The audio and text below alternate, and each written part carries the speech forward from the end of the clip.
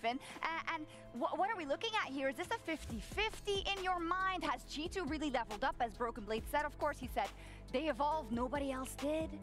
Look, I see G2 right now as the strongest version of themselves they've been so far. But I have a lot of confidence in this MKOI roster, their cohesion, their support jungle synergy, and most importantly, the guy I'm looking for today's series, Super. Because I feel like when you think about the playoff run that MKOI made in Spring Split, the guy that was really stepping up, the guy that was carrying the games, the guy that put out all the damage, carried all those team fights was Super. And I really want to highlight that. Look at behind me, look at his fancy plays he's making. I feel like when it comes to clutch moments, he's one of the AD carries, if not the AD carry in this league that I trust most right now. And I don't even think you can disagree with that, GB. I honestly can. I would love to. I would really love to, but I agree. I think the playoffs last split, Super just peaked out of nowhere. The regular season very underwhelming, and ever since spring playoffs, he's really been ramping up. But when I'm looking at the other side of G2, I'm looking at Hansama, and suddenly I'm regaining some confidence in Hansama that, I'll be honest, I haven't always had in him. I feel like now I'm finally seeing why he's so stable. I'm seeing a G2 that once again actually can play through a bot lane again, and that makes me even more excited about the matchup against Super today. Yeah, I think it's a really big talking point, because if we look at kind of the common denominator of G2 not winning a title, there's only 2 players that were changed, and we know that we have looked at Lebrov's performance at times, especially in the beginning of that year. I think this is also something I'm tracking today, but also in Madrid, because on the other side, in my opinion, Alvaro has been the most impressive support here for a while, right? And nobody's coming for him. No, they're absolutely not. I think Alvaro has just been so clean on pretty much every single champion. The only little thing I can nitpick on was a bad performance last time around. But I think with Lebrov, my issues with him is never the regular season. It's never this moment right now. It is actually that question you brings up about Madrid when you're playing it. Because the G2 roster right now, for me, they're lacking a clutch factor.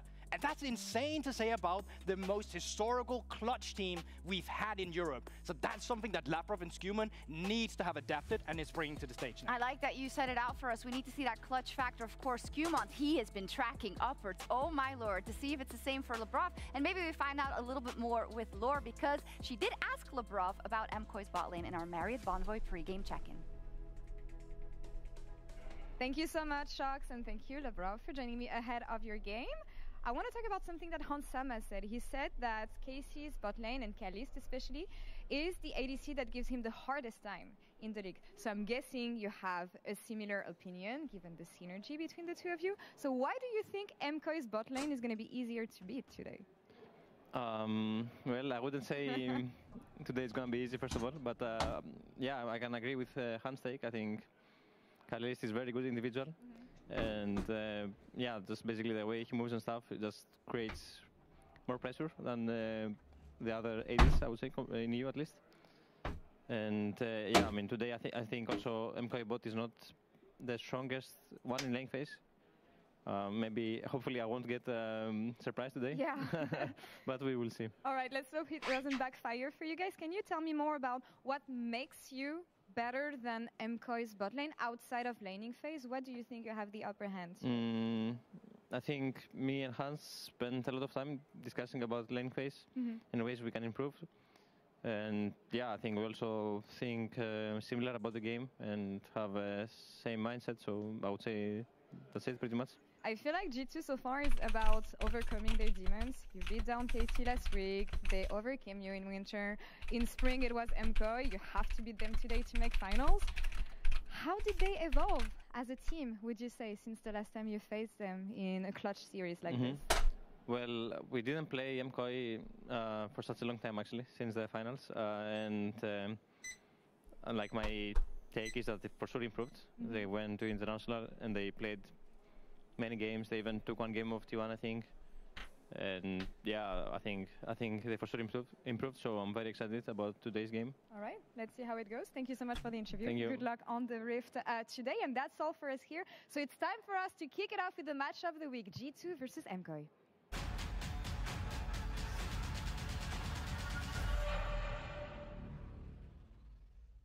Since MSI, we've become a very, very different team. We've very consciously changed a lot of how we prepare, a lot of how we practice, a lot of what we care about and talk about in the game. They actually got better and they really improved from the international experience, but we have learned also from international, so be ready. Ooh. I like that. You're flashing in. It turns into an MCoy masterclass. Mickey with a pop blossom on 3, but is it enough? The ult, the fate, seal fate, nothing, but still a knockup comes in afterwards. Oscar lucky to be alive until the spear pierces the heart of Fnatic faithful.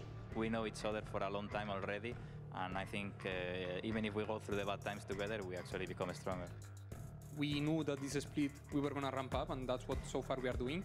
I'm really confident that in these 2 weeks we're going to fix this, and coming into Madrid we will have our best shape for sure. Almost falling, gets taken out by the auto attack from Hans Sommer. Kana dashing away. Yike trying to kill off LeBron, but the inner flame not enough. Kalista will find him with a double tap to his heart. A good double knockup coming out from Skewman. Kalista dies as well. I still put MCoy favorites, and I would like to play them to take our revenge actually. I would say, just a simple answer, we have the instinct anyway, and we are gonna win.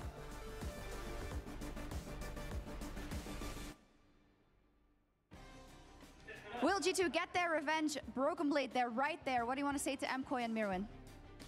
Good luck. I hope we have a nice match, nice competitive match, Mirwin. I love you, bro.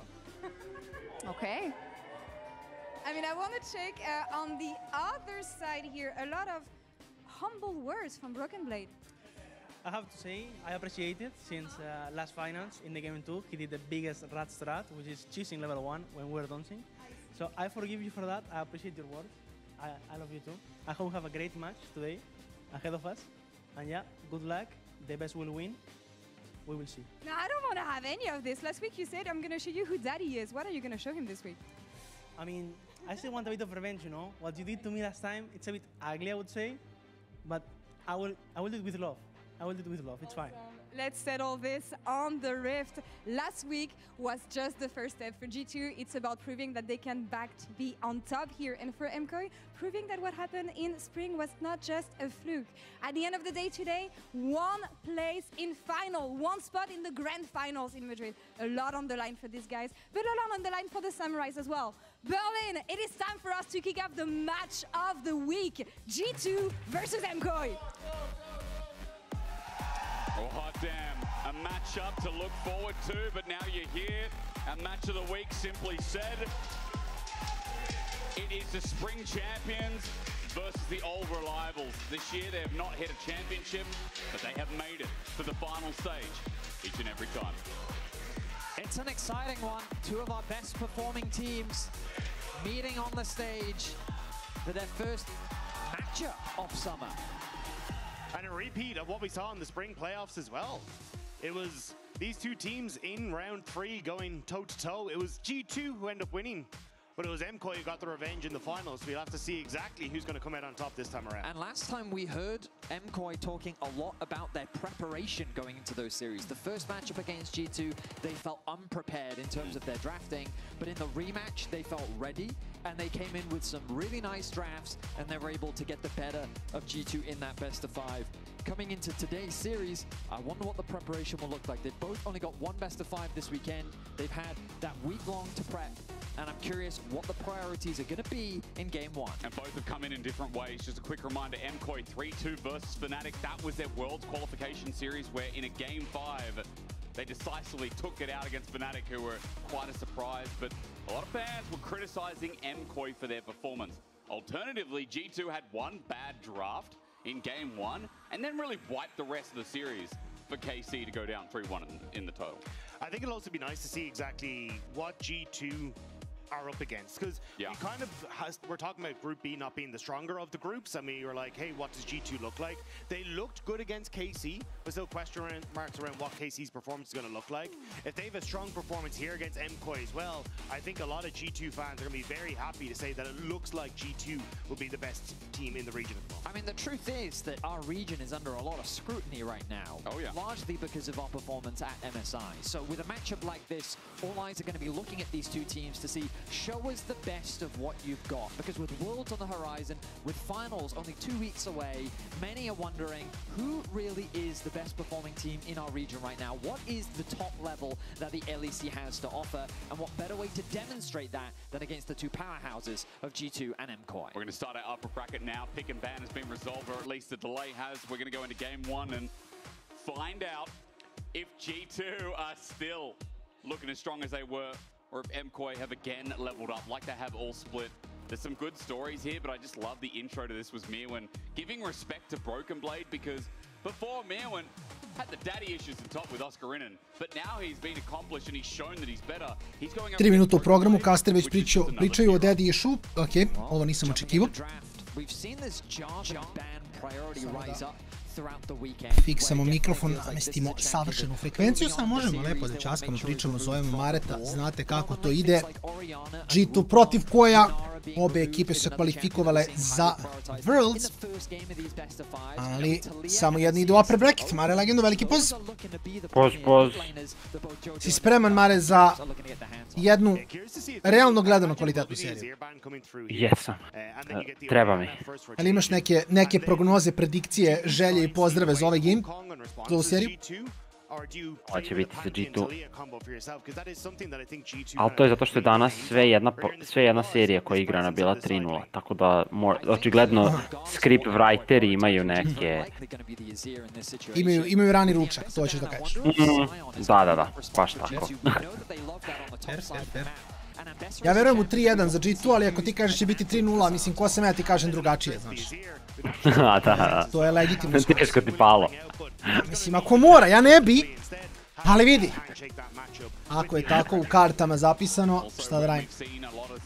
Pa svi su danas 3-0. 3-0 Hanva dobila T1, 3-0 Invictus Gaming izgubio od Anyone's Legend, 3-0 Gami Esports izgubio od Team Secret Wales. Secret Wales. Da.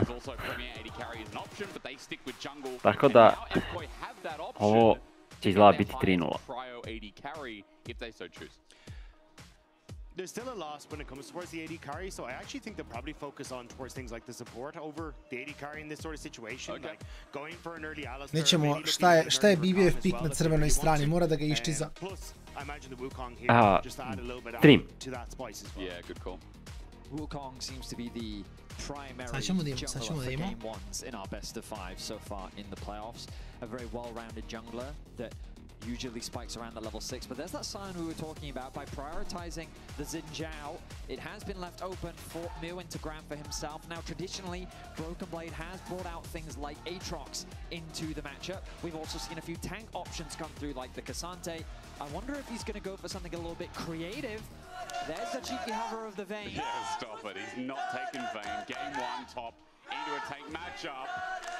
Okay, no. Really? Ok, dobili smo Kleda. Prošli put su izgubili kad su uzeli Kleda. Da, ja trenutno, možeš li da mi daš stream? Hvala, dragi kolega. Naravno. Sve što trebaš da radiš da pitaš, stvarno, to nije nikakav problem. Samo pitaj i dobit ćeš stream. Ne trošim ja više struje kad ti delim stream, da znaš. Nije problem sa računom nikako. To je da. Ali da, dobili smo Kleda u Siona. Prošli put im se baš nije isplatilo, tako da... A zato prošli ću više interneta kad mi podeli stream i onda je... ne vidim, i dalje. Pokušavam... Sve okej, ali baš mi besmezno. Pokušavam da rešim optiku, inače još malo, ja se nadam da će biti uspešno. Pa menja se polako infrastruktura, onda može se koristi optika od nekog drugog provajdera i onda ima neka kombinacija, tako da kroz nekih mjesec dana vidjet ću šta je moguće. Potrudit ću se maksimalno. Emisija je bila incident, dobijem konačnu optiku da nema više se brinem za internet. Za nekih mjesec dana kad mi budemo radili sve iz studija. Vidi, ja radim sabaton u decembru, tako da meni je priroda da tad završim to. Jeste, to sam zaboravio, da. To mi je glavna stvar, tako da vidjet ćemo.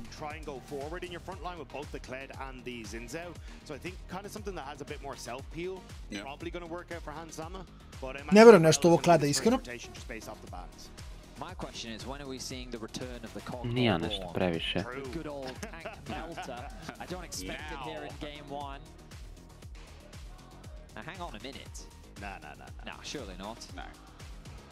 There's that rel. So, stock standard on the bot side of the map from G2. A lot of engage coming through. It's also just a Labrov classic. The RAL is something that he's been playing a lot throughout his career. Back on BDS, he had something like an 11 games in a row on the champion. It's something that he's extremely comfortable on and just provides that extra bit of engage for the side of G2. Koi, meanwhile, considering the more defensive option. Braum was the hover with Sivir being locked in. Pair that alongside the Braum, you've got a very solid front-to-back team composition with great scaling, great wave clear, and while you don't necessarily have a lot of early game options, remember that Braum can pair nicely with Mislim, ovaj game ako G2 izgubi, gube zbog kleda, bukvalno. And also, as long as your backline is protected by this very solid front line, you know that Koi is going to be dishing out some serious... Koi ima baš dobar team comp, holy, kako su oni dobili sve ove čempove. I see a comp that has quite a bit of mobility, a lot of area control as well, thanks to Talia Zinzao, as well as Rel, and a bit of self-pill added in as Han Sama goes for this R5 Zeri. Yeah, I think the Zeri is a little odd just because I look at MKoi and how their fights are going to play out, and it's like very long range on the Azir, a lot of ricochet blades that can hit onto a Zeri that's playing quite close to that front line. So it feels like the Zeri can be difficult to pilot in towards the composition that MKoi have, especially if you've got the Wukong diving. Mislim, kad pogledamo draft vs draft, rekao bi Koi ovo dobija lagano, ali G2 je G2, pa s njima nikad ne znaš iskreno. Types of games where both comps want to do similar things, you have to look at those individual pieces that can create variance. How is the Talia wall used prior to the fights that could potentially cause this disruption, break up the composition of MKoi? How will that Azir wall change the dynamic? Will that frontline be as effective? And the big question, which frontline is going to fall first? We know that Sion is incredibly tanky, but Kled can be incredibly annoying. So execution is going to be crucial as we jump into our first game of this best of 5. It is match of the week for a reason. MKoi G2, your spring championship returns. Grand final rematch. And your international representatives. For summer, our first question is, who will return to the big stage in Madrid and wait for that lower bracket runner? They're already both in Worlds. They're already both going to the international. It is simply just about who is going right now in your thoughts as a high seed. A lot of people saying this just could be... Pokupite Kia auto, dobijete jedan hextech chest i ključ. Vrt. Čak ramišljam 2 da kupim Kia auta. Ako... Dve ikonice. Pa da, ramišljam ako kupim 3 auta, možda mogu da kombinu da dobijem jedan skin. To je Wombo combo, da. Optimistično da ne budu 2 ikonice i jedan emote. I da ništa ne možeš da uradiš. To je istina, da mora samo kupim još jedan auto, problem rešen. Sve se rešava. Sabaton će nadoknaditi. To ti kažem. Svaka nova kupljen Jeep produžava stream za 10 dana. Lagana priča. Posle Cargo i ostali ima da drhte kad ja završim sa svojim voznim parkom.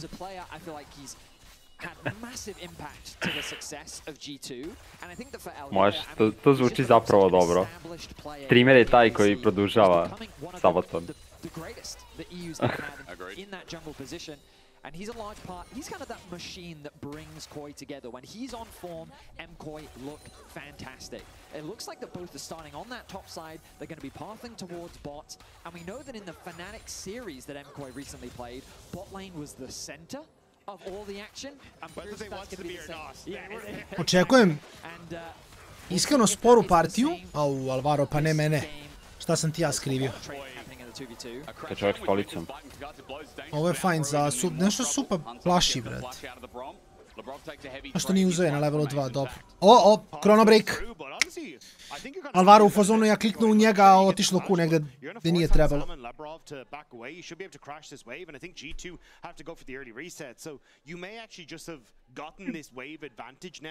Han Sama i Labrov u fazonu.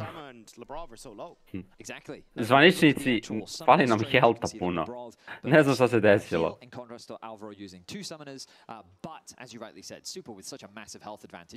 Sad ćemo da imamo što se događa tu.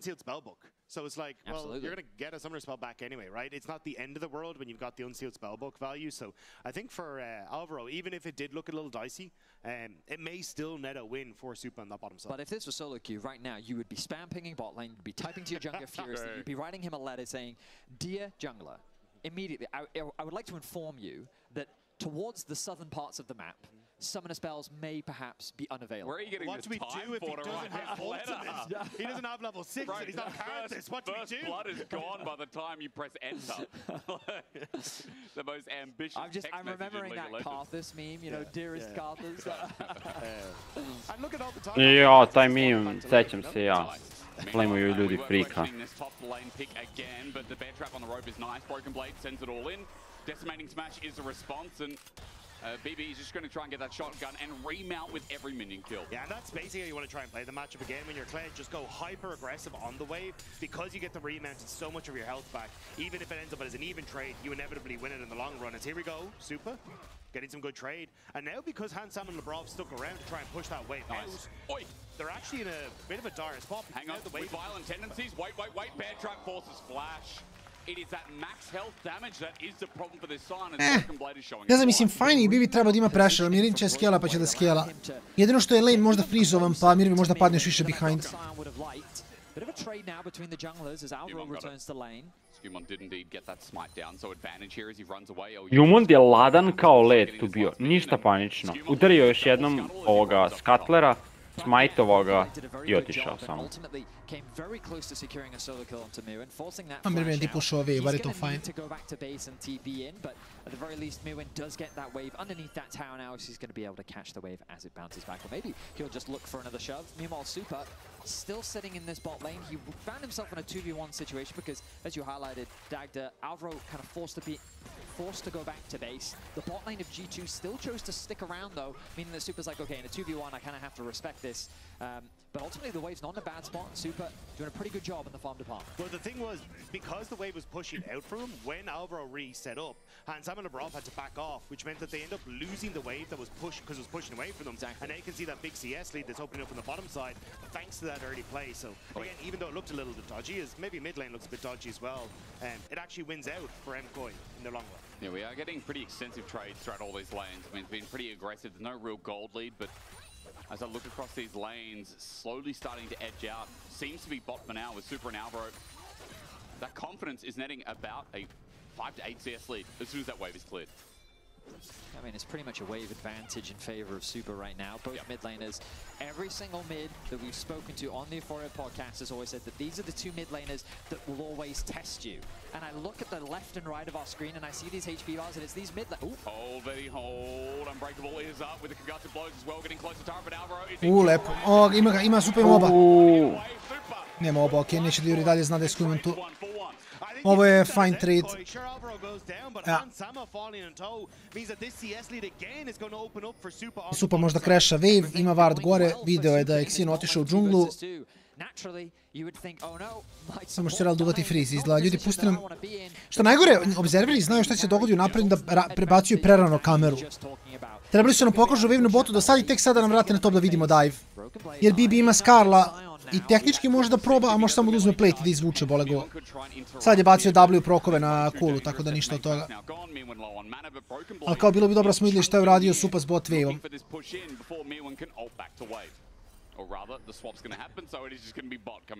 Vidimo.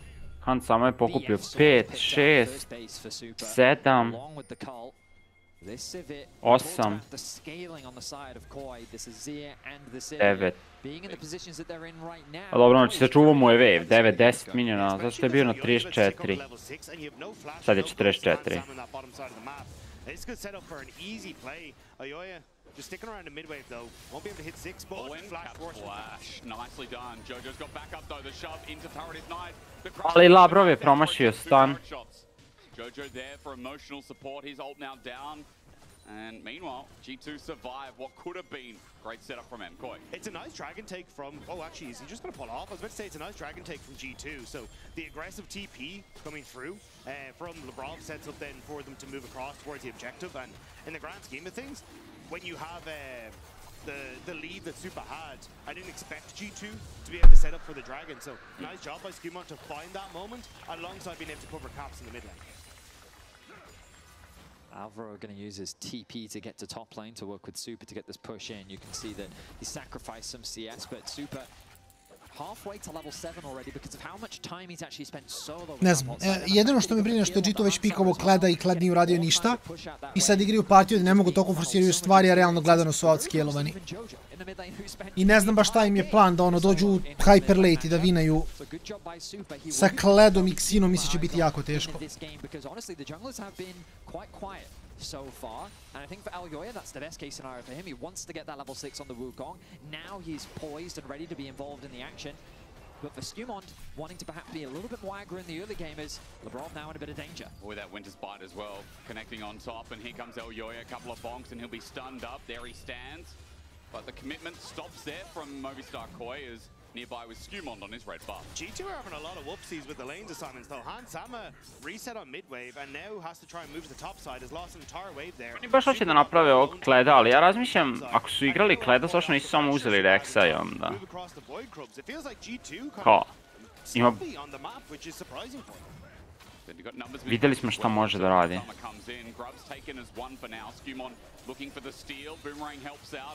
No smite committed. Skumon holds onto it for this final grub, and Algoya is going to wrap around, but he is too late. So while it was a sloppy start there for MKOI, they were forced out. Audacious charge, but simply onto a clone. G2 get the majority of that objective in top side. Overall, we can see a small goal lead for Koi, but the objective lead going the way of G2. Mislim da imamo mnogo boljih opcija. Rex je verovatno jedna od boljih, ali da. Jer kao, ok, našao je neki lead na početku partije, neki 10 kripova zbog onog Flash Force-a, kad je uspio da vrati wave ka sebi, ali mimo toga sad gubio CS od Siona. I u ovim swap situacijama isto Sion je fine, Mirvi neće umreti ovde, ne bi trebao da umre. Osim ako ne bude 4-man move-ovan. A ako uložiš 4 čoveka da probaju da shutdownuju Siona, wastaš resurse jer je heroj svejedno dobar i scale-uje. Getting an early knock-up onto Hansama, burning that early flash. There are these key pieces that can really change the dynamic of how you would traditionally... Ne znam zašto forsiraju taj pik toliko.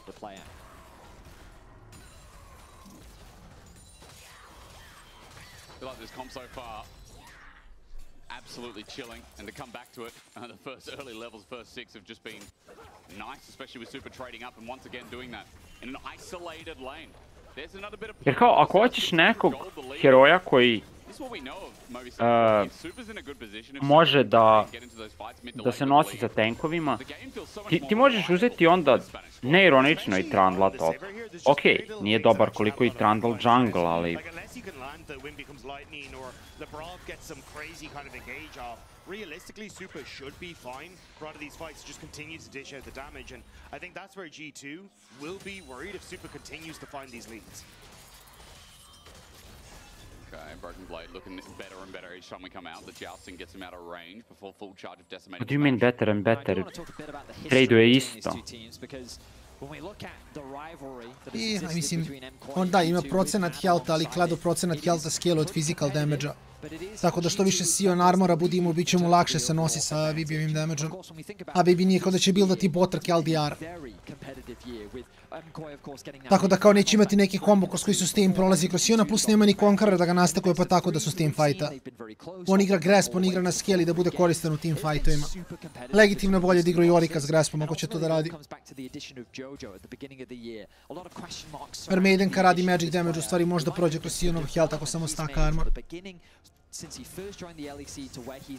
Atroxa. Čekaj, Team Secret Wales se kvalifikovao na World sa tom pobedom. Da. Gam je ispao, Gam nećemo vidjeti na World. Ja moram da pogledam sad to, mene sad to zanima.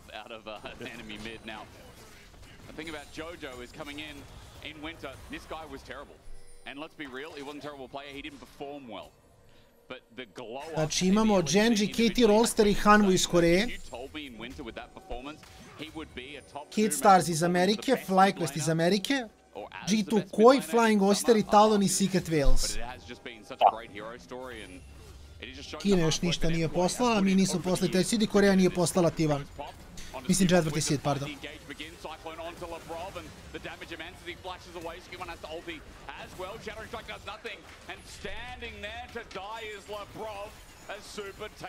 Ali ovo se svaki put desi.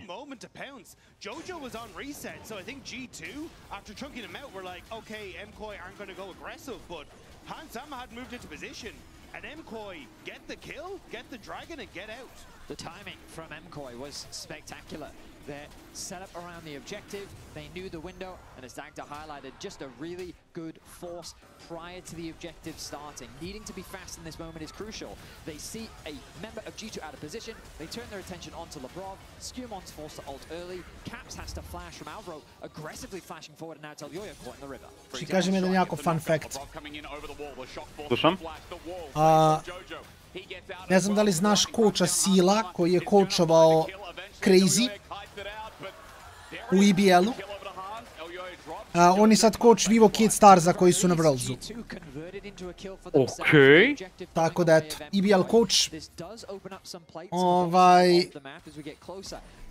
Coach na Worldsu. KC-u. A na KC još nije otišao na World. Mislim nije Apples. Vidjet ćemo da li će otići. Aha, neće ništa da kažeš uvijek. Ne znam ja. Dobro, pazi, ali Seal je head coach, Apples je assistant coach. Aha. On je baš head coach, kao... Assistant coach, ne znam da znaš ko je, ali Smiley. Smiley je AD carry, jako dobar AD carry je bio u svoje vreme, Šveđanin. Da li se sećam, to je sa pitanje za koga je igrao. Smiley XD. Smiley XD, čak poznato mi je, ali ne mogu da ga povežem. Igrao je za Eintracht, Gamers Origin, Vitality, G2 Heretike, NIP. Itd. unazad. Jako dobar AD carry. Eto, malo lora.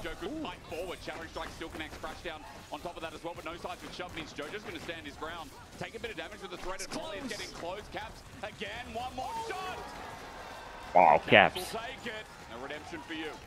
Flick down at the end there, just barely catching onto the pigeon, and he will end up going down. G2, they are picking up the pace. A ima sad već starija generacija polako, mislim coachevi postaju neki, ali kao vidiš ih na nekim drugim mestima u poređenju sa onim što je bilo ranije.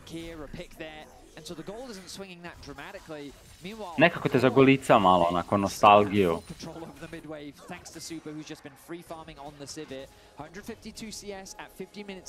Za koju godinu vidjet ćemo head coach T1 sign na TV. Zamisli. Sve je moguće. Imao je assistant coach Faker. Ne, Faker je u timu i dalje. Faker igra. Da. Faker će da igra LoL nakon što LoL bude propao. Da. On će biti zadnji LoL igrač. Igraće protiv nekih vodoinstalatera i... go button in this early to mid game is so damn important for this red side draft. And I think for MKOI, they don't have the options to go for those orb button presses. Miran has to catch his top wave, so he can't really set up for this play to collapse onto G2. Now has control of the top side, but it looks like G2 have already kind of established themselves in here, and they don't really want to contest them. MKOI, they want to gain some access. Labrov acting as gatekeeper for now with Hansama at his helm. The mid wave is going to be the priority for Super as he clears that one out, and yet MKOI couldn't really find a good angle into the river. Yeah. With Caps pushing that top wave as well. Mirwin being on the top side and Jojo being on the bot side, you really want that Azir involved in the fight. And I think MKOI made a wise decision not trying to overforce that fight. Taking the patient approach in this game, I think, is just the wiser choice. You know you have great scaling. If there's not a good angle for you to take, there's no need for you to ovo će biti dugačka partija. Ja mislim da je 3-1. Što više gledam u partiji, više mislim da je 3-1. I to mislim da koji ovu dobija u tipa 40, 45 i onda G2 stompa 3 gema za redom.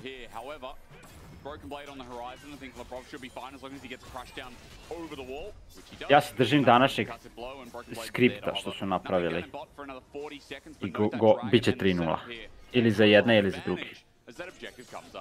Yeah, I'm surprised Jojo didn't come across, but I wasn't sure if they just weren't entirely certain where Skewmon was on the map. So maybe Skewmon ends up coming out to try and help out his support. But it doesn't mean Labrov a little bit chunked. Still though, no real advantage here on wave pushes, right? You've got Azir now who's just shoved in bot. Caps can immediately clear that out. Mid is still being contested on both sides. So MKOI and G2 uncertain as to exactly how much they want to go for Dragon here. I mean, I'm looking at these scoreboards and naturally my eyes are drawn towards Super and how strong the Sivir is quickly becoming, but Caps on the other side, 192 CS at 17.5 minutes, rapidly approaching his second core item with a 1.1k gold lead thanks to the 2 kills that he's been able to pick up in this game. Both top laners have TP. There is a bit of a health advantage skewed towards Mirwin. Alvaro, Super on one side, Elyoya on the other. We'll see how MKOI approach this. But look, Elyoya and Jojo getting zoned off from Caps into a seismic shove. Elyoya's chunked to half HP. No jungler for MKOI. The variance in this play has just been reduced, and that's a free dragon with one press of a button. Lebrov and Caps are doing a great job of just playing gatekeepers. Lebrov denying Alvaro and Super entrance into the pit, and on the opposite side, Caps are just playing for the choke points out of these Atakan walls to make sure that if Elyoya tries to enter, he's going to get stunned up and damaged as well. It makes it really difficult for MKOI, who are a bit separated. Caps a little bit low. I was questioning just to see. Jojo some good side sets. Lebrov thinks better of it, and note the 2 dragons for G2 at the start of this game. Do love watching both Jojo and Caps play. They just love to play on that edge at all times. We've seen some incredibly fancy feet from Jojo in this game as he's had to sidestep a lot of skill shots and targets. Elyoya now sets his target as the top lane. As Flash as well, Broken Blade also just jousted his way in. That's a mistake, but nice little buffer on the charge. He gets out, and nice ulti between top. With BBR. We just haven't really seen Elyoya be able to make much magic happen. Oh! Ooh, prediktovao ga je. Oh, okej. Dobro. I Caps je pobegao. A na topu je Mirwin. I dalje živ. Decimating smash, the zone. Broken Blade about to dismount. Meanwhile, as bot ends up with Caps dead, there's help from Hans Sommer. Broken Blade, he's tanked up the aggro one time, but now the re-dive. It's a double over to Hans Sommer, and you thought the Sivir was strong. Welcome to the land of Zeri. Wow, action across the map. Caps falls on the right side of the ref, meanwhile on the left. G2 is making a dive, but that's not slowing MKOI down. Super secures the tower in the mid lane, and G2 is keeping iskreno, ovo je bilo insano, Jojo. Baš je lepo odigrao. Da, baš je dobro bilo i onda je Caps lepo pobegao i onda ne znam kako je umro. Možda je probao se Rikolo i Alvaro došao Ignite-ovo ga, pogodio ga sa Q ultijem, tako nešto. Pošto nema ulti. Ću dobiti replay. I'm curious as to how Caps ended up falling on the bot side of the map, because from our POV, initially it looked like that he had gotten out, but I guess MKOI continued to chase on the play. They were able to find a pick. The kill looks like it went over to Alvaro at the very end of it, but that dive so well executed on the top play as well, especially when they were underneath that tower. Lebrov's use of the heal to provide that movement speed for Skumon to get out of the Scion's range, to then turn the play back around and secure some kills. G2 very well managed of the tower aggro, and ultimately a successful play on the top side. And overall, just on the map in general, G2 have kind of been beating MKOI to the punch. Like, even on that play that Elyoya tried to make on top side, he's still sticking around to try and help out Mirwin. G2 overload that top half, and MKOI just don't have a response. And even when we see these Dragon setups, it's G2 that are getting to that position first, being able to get the denial of access to MKOI. Vidjet ćemo još koji dalje, kaže, mogu i da pusti još jednog zmaj da se biju tek za sljedećeg. I su fine skroz.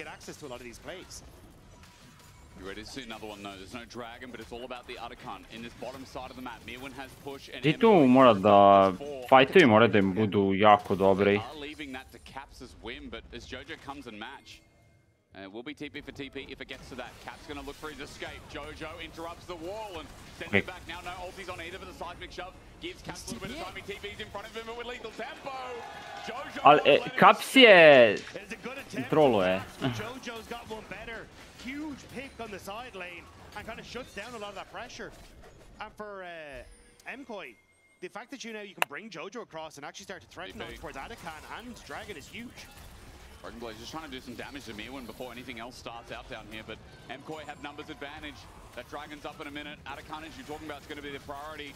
And this should just be a take here as G2 with that loss are losing massive chunk of gold to this. That was a very important pick by Jojo, because not only do you take the TP away from Caps, but look at how the dynamic of the game seems to have changed. That mid lane gap was absolutely massive, a 1.1k gold lead, but now two back-to-back deaths Broken Blade samo teleportovao na wave, šta?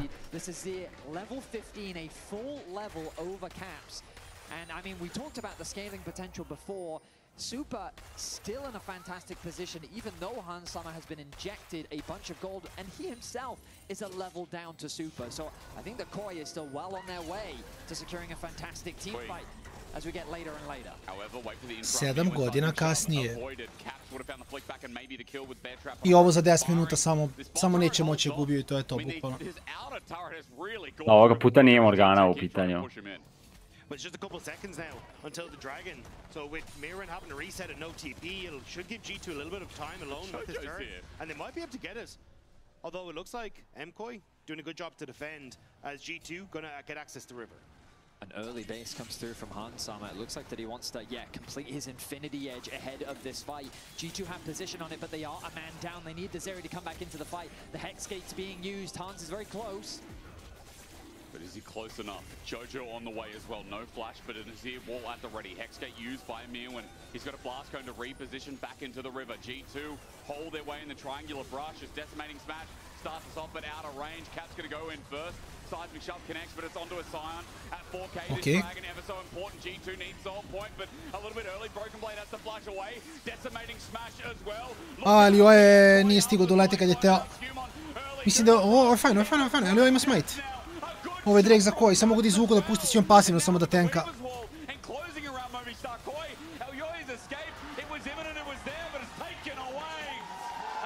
Možda malo previše njih riknulo za to ako ćemo iskreno.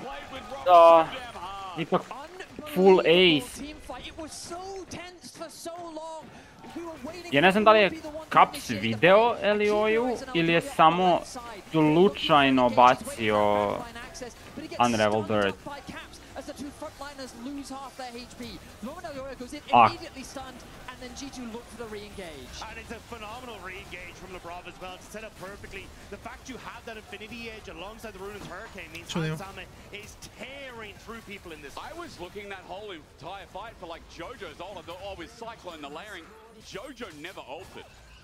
Izgubili su previše od toga, da. 5000 golda lead od tog fajta samo. It really felt like that from a positional point of view, Koi had the better position, but it felt like the Caps' Talia makes it so difficult to actually approach because there's so much threat that you have to be worried about, and with the Kled just being annoying, engaging, flashing out, re-engaging, it all just set up beautifully for Labrov to find that perfect engage to allow for the follow-up from G2. And you can see how long Elioya was waiting to try and find that moment, and that is kind of just the unfortunate thing here, trying to play into G2. There is a lot that can disrupt you for trying to go for the engage. You need to set up for a bit more flanks, and unfortunately with where everything was positioned, G2 were able to fall back into that Atacon if everything's got dicey. Now of course, this is a significant swing in gold, but Koi did secure the Dragon, denying soul point away from G2, and the Baron is still alive. So Koi are definitely not out of this game just yet.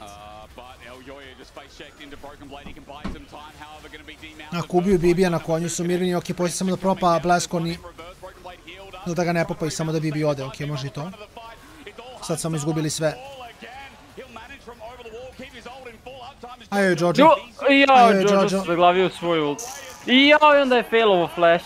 Ovo je dunt. A jao, uspaničio se, gotovo je, tilt, da. Tilt.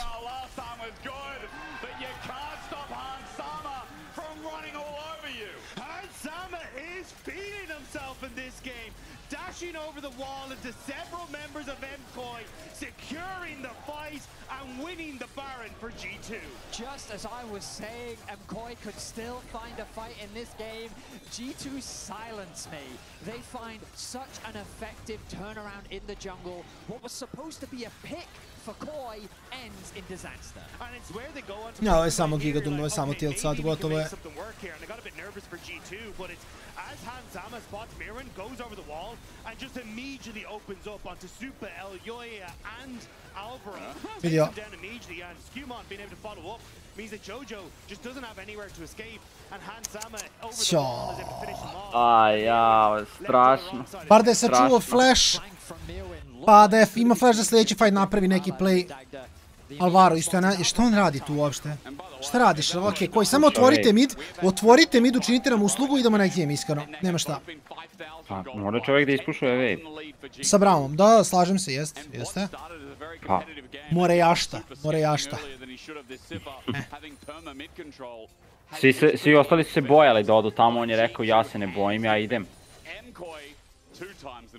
I was just catching MKOI out constantly. Like we've seen it in River, we've seen it now on the bottom side, we saw it on the top side. Now they're catching at Jojo. Bibi je fajn, možda uleti u njega i uvijek kad ga ulta nebitno, on je samo mrtav svejedno. Da, ovo je sad već, ovo je već tilt. Čovjek je otišao tier 1 cool u 28 minuti, a nema tier 2 na topu. Kan sama ima LDR, ne, ovo je samo dumt. 11.000 gold leada. Well, as G2 look for that inner turret, one thing you're going to go do, you're going to be there, okay? If you're not there, I'll find you. Number 2, LEC Summer Finals, we reach towards Madrid. Remember, these teams, this winner of this series, will be the first to lock their spot in on the big stage. And wait till you see what we have in store on that stage. Oh my god, it's beautiful. As for MKOI, their defense begins. Ok, hype stage, vidjet ćemo, their defense begins, their base ends. Ne znam šta je da im počinje odbrana. Jer su izgubili bukvalno cijelu bazu ovdje. Pogotovo bez Jojo-piju i njegovog wave-cleara. A laki za G2 što su dropovali Drake, ovo bi im bio solo ovdje, ali dobro. Punishes from Koi, nice picks being shown by G2, but ultimately it all culminated into that fourth dragon fight where G2 just got the better of Koi, it ballooned the gold lead, and now we find G2 in this very dominant position. The Baron is going to be wearing off, and I don't think that G2 is going to get much more off the back of it, but they'll set their sights on the dragon, put themselves on dragon point. Now they have to make a choice. Do they try and look to end the game now, or do they look to try and wait for the soul and then look to play through that? I'm laughing because I just glanced at Handsama's items. That man is He's 2 about to items be ahead full bill of essentially everyone else in the game. He's doing good. He's eating well tonight, you know? And he bought LDR in this game just to make sure there were no allegations against him, you know, leading up towards another international. Good on you, Hans. This Broken Blade's going to now zone him off, and MKOI, this is their dying knell, isn't it? At 29 minutes. Ovdje vjerojatno da koji mora dolina. Imaju wave clear, ali protiv... Samo ovi sljedeći wave koji dolazi na top i nam idu sad ovdje ulaze u bazu. Samo da Caps ne izrifa i to je to. Sa Caps nema flash, Jojo možda ga lovi. I think Caps forgot there was a Braum in the game because he just put the wall straight into Alvaro. It was like, oh wait, yeah, that's how that interaction works. So, but I was going to say, it's not great siege. Ali on nije mora da prati zid. On mogu samo da baci zid ako je teo da zatvori prilaz kuli. I mean, a bit of a missed opportunity, but of course, Koi buy themselves a little bit more time. And time is really all they can play for. But yeah, the wave clear after wave, I mean, the 500 CS Civic win condition is a thing for a reason. But it's also the, like, lack of range on G2 just makes it really sad. Like, Zeri doesn't really want to step up to a turret and be in range of potentially a Wukong, the Azir coming through, a Shuffle, anything like this. So it just means you are kind of Baron reliant. But a minute 45 until that one comes up, and I don't know how MKOI is supposed to try and take this next fight. Question beats me. Super now picks up 4-5. Mislim, njima preostaje samo čekaju da farmaju dok dođu do 4-5 itema i onda da budu event, probaju da fajtaju, bit će teško. Mislim, Supa je snažan, ali... I don't know what you guys think. I mean, like, if I go and say Broken Blade's done a lot this game, I think I'm being disingenuous. He has just been on a ride. He's been riding his bicycle, playing with the village boy up in top lane, Mirwin. I think he's done what he needs to do. Exactly. And that's like... It's a fair statement. He's... Da li je? A, ne. He's put pressure on the map where he To je needs to to. manje He's više. helped go for a lot of these dives. Like, this is all you really need Broken Blade to do. And I think, again, it kind of comes back to the... It's been G2 playing the map better to look for dives, look for plays that got Hansama gold, and then better set up at the objectives that has actually net G2 this win, and that's where Broken Blade will be involved in those map plays. Good context. From my perspective, I feel like the game has just been super close throughout, and it really was just that one dragon fight that really defined it. And Sutra je poslednji dan za Battle Pass u remeču. Nisam ispunio ceo. Nisam ni ja rematch baš nisam dugo igrao. Ja sam na trenutku obrisao, posle toga nisam igrao, ali sad su navodno... Ušao sam, dosta su izmenili kako funkcioniše recimo dodavanje na tastaturi. Manje više možeš da namestiš da funkcioniše kao ono na dugmiće, kao što je bilo u beti. Možeš da namestiš da funkcioniše kao na joysticku, da ti zaključati kameru kada... I onda možeš da dodaješ kao na kontroleru. Opcije su uvek cool. I bilo je još nešto, još jedan ima, ali ne mogu setim koji je taj. Mislim, igre se sad bore da vrati igrače, jer je svega toga izašlo odjednom. Deadlock je isto vratio malo hype, Hollow Knight se sad baš puno igra, tako da ono... Da, Deadlock zapravo. Da, krenula se. Beta krenula. Ode Supa s flashom kao Sivir. Ovo ne sme se dogoditi, ovo je samo game. A imate Barona, samo pustite Mirvina, nek ide završite game ovdje i to je to.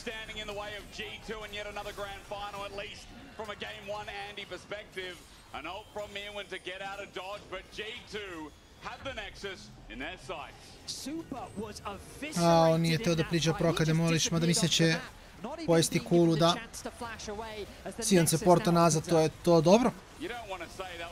Ok. Game 1 za G2, da. Lui se čuo pozdrav, nije, chilla Lui.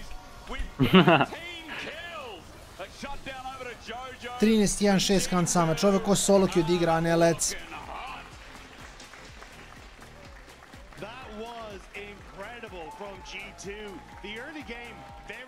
Ok, G2. Sada delo je kao 3-0. Ajde da vidimo. Vidjet ćemo. Svako je 15 minuta pauza, to jest 11 minuta, pardon, pauza. I onda se vraćamo sa Game 2 da imamo da li G2 možda stompa ili se ipak koji vraća.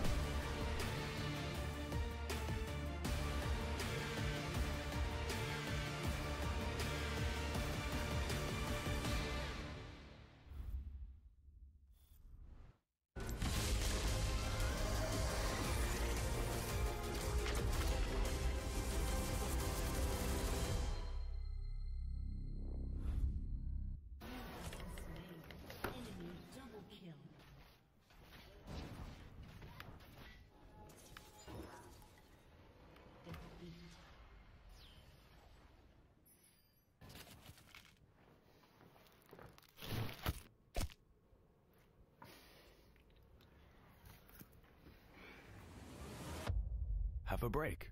Have a Kit Kat.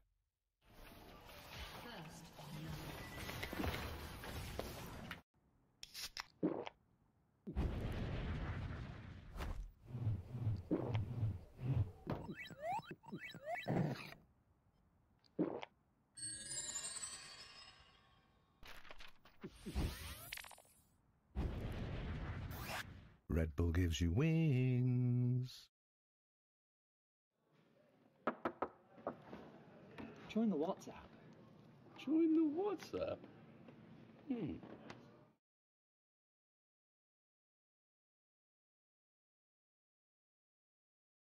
We're now approaching the final pick, and what a ride it's been. A moment of hesitation, but we're getting closer to the game changer, and what a legendary journey we've been on. I mean, there's so many excellent options, but one of them has to be a perfect fit. Oh, they're about to lock in. Whoa, what a pick! What a way to close things out! Join Marriott Bonvoy for a chance to claim a free Hextech chest and key. Marriott Bonvoy, a check-in at every checkpoint. Want to level up beyond the rift? Express like a legend and find your fastest server in one tap. Express in game without ISP throttling. Express and shield yourself from DDoS attacks. Express and choose the VPN trusted by gamers everywhere. ExpressVPN. Experience gaming the Express way. Fast, stable, competitive. It's time to express. Scan to start your 14-day free trial. Subscribe to unlock free Hextech chests and keys.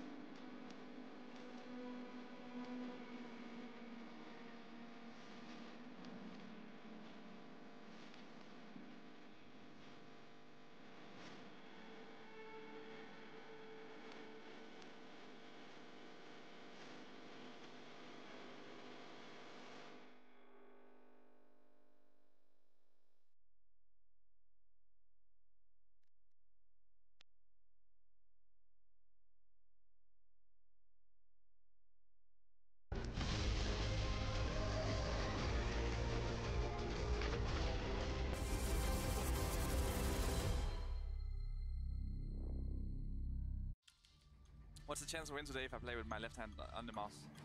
0. Yeah, what are the chances we win if I play with my feet, bro?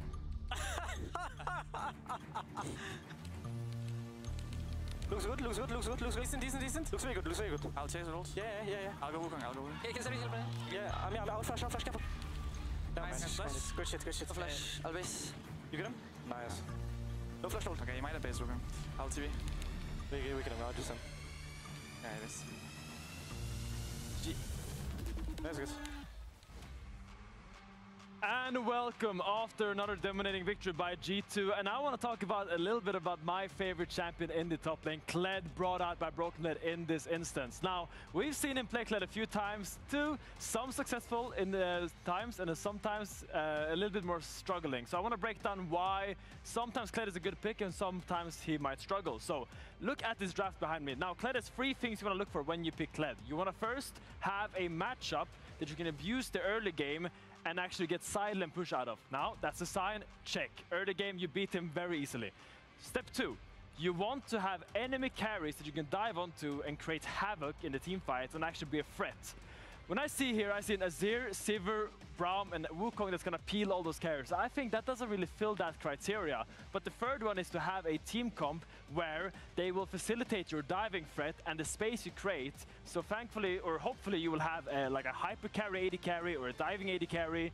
Think like Seri, Kai'Sa, Jinx, anything that can put out a lot of damage when the enemies are busy hitting you, and no Jins and no viruses, please. So let's go into that early game and highlight what Broken did well and what you can also do in your solo games if you decide to play Kled.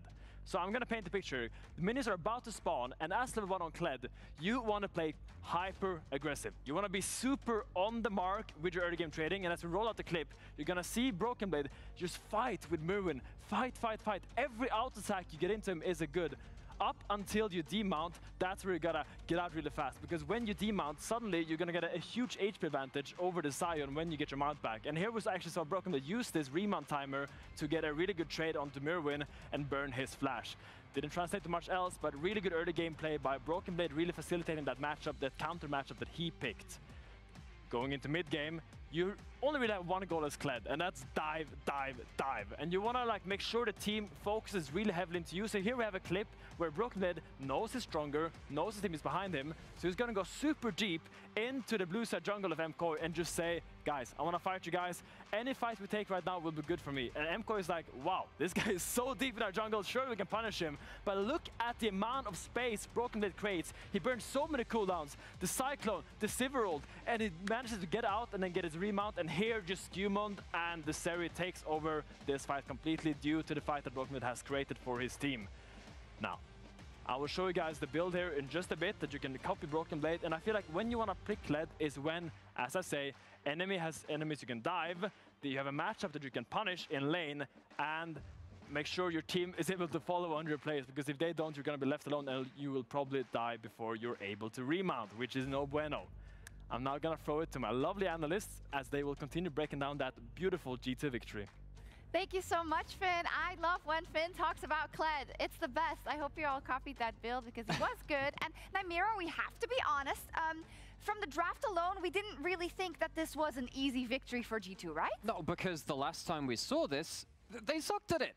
They sucked. We saw this in game 1 of KC of their series there, and why was that? It's because it's a very hard to play draft. Now, Finn broke that down from one trick to another. I appreciate you with your Kled. We can definitely find some even ground on that one. But we look at this draft here, and my immediate thought was, how the hell are G2 going to consistently get onto these carries? If this game gets a little bit later into the game, if you give an enemy dragon over or something like that, can you really end the game? Because against KC we saw, no, they couldn't. They couldn't get that victory, and it got harder as the game went on. But they did much better job in this one, particularly around the early game aggression to make sure they could get some of those kills down. Yeah, it's true. We saw that Caps was moving around the map, getting the kills. I also just want to call out, I think I'm tracking Lebrov a lot, right? And especially how Lebrov is moving with the other members on his team, namely mid-jungle, right? And I think in this game, or in this early game, it was really, really good from G2. Yeah, we saw 1 or 2 kills happen in bot side, which really were, that was almost the bare minimum, but we have a couple of clips of them where they just kept going towards bot side. This is bare minimum. They needed to get some of this. I think this is actually after they'd given up an early dragon, so this is when the pressure was starting to get onto them, because once the enemy team has a dragon, they can start to scale. They can not fight for the next ones, and that's going to be a bit of a problem for you, because they can start scaling up. This was a really important moment, really. Yeah, it was. We do see that Hansama is getting incredibly fed, Nymira, and I feel like it's kind of fake data, because I do think they played their comp extremely well. Also what Finn laid out in terms of how kind of you want to set up the rest of your teammates to be able to clean up. But that Zeri was so fed though. Because this is the biggest difference between the loss against KC and then the win here. The last time they played the Zeri, Hans actually played pretty poorly on that Kai'Sa the last time. This time on the Zeri, we had another clip, but honestly, he just goes massively mental on this pick. Goes, I mean, what, 13-1-6? That is not a kid. That is solo queue numbers. And he could actually be that baton pass into the late game. Really good scaling from him. And we know that's going to hit MKoi hard, you know, because Supa and Alvaro, they really want to show that they are the superior bot lane in this matchup. Let's see what they go for in game 2. Wouldn't you like to know? I would actually too as well. Thank you very much, Shocks. No disrespect. Sorry, I'm just a little bit hyped up because I want something a little bit more. I want another big fight like that. I feel like game 1 decided in the blink of an eye, and from there it was a run over. That man on your screen, he did the dirty work. As myself, Thaddeus, and Dagda will take you through the upcoming draft. Yeah, I really want to give a lot of credit to Caps, specifically because I went through and watched that fight again. Like, it's crazy that he reacted to Aljoya doing that over the wall. Like, in the moment, I thought like maybe it was just luck or good timing, but no, he saw the Wukong coming over the wall, stunned him, and completely changed the dynamic of the fight, while then also connecting a two-man knockback onto both the Azir and the Scion. And so, of course, Hans Sommer did exactly what he needed to do, and he was instrumental in that fight. But it was kind of crazy how impactful Caps was throughout that game with his split-pushing efforts, with the way he played the team fights, and like every now and then, you kind of get reminded why he is considered the GOAT of Europe and why he is such a talented player. And there were a lot of moments in that game that kind of stood out. And backtracking as well, like the first fight where he chunked El Yoyo to half, remember that's how they got near Soul Point. So it wasn't just one fight, as you said, highlighting the fact that Caps did it back to back to back. Game 1 was Excelsior for G2. Don't know if that's proper English. Morgana ban. Morgana ban. I'm really excited about this champ. I think that she's received a bunch of buffs, and I think that she's just like a very strong, and it's cool to see teams kind of respecting that. But MKOI wanting to pick up the pace this time around. They're going to get themselves the Pantheon with the Poppy Morgana Xayah ban on their side, and the Varus, Yunara, and Ambessa still on the ban from the side of G2. Imagine it'd be the Orianna pick here for Caps, and you can try and set up for a strong mid jungle if you want to try and go for it, but Jarvan has been left open, but I do think there's a lot of risk with blinding Jarvan just because there's still Ezreal available. Aurora can also do, like, it's not the easiest Orianna matchup, of course, but against Jarvan it can be quite easy to navigate your way around that. Maybe they're going to do it anyway, though. The pairing with Jarvan and Ori just feels so nice, but you're right, there is mobility available. Super playing Ezreal is not very far gone either. Remember, there's still things like the Nocturne as a possibility. Oh, yeah. With the Poppy banned, we did see the Volley Bear, but I'd be surprised to see that this early in the draft from Skumond when there are still quite a few jungle options available to him. I mean, buy an option if you really want to try and go for something that's a little bit more... okay, no, just going to go for the Trundle. I mean, good early skirmishing, great tower taking, and definitely something that can work well when it gets shielded to just go for these aggressive trades in the 2v2. Remember that Rakan is still open if Tim broj 2, G2 protiv koja, da li G2 može da nam u ubrzanom ritmu da prvog finalistu LEC-a, odnosno Leca, za ovo leto, vidimo Pantheon, dobro, Pantheon očekivano ostao open, odmah se pikovao, G2 uz Orianu. I dalje sve dosadno, sve što smo viđali ranije, to da kažem, nema nikakvih drugih bana. Ok, to bi već bilo malo interesantnije, Tale Blank da bude izabrana, vidjet ćemo. Naravno da neće igrati LeBlanc, pa nemaju, oni boje se. Mislim, boje da igraju te takve čempove. Ćemo da vidimo Galija, 600 milioniti put već.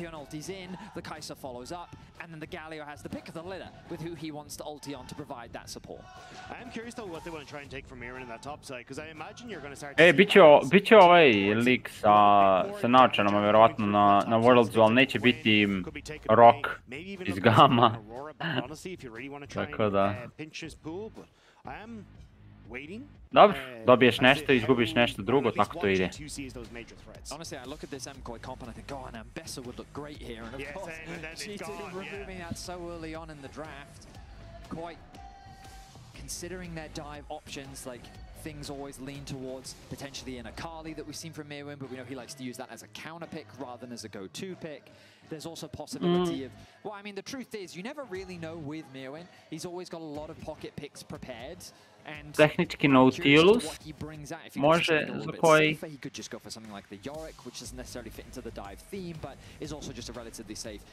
Ne mogu baš igrati tanka, jer je Skumond tu, to je Trundle je tu. Ups, izvinjam se.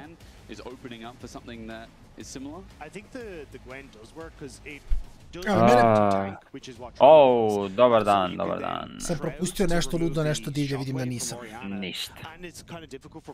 Ali možda je pitanje vremena. G2 je na crvenoj, dobili su prvi, tako da ima ugao da Bibi i dalje izvuče nešto na topu. Šta će? Ne znam, sve mi je dosadno sad. Sve što vidim je dosadno. Navikao sam već.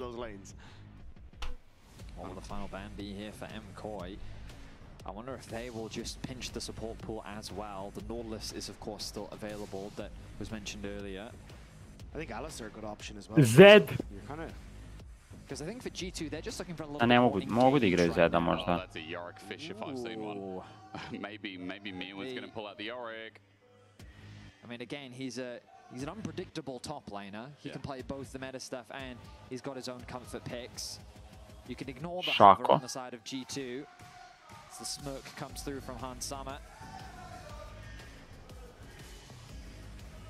There is that Alistair, going to be locked in as you were discussing earlier. Just an easy engage support, relatively safe, with the Braum already gone as well. Makes it a slightly safer pick to bring through. I think the Nautilus can still be a perfectly fine response if Alvaro wants to bring that out for himself. It looks like you've caught us there. Yeah, the Shogat ban. Just the past couple of days have been Shogat into Yorick, Shogat into Yorick. Wife has been feasted. Like, it is the most vile matchup, honestly, is Renekton gets up against it. Broken Blade R5, he's going to try and wing this into Mirwin. And winning topside now feels a little bit more important. Renekton najbolji pik u Yorika. Gone exactly what they started. Sorry, I should rephrase this. To je istina ili nije? Ne znam.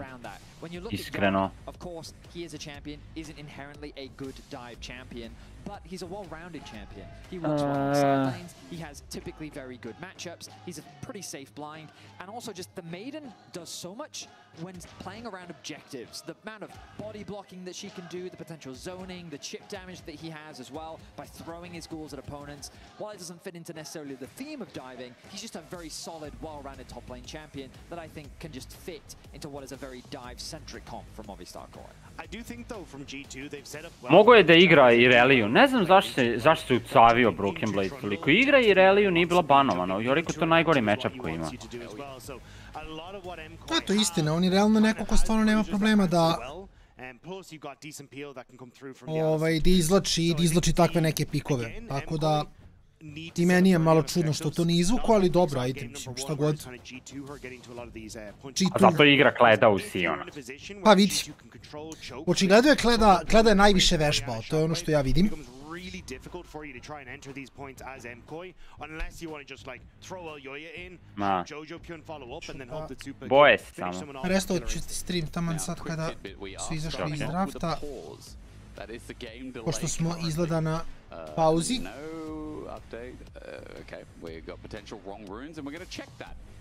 Potencijalno pogrešne rune.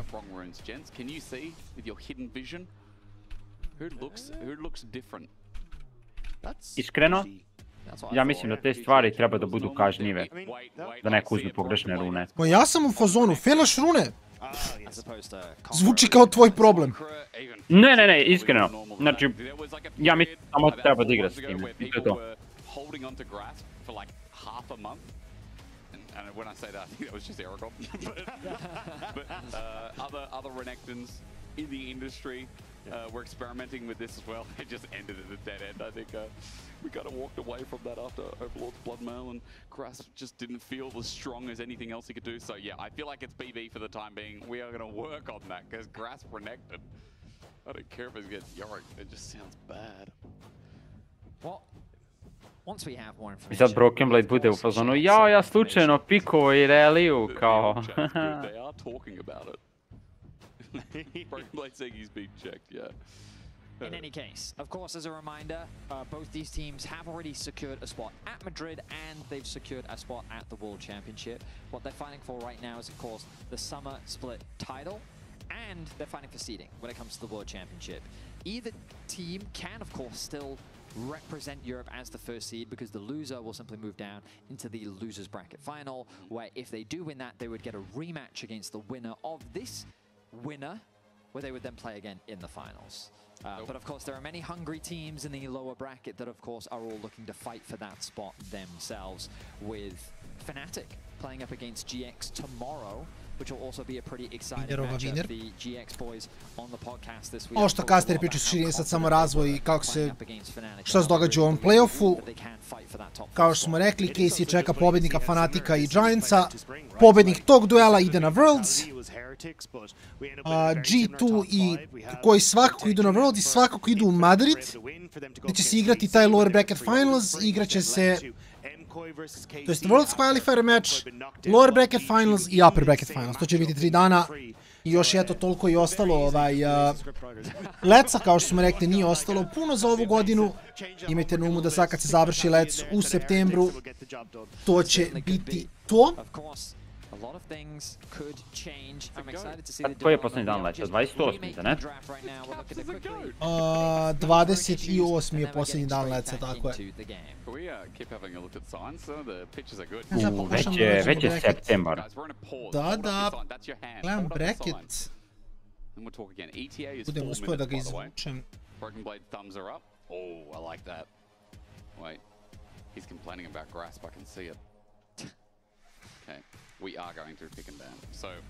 Mislim, piše da imamo još 6 dana leca. Meni nije najjasnije kako, ali možda sam ja nešto tu izintovao. Možemo uvijek vidjeti, da ne? Da, znači sad piše da se igra 15. 15. se igra... Sad ću naći da se igra 15. Giants i Fnatic, to je sutra.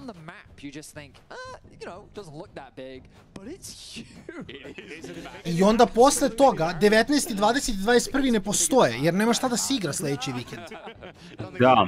To je samo greška u rasporedu opet. Zna to tako da bude. I onda se igra 26, 27 i 28. Da. To je legitimno. To je legitimno. Znači imamo jednu solidniju pauzu. Tako je. Od par dana. I onda pre samog kraja leca počinje MAXIMUS.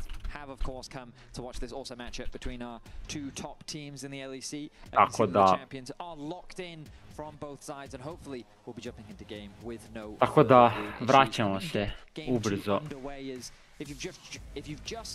Sa mnogo lola. I onda nema stajanja. Istina, ta čekana s Fiesta. With G2 currently leading the series 1-0. You're like our mum, Betty. She just keep going on with the show. Dagger and I, the children are in the scallions. You two keep running off into the corners. I'm like, I'll do the housekeeping, it's all good. Look, I found the crayons and they're going on the wall. I don't know about you, but I am not eating my dinner. You're going to have to try harder than that. I don't know what your airplane noises are like. Yeah, that's right. Well, you know what? We're going to be eating good because we've got game 2 on the horizon. Damn, he is a professional. God, he is that was good. Very good. We call that a transition. Thank you, Mama Betty. I appreciate your hard work, even though sometimes I don't say it. All right. Anyone who has kids, I think this is very real for you right now.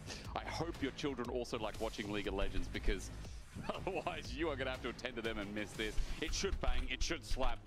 All I want is a competitive series. All I want is a showcase when, at the start, I think Betty said it, our region under fire a little bit. What does the quality of League look like? Our 2 12 representatives out of 3, here they are. Show us something big. I really do think that game 1 was a good showcase from both sides though. We saw a lot of good stuff. Dagda talked a lot about how it felt around these objectives. G2 just played around their pressure that they had on lanes better. They were able to get first on a lot of objectives, but Koi did some great stuff on of their own, like punishing the positioning of G2 in the mid lane by using the Sivir ultimate to get a pick to then secure their first strike into the game, the way in which they reapproached a lot of these neutral objectives, especially when they were able to sneak away a single grab on the top side. So I think there's a lot of promising things to take away from both teams, and we'll see how things develop as we jump into game 2. I think MKOI will be a little disappointed though that they end up with this big lead on Super that they couldn't capitalize on, because traditionally that has been their strength, right? They get a stranglehold in a game they do not let go. Yeah. Unfortunately though, he's not able to keep pace with G2. Oh, nice. We're seeing the invades on both sides. They handshake the wards, they spot out where people are, and they're back with it. Oh, we're getting player comms at the same time. Hello. I do wonder if that's just us or if that's actually going out. Yeah, I'm gonna miss my Zen. It is going out. I'm gonna start blue, okay, well, we're gonna get it. Hopefully that will disappear very soon. I always wanted a quad cast. I didn't know we'd get 13. Okay, the voices have gone. Opet ta greška. now, with the fans sharing their sentiment, we begin.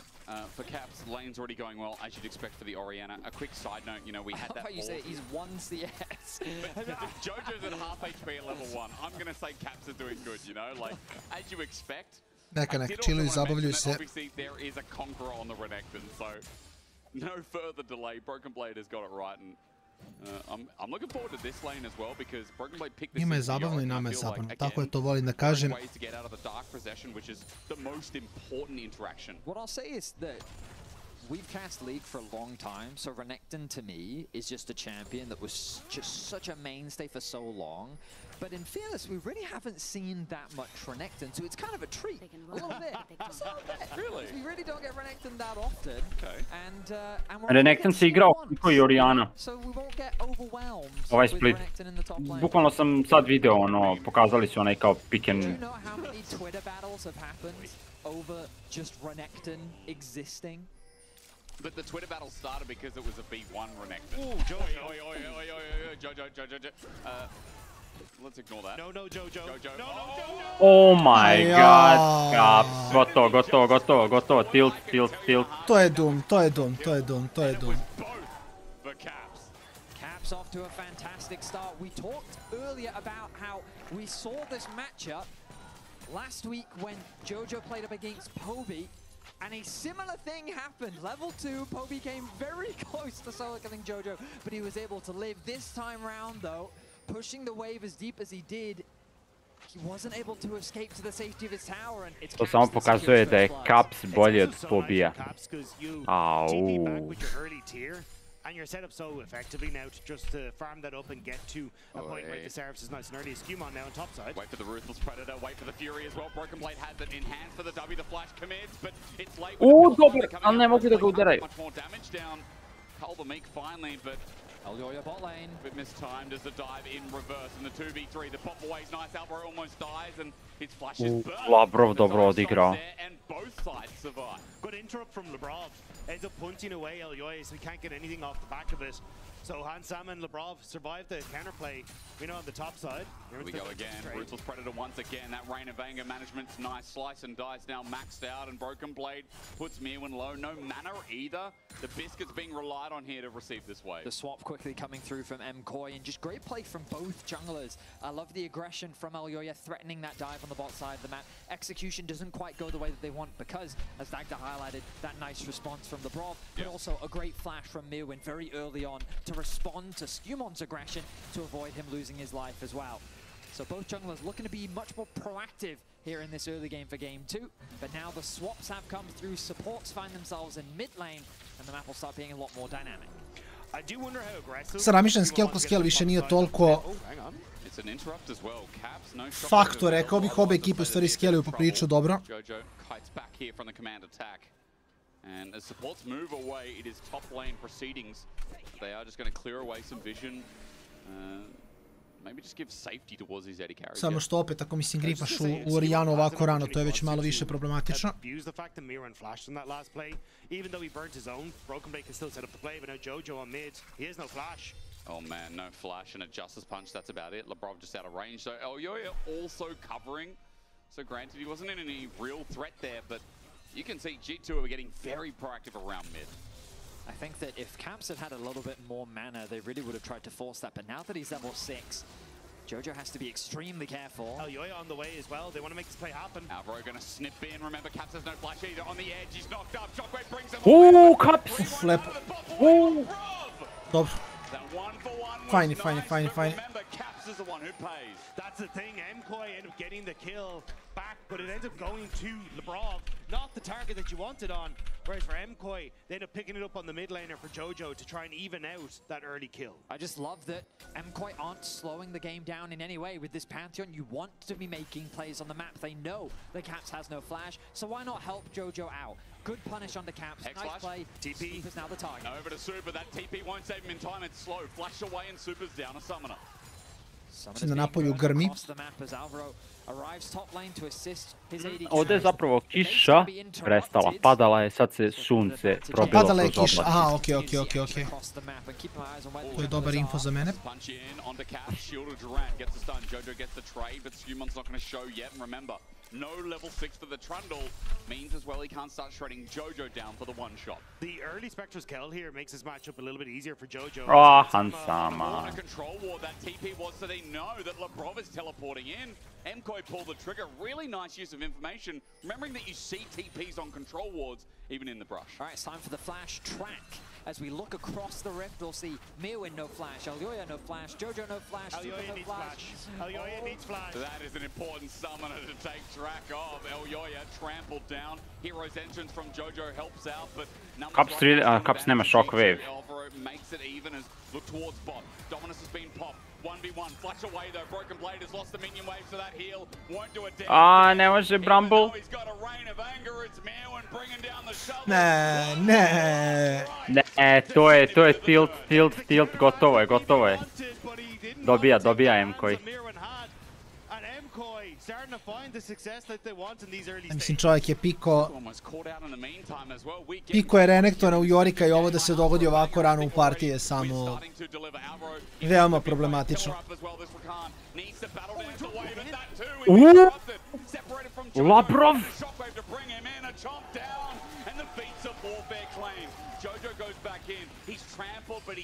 Wow, Labrov, holy! I mean, this is what we wanted, a clear difference to what we had in game one. Aggression across the map.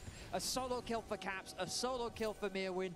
Action aplenty in the mid lane. Both teams going head to head, but it is Skumon to start off this objective.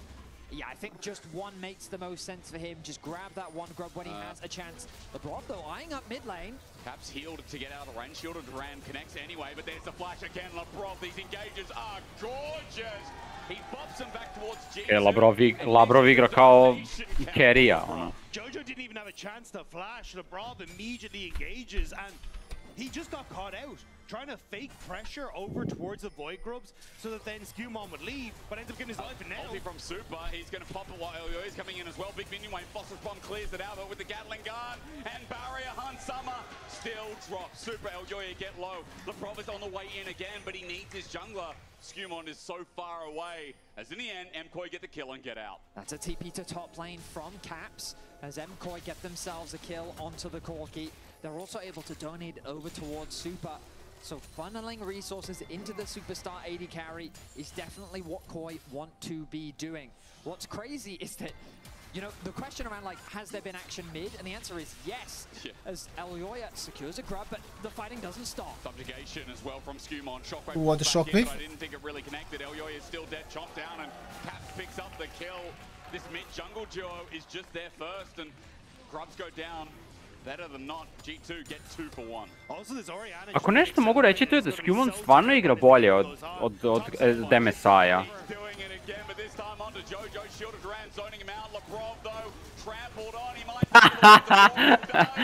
Okay, Labrov.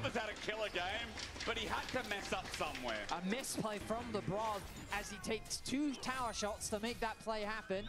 Jojo, though, holds his patience. Dogodi se, nekad samo zaletiš u kulu i... Šta da se radi?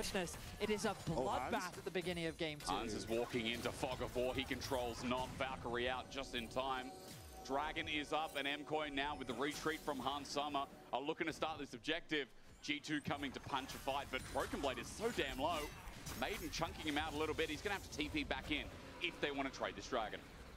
Yeah, this matchup is not going the way that I think Broken Blade had intended.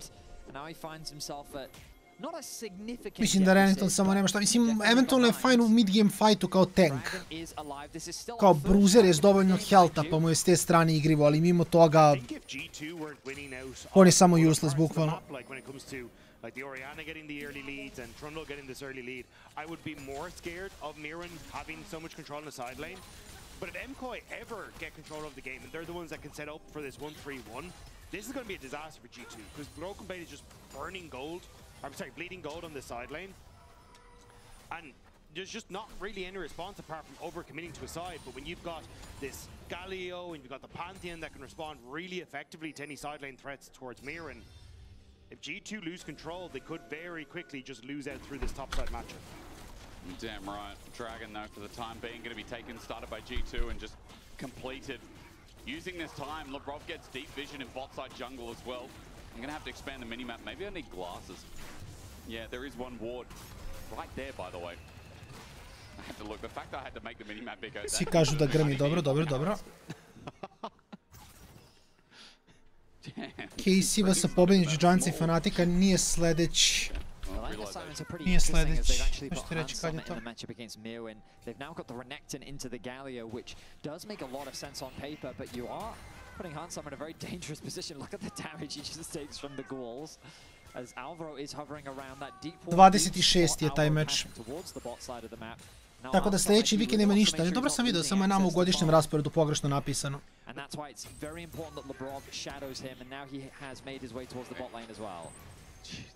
da, oluja. Panda lady, look at his health. He just lost almost half on top of what he had. But because Labrov is forced to cover for Hansama in this matchup, it means that it just opens up both Alvaro and Elyoya to do whatever plays they want. True. And that seems to be on the bottom side of the map now, with Elyoya having ult and Alvaro in position to look for the dive. G2 have to abandon all hope in this bottom lane. Sim, ako će koji dobiti neku partiju, to je ova iskreno. Kada... Mislim da je Klara upravo saznala da pada haos kiša napolju. Ja kažem grmiju, ne, ja kao grmiju ono ništa, kao gledam u fazonu kao šta pričaš, pa dobro, ne znam ja ništa. Grm, lupio je grm. Ajoj, grm nas je lupio, moramo se pazimo. Sti grm je lupa napolju. Now, Super making his way to top lane. Shooter Duran's going to come in. Broken Blade's got nowhere to go. There is a dominance available. It's going to come late, though, and no heal. Super takes it with ease, and Broken Blade is out. Ne, ako Broken Blade je tiltovan. They force G2 to over-index to save Hansam on the bottom side, thanks to Mirren. Gubi od Galija koji je izbuildovo Hollow Radiance, on je Renekton. Really well push and pull play from MKOI, and G2 are struggling, and again, it's all coming off the back of the way Mirren is playing on this Yorick. Koi is being super proactive with the pressure that they have, and now with these resets coming through, they're going to get some nice purchases just ahead. Ovo je inače jako dobra partija. Ako ste top laner, da gledate šta radi Broken Blade. Znam da je čudno što sam ovo rekao, ali verujte mi na reč. Jer trebate vidjeti šta radi kao jedan od boljih top lanera u Evropi kada je beskoristan. Kao legitimna činjenica, stvarno je beskoristan. On sad pokušava da nađe način da bude relevantan u ovoj partiji, a realno nema alate za to. To jest. For the Drake fight. It is G2 that have slightly better vision around this bot river, but we're seeing some resets come through from them as well. I think the problem with investing 3 members of G2 at the bottom side to kill the Maiden, MKOI get to push out and move in towards this top side of the map and get vision for the Rift Herald. Now they have been a little bit slow in establishing that because Elyoya was only moving up towards this top half and no real vision to speak of for himself or Alvaro really. But still, MKOI getting the waves in the favor if they want to look for this objective. Also remember that Caps, he did start off this game with a really nice lead. He's been involved in every single kill that's happened in the game. 2-1-3 scoreline. Sorry, he's been involved in every play that's happened in the game. I'm with you. Right? But he's now, like, he's behind in experience because Jojo's just been sitting in a side lane. He's gotten 2 kills of his own. He's closed the goal gap significantly. And a Galio that's behind an Orianna, I mean, that is a really nice place to be as you transition into the mid-game. Ne, legitimno, ali vidi, znači, ovo je najteža partija za igrati je kad igraš Picos i Renekton i Uselessi. U stvari je jako edukativno da vidiš kako on pokušava se kreće na mapi i šta radi. Viš, on neće bude dole protiv Jorika sad. Rotira se uvek, traži ugao, traži fajtove, traži skrmiše. Kao da Joriga slama, ali s druge strane, bar ako priđe Kajsi, šotaće i dalje. Wife is down. That's the only advantage here for Broken Blade. The wave going to get crushed and Broken Blade can clear this with ease, so not the end of the world. Super steps up the hunt. Aj, sad je mora da ode na njegovu stranu jer je to jedini wave koji može da pokupi. Labrov zezno.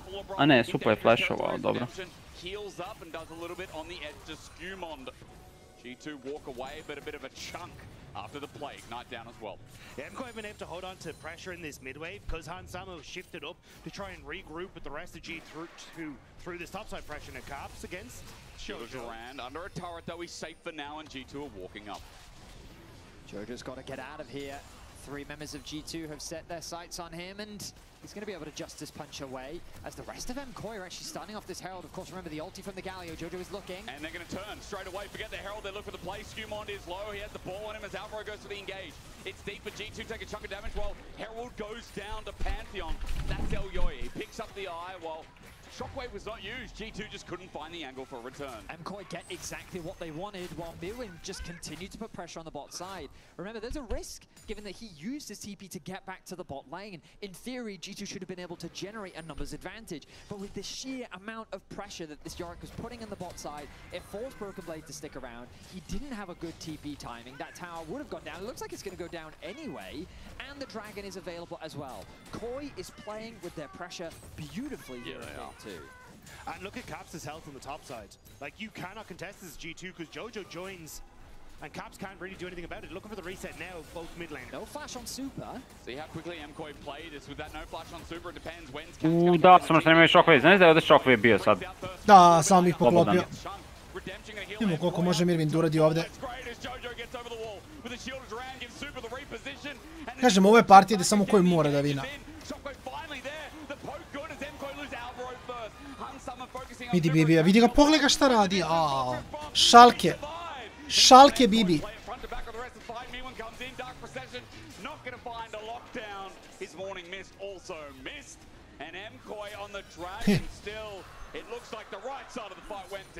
morning missed. Odlično.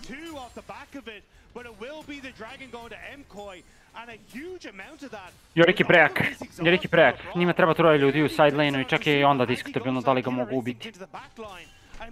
Onako uzme tipa Hullbreak je sad, ovo će biti kao to njima. Because at the start of it, you'll see that Super looks like a prime target, but you called it, Hysterics. The Orianna just isn't in a position, and it's awkward for the Renekton as well. So it starts with a 3v5. Koi chunk out so many members of G2, but they don't actually secure any kills at the very start. And this is where things get chaotic, because now Koi is split up. They're fighting fights on multiple fronts.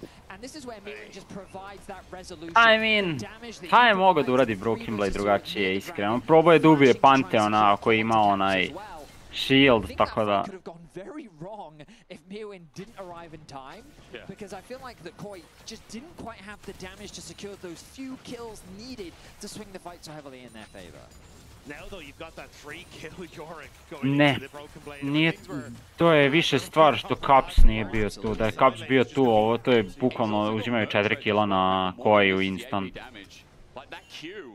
That last ride is so damn strong with its physical damage, and in this game, Broken Blade doesn't really have much to go against it for now. MKOI, it's not the only thing going well, as mid turret is an easy charge. Super's going to take this away, and ladies and gentlemen, it feels good right now for Spain. Boga mi napolje baš haos. Misliš, ovdje je baš lepo zapravo. Da, ovdje kod nas je kritično.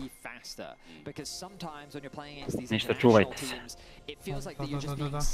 Simfore što sam ja kažem, ja imam bukvalno pored glave mi je krovni prozor koji je staklo, očigledno prozor je, i onda baš čujem kada pada kao kiša ili grad ili tako nešto, baš onako, ja volim taj zvuk, ali kao glasno je dosta.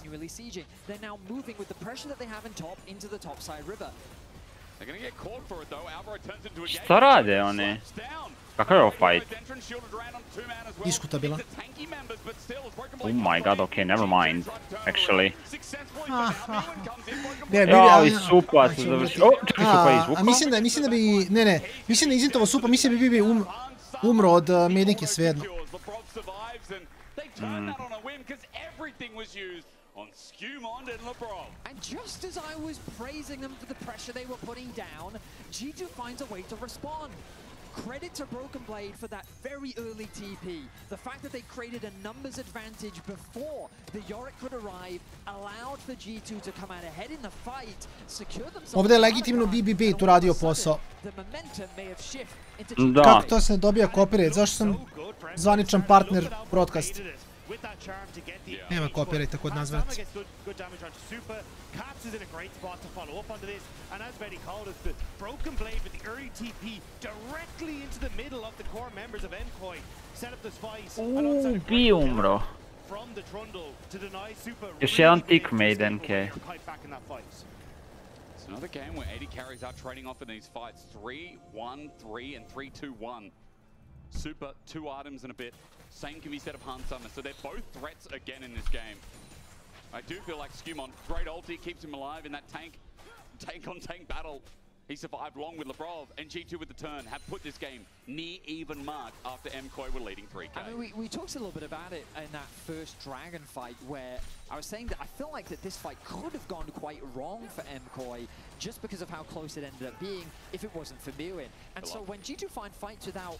Ovdje je BB legit bio koristan, svaka mu čast.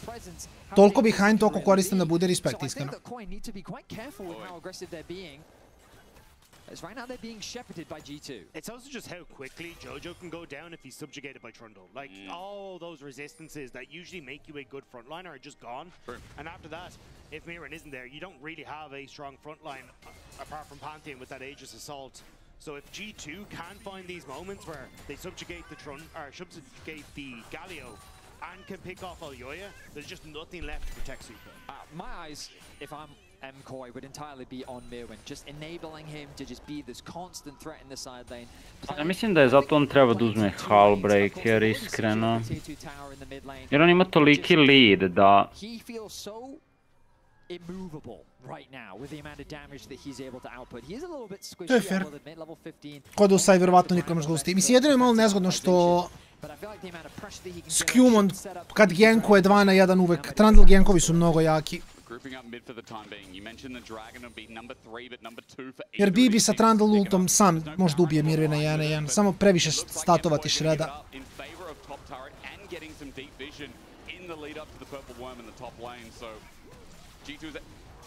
Did he just flash? He flashed away from Caps? No, that was before. That was a replay. I want to say that was a replay. A fat finger or a misclick, or maybe he was typing a flash or something. Jojo flashovo.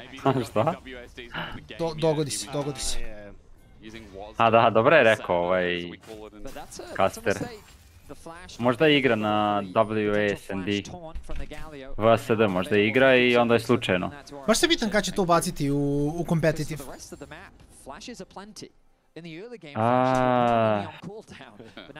Ja se nadam da neću ubaciti uopšte u igru, ali dobro. Mislim, ubacit će, jer je napravljeno.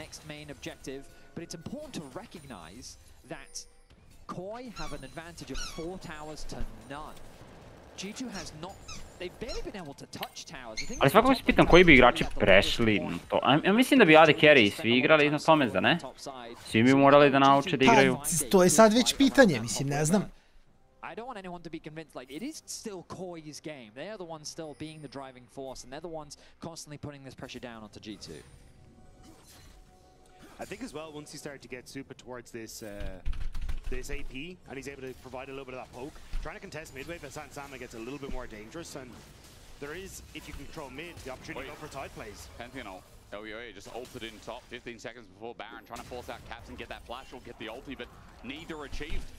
Super, getting a face check by Skumon, doesn't care for now, Pillar's out, but it ends there. Alvaro looking for an engage. Mirwin's trying to pinch this movement with his maiden, but for now, Quickness going to start us off, and the hero's entrance onto Han Sama. He's knocked up, he's stunned up, he flashes away. Mirwin. No, Jorik. Bam, bam, bam. Super. Super? Malo je Hem otišao, Caps je živ, ćemo da imamo. Nema on damage-a, da, nema. Caps ima šok.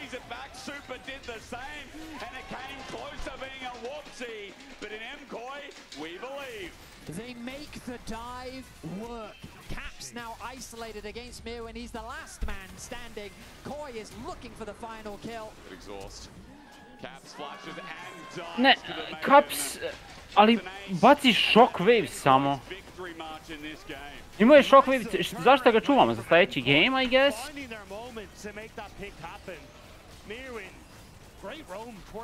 Ne znam, jako čudne individualne odluke kod nekih igrača u ove dve partije. But still, MKoi able to make it work. We just see it off the back of this, where the pick is perfect onto Han Sama. Mirwin just chasing him down, and the Super goes through, just ends up getting stunned. Just thanks to Broken Blade as he goes in, so doesn't quite get the damage, has to flash away. But regardless, you just don't really have the damage to follow through with Han Sama. Ja mogu i ovdje shockwave da baci, ne znam šta je čekao. Mislim da je, ja mislim da je malo gridovo. tražio je neki savršeni šokve koji nikad nije došao.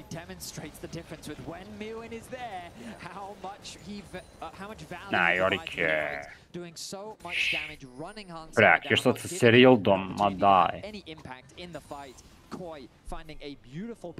And looking to equalize this series 1-1, a 7k gold lead. Again, they're yet to drop a tower. And this is why I really wanted to mention earlier, yes, G2 did get a good fight, but they needed so many more good fights before they could swing the game back in their control. And Koi just would not allow them to have it. Does feel like we've got an interesting game 2 on our hands. It looks like an equal game state, and at least series, right? It's definitely not equal in this individual game. 8k gold lead. Skumon going to get face checked here, but Elyoya is controlling this whole side of the jungle. G2 getting pushed back, and we are approaching 8.5. This turret is definitely going to drop. G2 going to think about a fight, but with not getting that demolish proc, how easy it is for this Yorick to walk up versus 2, versus 3 at this point in the game. And as soon as they're able to get this shove on midway, it gets really difficult for G2 to try and defend, because you can so quickly shift Galio to mid, shift Super to this top side, look for potential dives, keep up pressure on the map. A dobro, imamo seriju na našim rukama. Vidi, možda i dalje moje 3M proročanstvo samo istinito. Sve je moguće.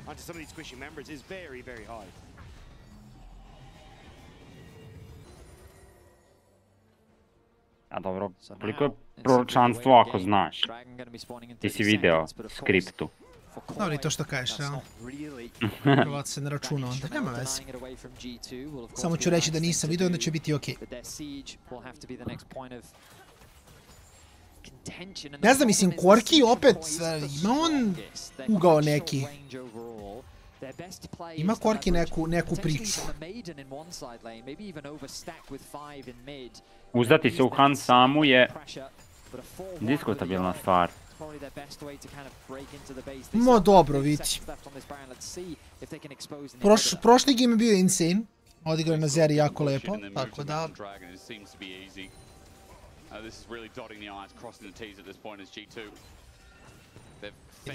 Vidit ćemo.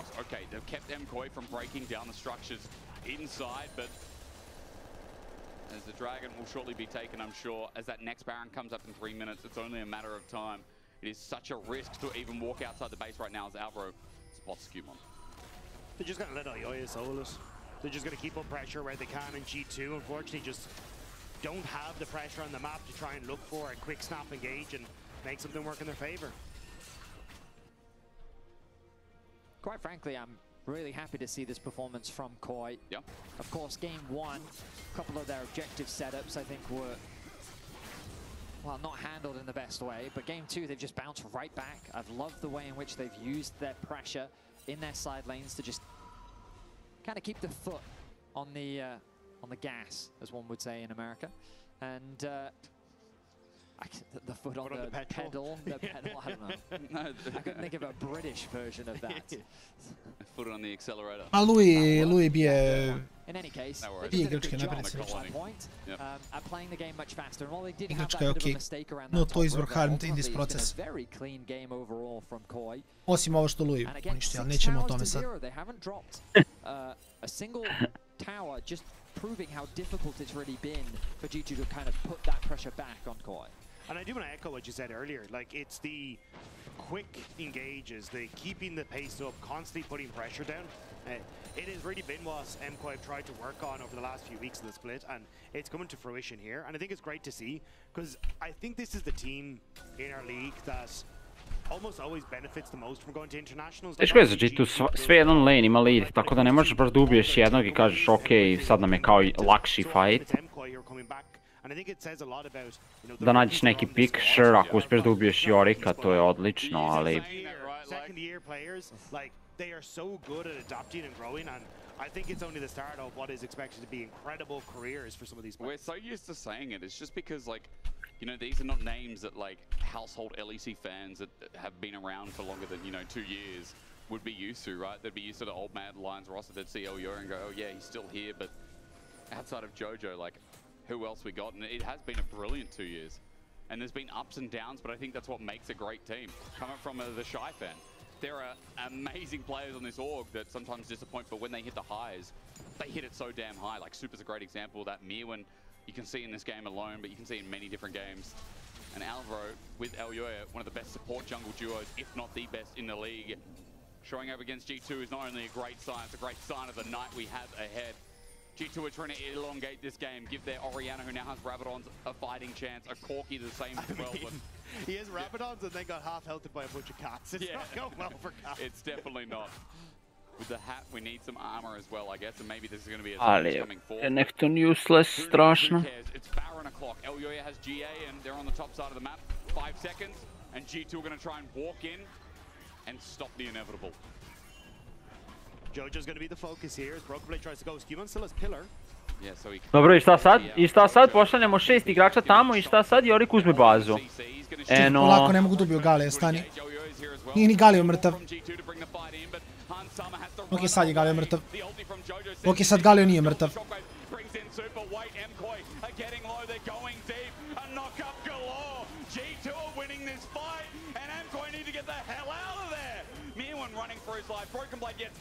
Ok, Maiden je mrtva. Wait a second. On je loše, ali Jojo pijom preko zida. Flash, taunt.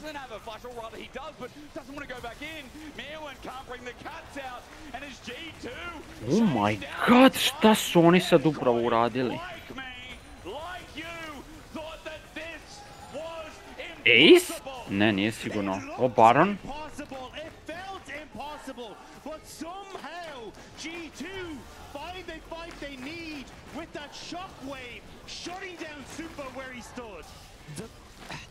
Mislim da ne postoji svijet u kome koji možda izgubi. Mislim, moram da se ispravim. U kome koji bi trebao da dropa ovaj game.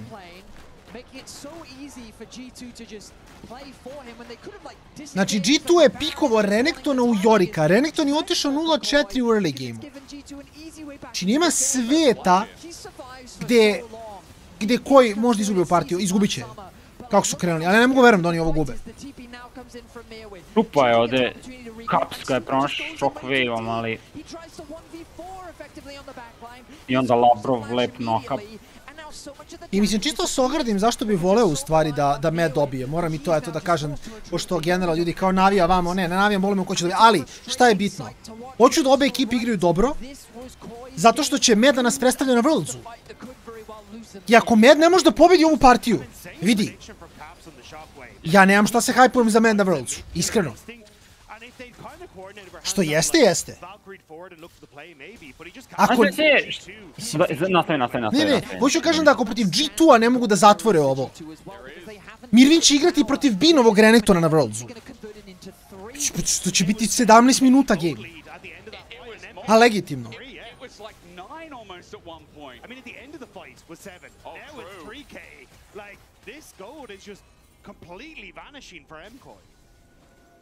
Now they're going into the Mirwin.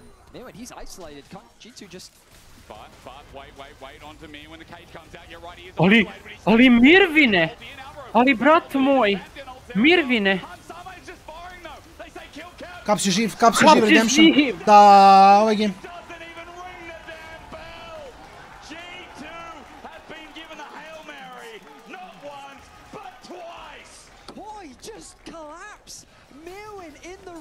No, ovo je tilt bio. Mirvin je...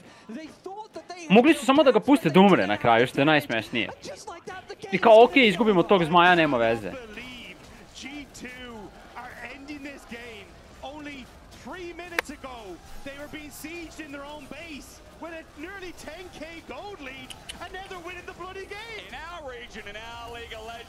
A, u koji... Dobro, ništa trenulo G2. Pa dobro, to je okej. 11 minuta pauze, znate, pričamo se oporimo od ovoga. I tu smo u trećem gejmu i vjerovatno finalnom u ovoj seriji kako je krenulo.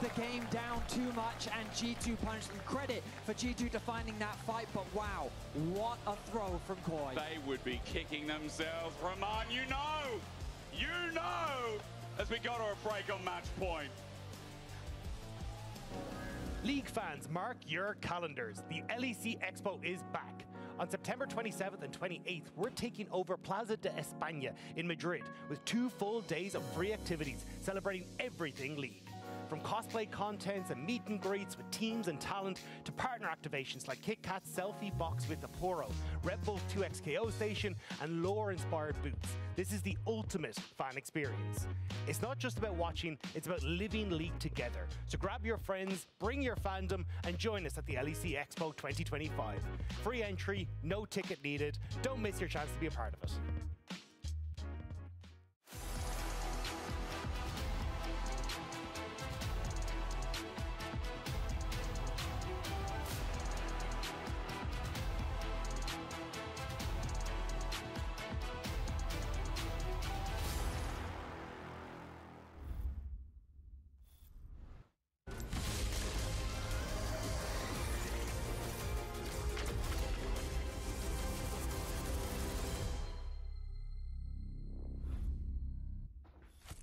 Needs a map. Wait, I'll take care of this. Lord, be careful. That thing belongs in a museum. What is this? Wow, that escalated quickly. What do we do now?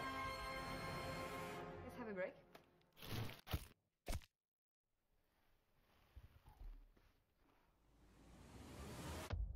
Have a break. Have a Kit Kat. How do we get out?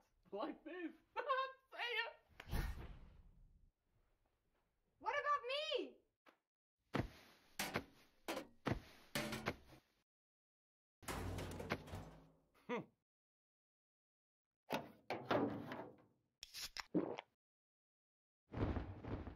Red Bull gives you wings.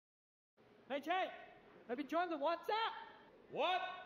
Oh, join the WhatsApp? Jake, I need you to join the WhatsApp. I already joined the WhatsApp. They asked me, I joined the WhatsApp. Have you joined the WhatsApp?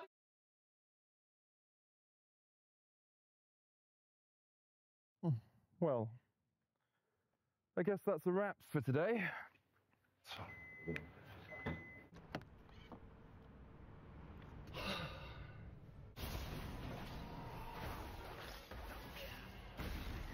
Seriously, medic?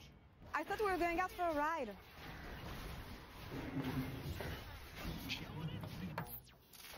Okay, but I'm driving.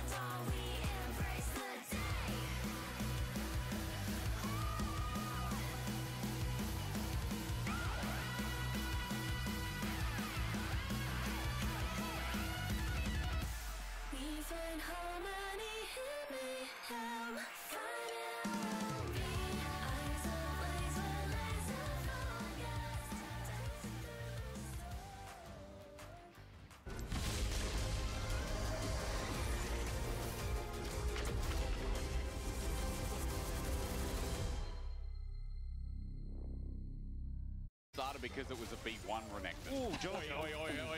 Jojo. Let's ignore that. No, Jojo. No, Jojo. Even though he's got a rain of anger, it's Merwin bringing down the shovel. One more last right. Not to your father, bro. Anti-being, okay? It's running. Nice. Galio. Looking guys, eyes, bro. Pin him, Galio. Carries, guys. Nice. Go mid. Nice, guys. Nice comeback. Nice, guys. No way. All right, something I want to mention is something that Luis, your performance coach, wrote so that the players can see it. Patience. Can you elaborate? I think the storyline for G2 is that they want to take the revenge on us. So we need to be patient because I think they will come into the match with emotions. And if we wait and we're patient, they're going to make mistakes and we're going to be able to capitalize on it. I love it. Thank you so much, Steph. Best of luck for the rest.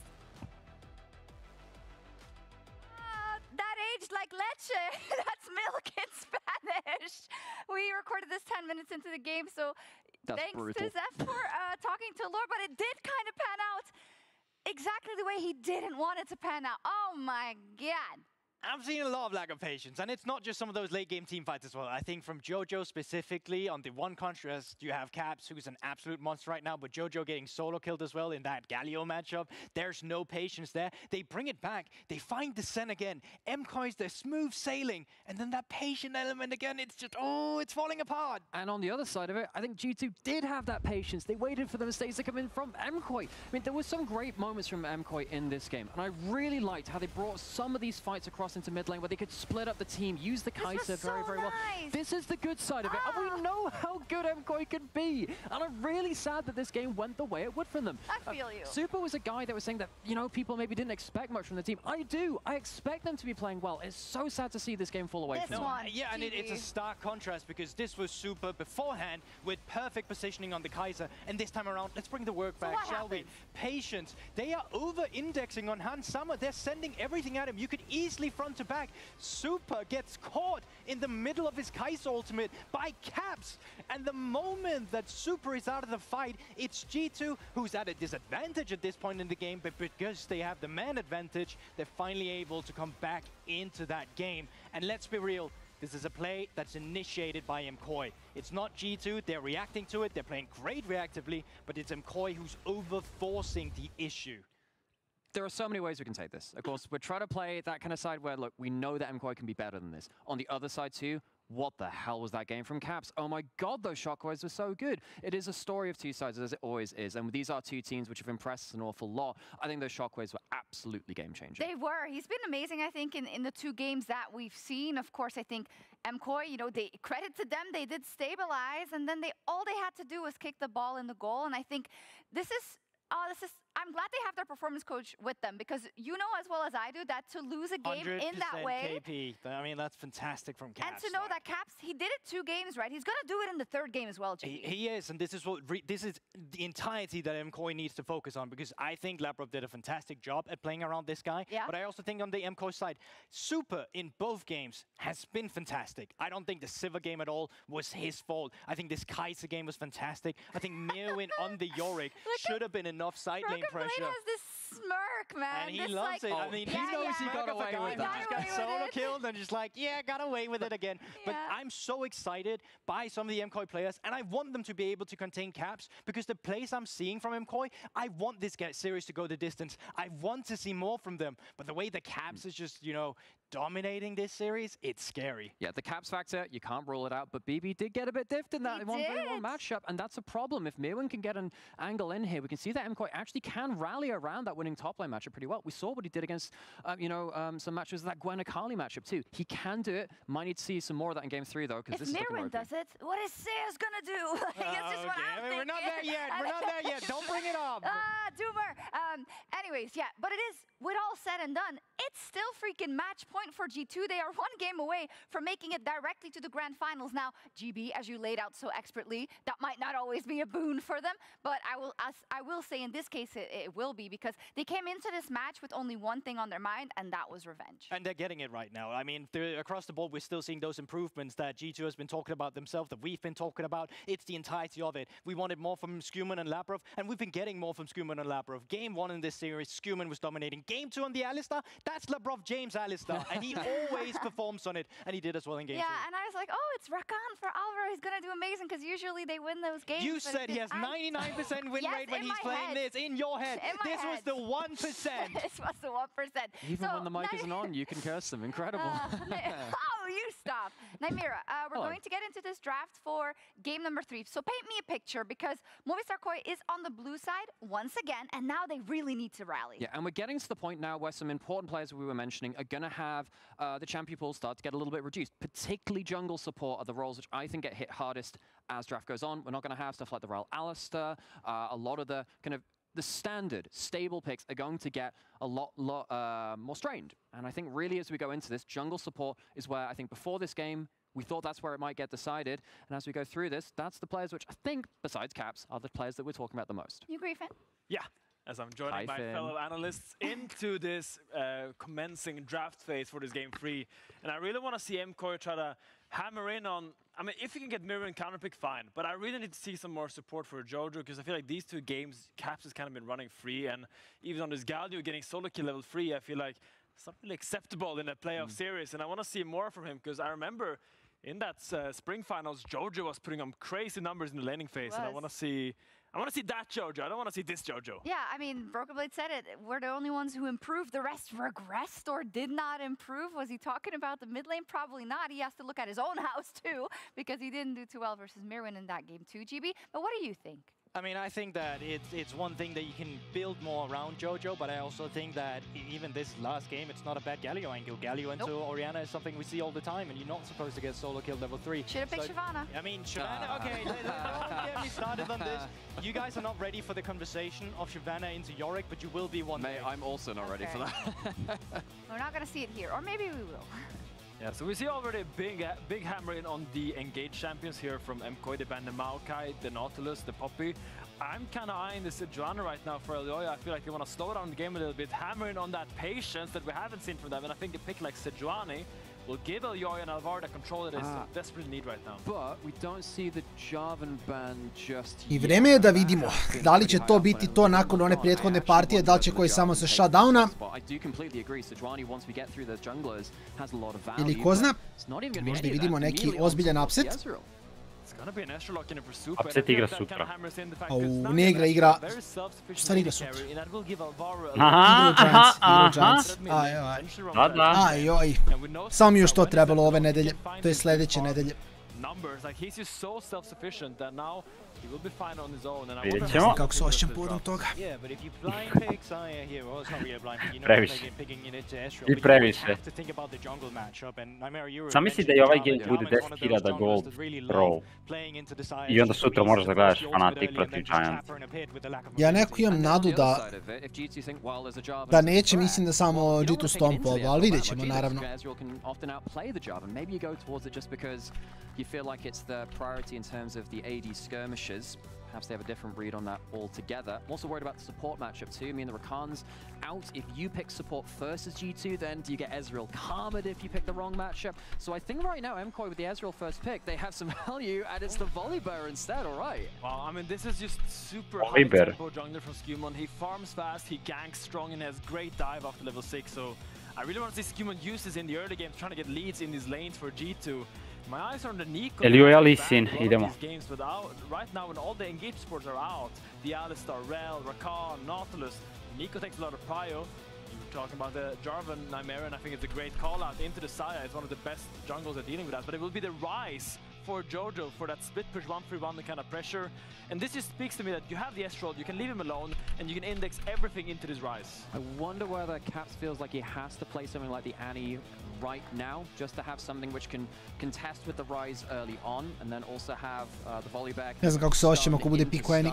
Not gonna lie, not a huge person. I don't have a great amount of knowledge on mid-jungle TVTs with the Volibear because it's quite a rare one, but there it is. You do go for that stun, into the stun, contest with the Rise. You can see the mind games happening here. I have one big worry here for MKoi though, is that now G2 is able to pick their support first, and you might end up in a position where all the engaged support champions are kind of out. So maybe we're gonna have to see like something like a Karma from Alvaro if the Nico and the Leona gets taken out or picked away here from G2. Do you feel like they need that engage coming from support with the option still available from top lane? I mean, to me, I think Alvaro works the best when he can follow up on Leona's engage with more engage. I like seeing him being able to follow on these heavy dives. There is, oh man, you know, razmišljam šta još može da se igra u Rise. Mislim, solo queue je drugačija priča, ali kao razmišljam u kompetitivu. O, banovali su Munda. Boje se da može biti swap na top Volibear. Ja mislim to legitimno, jer Skjumundov Mundo je giga dobar. Mislim, to je verovatno jedan od malo pikova na kojima stvarno mislim Skjumund konstantno performa. Tako da okej. Karma bani čudan. Mada S Karma je jako naporno za laneovati protiv, tako da je fajn. Initially something like an Aurora top line that kind of highlights with these bans, that's something that she maybe would not like too much. But now you have a choice to make as G2. Either you blind pick your supporting it counter pick there, or you blind pick your top lane and get counter pick there. So you gotta make a call. The Nico will get locked in. As we've been talking about, it's one of those main engage supports left, and only real answer if you want to engage right now is the Leona, which is not really a good matchup here for the MCOY. Well, Mill and Gwen, it's been a controversial topic if it comes through from our analyst desk. Well, there's two boats, well, two camps right now. There's the Finn camp and there's the Jack Spectre camp in terms of how we're feeling about that champion on Mirwin specifically. I don't know if you want to elaborate yourself on it. Or it's gonna get locked in. I mean, whenever I see Mirwin get blind picks Gwen, I sometimes see him struggle, and I just see such a good Jax angle for BB opening up here when you blind pick the Gwen. So I'm a little bit worried for that, but it's gonna be the Bard from Alvaro, which is really exciting. We forgot about Bard actually. And the Bard, it's not really engaged, it's like half engaged. It's really good into the Saya and the Annie, and we see the Jax counter pick insta-locked by Broken Blade. Yeah, just to give some storytelling here, Alvaro, this has to be a little bit of a redemption game from him. The last time he was playing the Bard, he had some questionable magical journeys. It wasn't his best champion last time he played it, but this is one of those drafts where you can get full agency on it against a lot of these champions, where you can either deny some of the CC or really just find immobile targets. I think that this is going to be a very scrappy game. Fights can start out of nowhere. You've got Annie, Volibear, Jov, and you've got the Rise as well. Fights can start at the drop of a hat, and MCOY will have to show that they have patience to choose the right fight in the way that they couldn't do in that last game. They have a lot of options, but as you say, the magnifying glass on that Alvaro, on that Bard after that performance last week, and Finn also on the top. Volio bi da vidim da BB solo killuje Mirvinu prvih na levelu 1. Just wants to send them straight to the lower bracket. Oh, he's in full comfort right now. I remember Broken Blade Jax was always one of his best champions. Even in spring when he was struggling, he was always finding good games on this Jax. Battlefield will be top lane, and I'm excited how they bring it out. Yeah, Jake, imagine he had a real... Nije to onaj isti Broken Blade kog sam ja gledao u Americi pre 100 godina.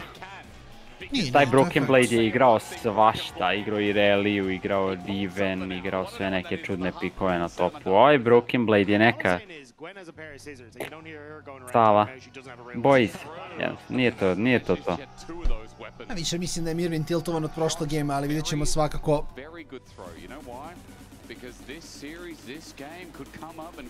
Kakva je situacija? Oh my god, Mad fans must be mad themselves after game 2.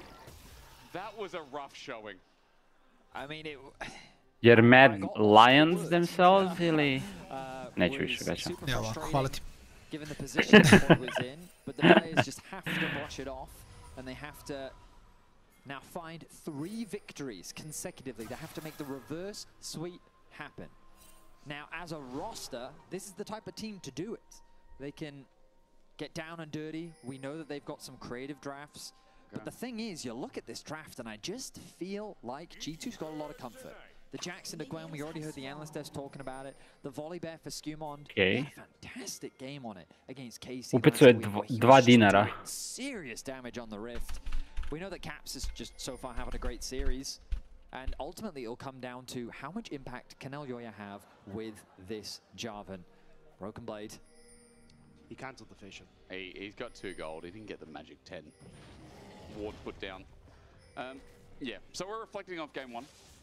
Jack, did you meet anyone special between breaks? Meni može da autospacuje Ryza sa range-om, to je generalno fun. Nije previše damage, ali malo po malo se dosta sabira.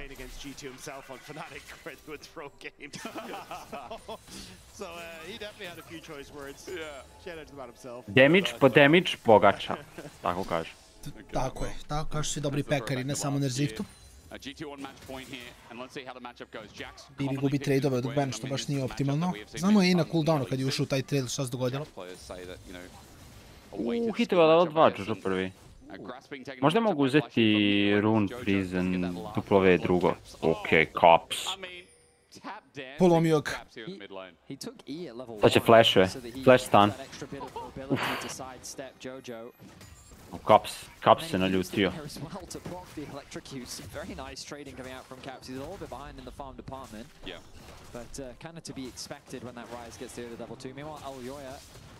Creating a split map alongside Skumond as he moves into the enemy jungle.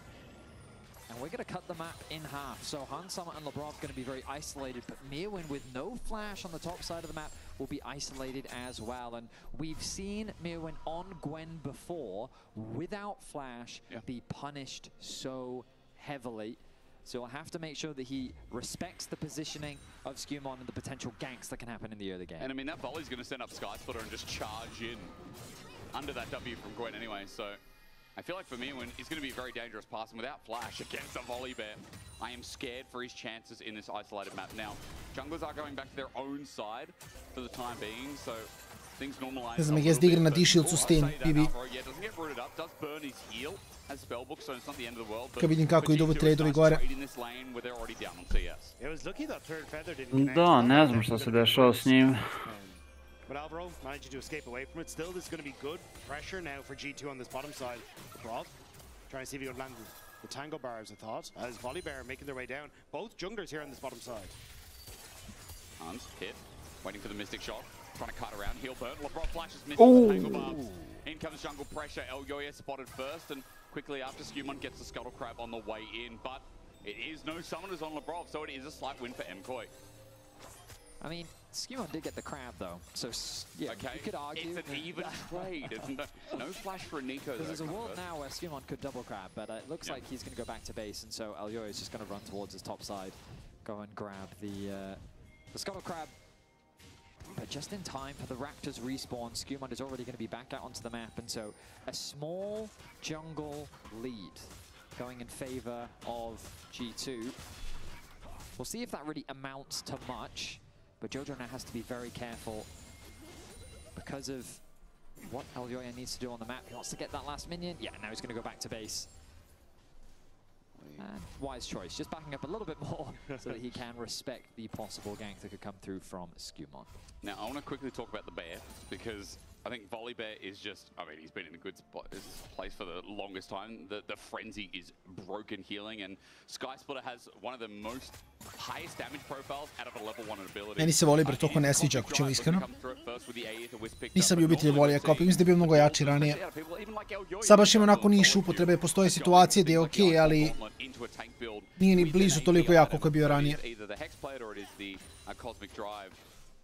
So it is a fun build, and again, like, for Volibear, he's one of the greatest duelists and has great AP in his kit. He is just so strong on one item with his full chunk. Let's see how much he can get done. I still think if he ends up going in for a play and Elyoya is able to counter, you can find yourself in a bit of a difficult situation when it comes to the CC that can be provided and that turnaround play. And especially as level 6 starts to get hit, could end up getting locked down as... Nice trade back comes through from the G2 bot lane as Alvaro loses 60% of his HP, but Super still staying healthy, landing some nice Qs himself. Does have a very slight gold advantage over Hansama. Skumon coming in, wait for it, on all fours. Jojo gets stunned up, flash in for the Sky Splitter, and like I said, there's the damage. Oh, Jojo! Looking to finish off Jojo on the run, and the bear cannot catch up. The pot's doing wonders there for Jojo, keeping him just above lethal, as 2 flashes were committed to try and make that kill happen. But no first blood will be given over to Caps this time around. And what we have seen this series is Alvaro and Elyoya going immediately towards those flashless mid laners when they have a chance. So I'm curious if we get another play towards their Super though. I think a little bit of a trade on the top side against Lebrov means that Alvaro might have to hover top side here to let Super farm up. Mislim, Mirvin ima 20 CS prednosti u odnosu na Broken Blade iz nekog razloga. Ne znam kako se to desilo, ali dobro. Ja bi underperforma House. Baš underperforma. With really good control over this bot side river. Should be an easy objective secure for him. With the grub spawning in a minute's time and both bot lanes on the top side of the map. You imagine that both teams will be setting their eyes on this objective. But the first one going the way of MKoi. Definitely a good way to start things off. Definitely is. MKoi need all the help they can get in this game, at least for momentum's sake, as face checking in. Tangle Barb's going to get Jojo, who doesn't have flash, and Cap stands there, gets the stun down, but the damage is lacking for the time being. Skewmon has just pulled his Sky Splitter out, and that's the end of the trade. Even if they don't get the kill, I think it's still worth to go for these quick fights around mid, because Elyoya being able to flash in on Caps, CC him, and then set up for Joe to follow through with the root will be a dead Caps. So even when you're just making these quick plays, it's about keeping Jojo pure and honest. So then if he ever tries to go for this aggressive trade in mid, Caps has the opportunity to turn around in a one-on-one. They were getting some beautiful trades against Broken Blade. Just maximizing the stacks on his Q to go for these quick trades even through the E. Mr. Mirwin with a nice health advantage. Broken Blade doesn't have TP. Oh, he's going to cancel the base. The thing is, Mirwin still has Ignite. We talked about it early. He's not flash, he's Ignite Gwen. If he gets anywhere close to a solo kill or forces that Broken Blade with the wave pushing, that CS lead is going to grow. He's got to step up to the turret, full snip and full effect. Broken Blade has to be careful also with the Gwen ulti up and available. Oi at the edge, good teetering there, and Broken Blade just walks out of the range. I mean, the laners from MKoi are just doing very well here in 3. Objectives going their way as well with the first dragon, and this is going to be at the very least 2 grubs. They're looking to make it 3. Skewmon is alone here, given the top wave is pushed in. Lebrov is going to arrive late, and there we go. Interesantna usporna partija uz čovjek za koje je krenuo ovaj duel. Here in game 3 when the pressure is really on. Ovo jedna ruku pokazuje da MKoi nije toliko tiltovan. Last game would be expected, but so far MKoi have really shaped off what game 2 was and started this game in spectacular fashion. Super's just doing such a good job at denying Hansam the ability to trade back. Just playing so well around the range and the feathers. And now with Alvaro open his top side, going to see what they can do in a good trade here. Want to go in. Lebrov doesn't have level 6. Alvaro does. Tempered Fate up and available. Cosmic Binding, slight miss there as trying to get those blooming blows out. Lebrov now gets level 6, so he has that big ulti opportunity. Next fight to use it is Dragon in 245, so it might just be within the lane. Cap sends out Tibbers. Znači, jedni trade ikada, kao i uvek. Strašan trade pattern. Mislim da Zed jedino ima dosadniji. Fair jeste naporno igrati u Zeda.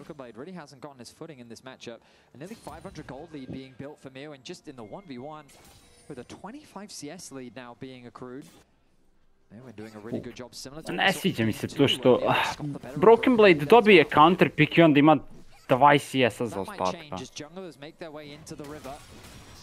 Baš ozbiljan underperform s njegove strane, mislim.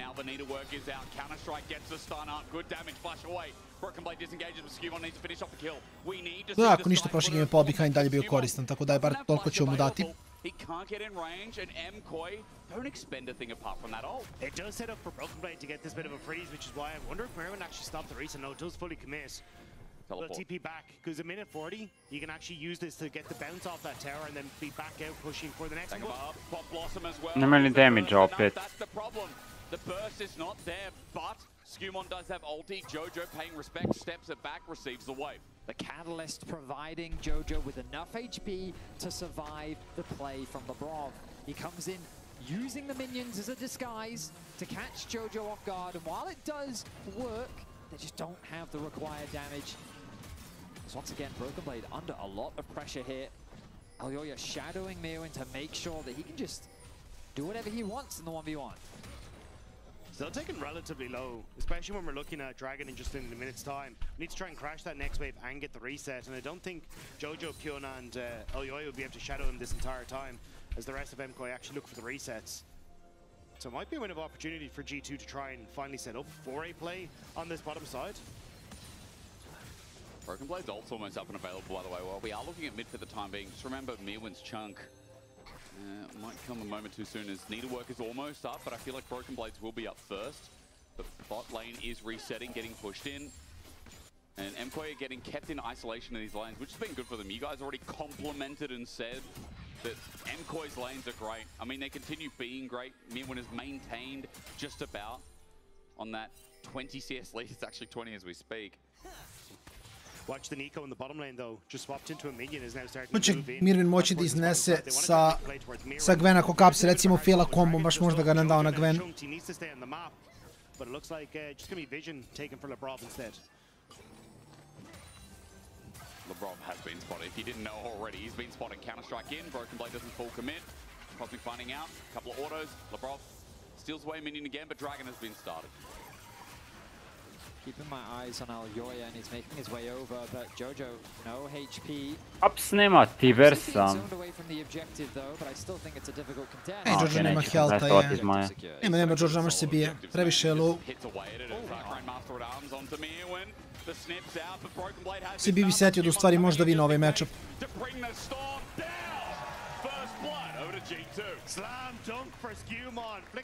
Okej, mislim, to je bilo mnogo lakše nego što sam očekivao da će biti, gledajući da ima da gubi, ali to je counter pick, mislim. A late first blood with these two junglers on the map, but it's been difficult for Skumon to really find a good play, and Aljoya's primary... Što znači, mislim da Jack stompa rano, a da Gwen outskilla taj matchup. He didn't have his jungler in the vicinity, and that results in first blood going the way of G2. What a breath of fresh air for Broken Blade, who I feel like three games, really, there was an even Sion game there, but last game we talked about this game as well. Mirwin has really had his number, and Ignite was also used in that trade, so Mirwin now summonerless until... Da, mene jako plaši Bibi na Worldsu. Doći ćeš da igraš protiv top lanera koji su mnogo dobri. I ovakve stvari ne smije da se dešavaju, mislim. Broken Blade getting more confident in the matchup now with Trinity Force. I thought that Skumon was fishing for a play in top lane. I saw him on the minimap hovering around. But I have a feeling I may have been baited by what is in fact Lebrov disguised as Skumon. Yes. And now the Raptors being stolen away. Aljoya will yoink those. Tower under siege in the mid lane. MKOI again demonstrating the pressure that we saw in game 2. They've got push in mid, they've got push in top, they're stealing away camps. They're just constantly doing something that forces G2 to react to them, which then just gives them agency over what they want to do on the map. But now that kind of pressure has to ease up as the minion waves fall. They retreat a little bit, but Alvaro Jedan kill 15 minuta, koji insane mental. To just go through his jungle and get what he can. Play towards Caps. Okay, slow is there, but it doesn't get the wall. That Cosmic finding a little bit far off. Pop Blossom in response. It's a two-man going golden. It's a self-ult from Alvaro, but he's still going to die. He flashes away. Oooo, lepo. Ali Bibi uzima solo kill? Ne je komitovao, šta? Možda čeka flash. Ne znam da li ima flash. Nema, pravo si. Bukvalno fali mu ono tipa 15-20 sekundi. Pa je gledamo, samo neće flipa i to je okej. Pinch though for the time being. Missing shot hits Lebrov. That's nice here. Mirwin just TP'd bottom as well. Broken Blade on reset means he could TP into this play and in behind MKOI. But Alvaro's coming in without a tempered fate. MKOI dash in the wind here with Herald going back and forth. And what I mean is that they have to be careful about where they play, so they're going to get blown aside. Reset on the Herald. Is it buying time? As biggest question is G2 hover around. Bibi, oni će samo pustiti to. Okay. Caps has no ult, so they're just going to back away. Broken Blade now starting to get some good trades against Mirwin. Oh, it's really good trades as well. Enhanced auto coming up. There it is. The snip still connect, but Mirwin is the one lower, and now that matchup is starting to take effect. Alvaro there with the redemption, though. Thank you, sir. The heal going to be refreshing for Mirwin, who is the one exuding all of that pressure in the 1v1 earlier, but now needs a bit of a refresher himself. Alvaro going to pay a visit to this matchup, and we'll say to Broken Blade, hey, you need to ease off. Let Mirwin get what farm he can. Look at that, dropping him 2 iced coffees in the bot lane as well. Apparently hot chocolate. I called it a cup of tea. I got rinsed. It's a cup, guys. It's just a cup of tea. Ali, dobar, taj skin za Barda. Baš cool. Gentlemen, there may be a bear on the loose. I think indeed. That's an easy stun. Sky Splitter again. Not even needing a stun ring. Nije mu ni treba s kim on. Gets a kill and Mewen disrespecting where this bear is on the map. While meanwhile Super steps up to this. The feathers are out. The flash. Han sama. Opa! Wow! Opa! Okej. Hans mama.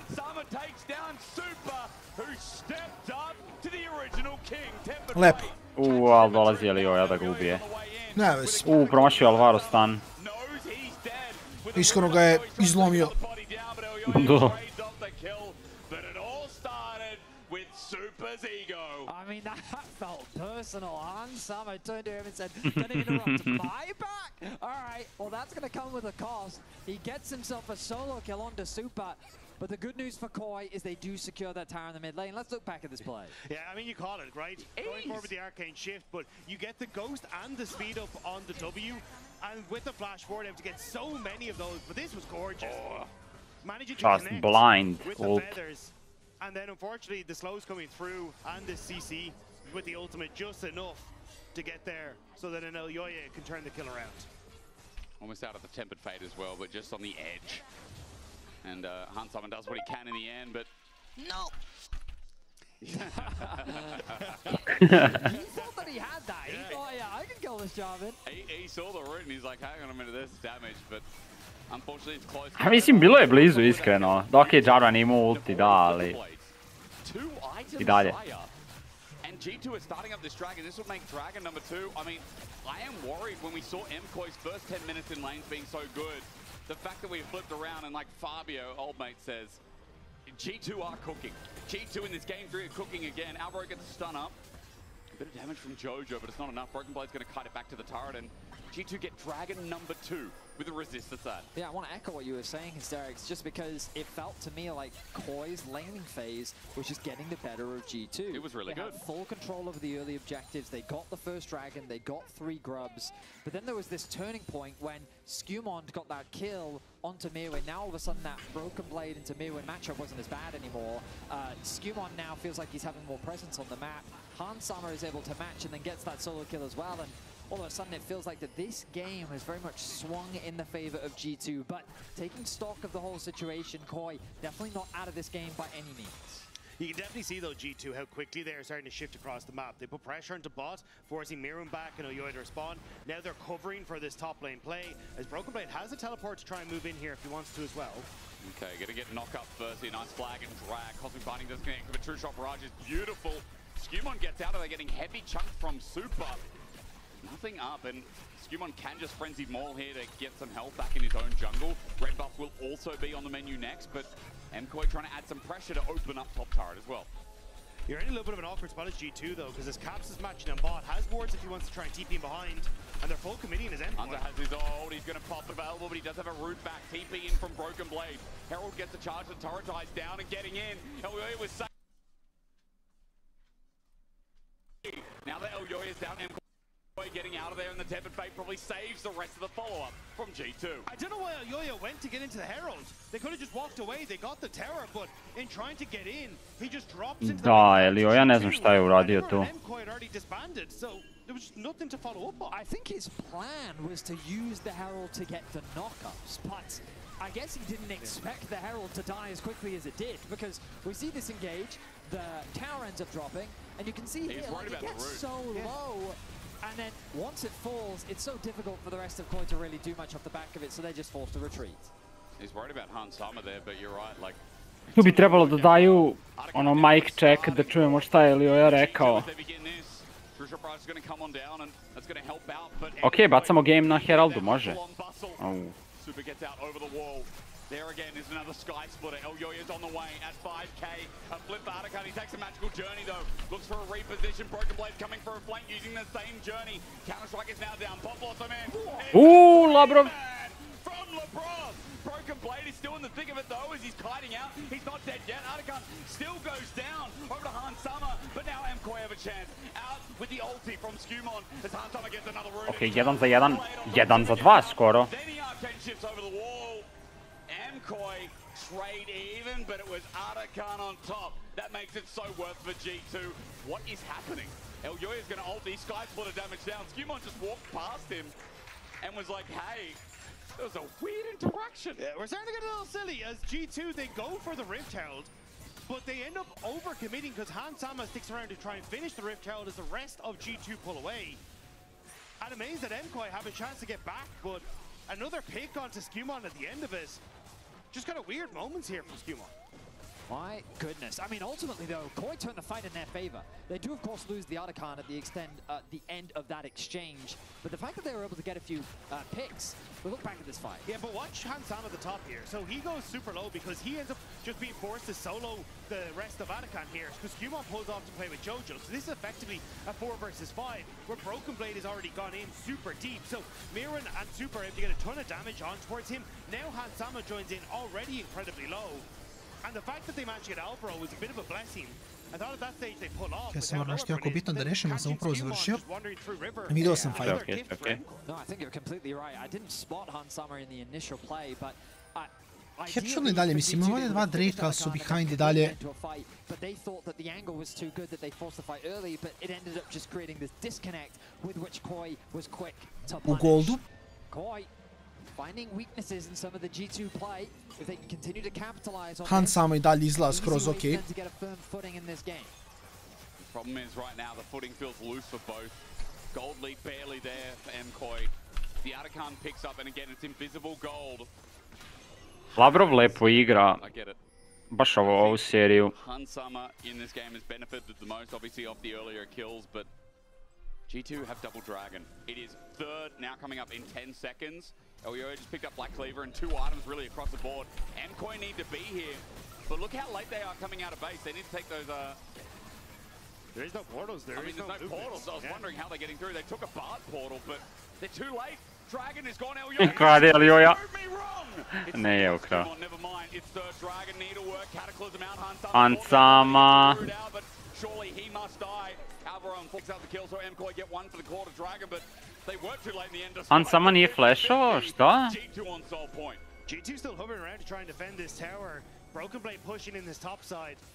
I don't know how much they can try and commit for this. Hansama, I think good call not to burn the flash. He was just happy to sit there and go, look, I will fall for this dragon, but we get to play it now, Jojo. Okay, with the root up as well, Pop Blossom zones off anyone else going golden. Time is for Skewmon on the way in, though. He's going to get his smash down. Exhausted down, doesn't get in range. No stun up as TP from Broken Blade, then matched out with a counter-strike. He zoned off everyone of MKOI. This fight not looking too good as the mosh pit of G2 is just harder. A Cosmic Binding slows down the play with Broken Blade in. With a heal, strike, a Tangle Bar that misses from Lebrov. Jojo's able to walk it out. The Sky Splitter once again zoning off Alvaro as G2. G2 osjeti krv, baš na leđu. Da. G2 getting blood. Ali dalje Koi ima prednost, mislim mala prednost u goldu, soul point je problem. Wanted to keep G2 bot lane so they could allow for Super to push in mid and then collapse onto mid to secure that tier 2 tower. But then G2 says, no, we're not going to allow this. We'll force an engage onto Jojo and then all hell breaks loose. TPs start flying in, the fight starts kicking off, Koi don't have the numbers, and while G2 do get themselves a kill, Super secures the tower in mid lane. But that's the thing, right? Because the one winning lane that G2 had was Super. So was Hansama. So the fact that Super's managed to even up the gold is now slightly ahead has actually kind of helped them out.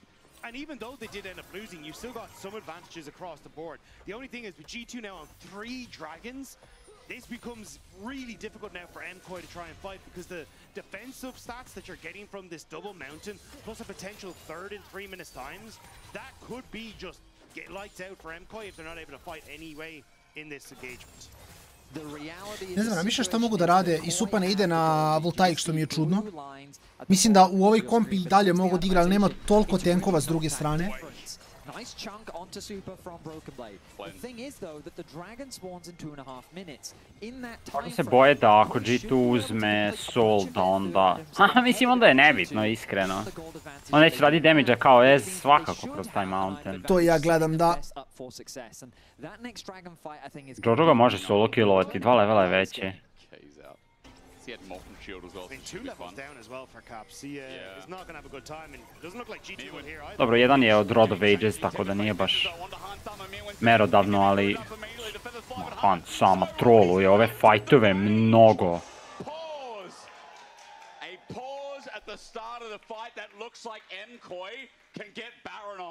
Kao se Mirvin smeška, kako se vratila kamera njega sav ozbiljan. Kao ne. Nije ništa smešno. Kome je smešno? Meni nije smešno. Tebi smešno? Meni nije. Da ne. Elio, ja se nikad ne smeje. To mi je očigledno. Elio je uvek ozbiljan. Fuzone, ne mogu da moram ove da nosim. No, he never actually used it. So he ends up popping the ultimate, but never flashes away. But he has tools, by the way, if you're wondering. Yeah, I mean, hopefully we can get a replay on screen as well. But basically, he ults, and I would imagine that he would want to flash into the red pits. Yeah, and get away, right? And then get away, but he didn't end up flashing away. Do you think he flashes then he ults, or he would, right? Okay, Han samo objašnjava, kaže ne može to tako. One-shotovali su mi.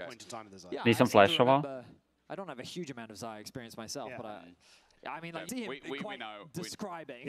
Yeah. We know it's there is obviously an issue there. We're going to give you official information. They're conducting ready checks, but Hans is still talking to the ref there.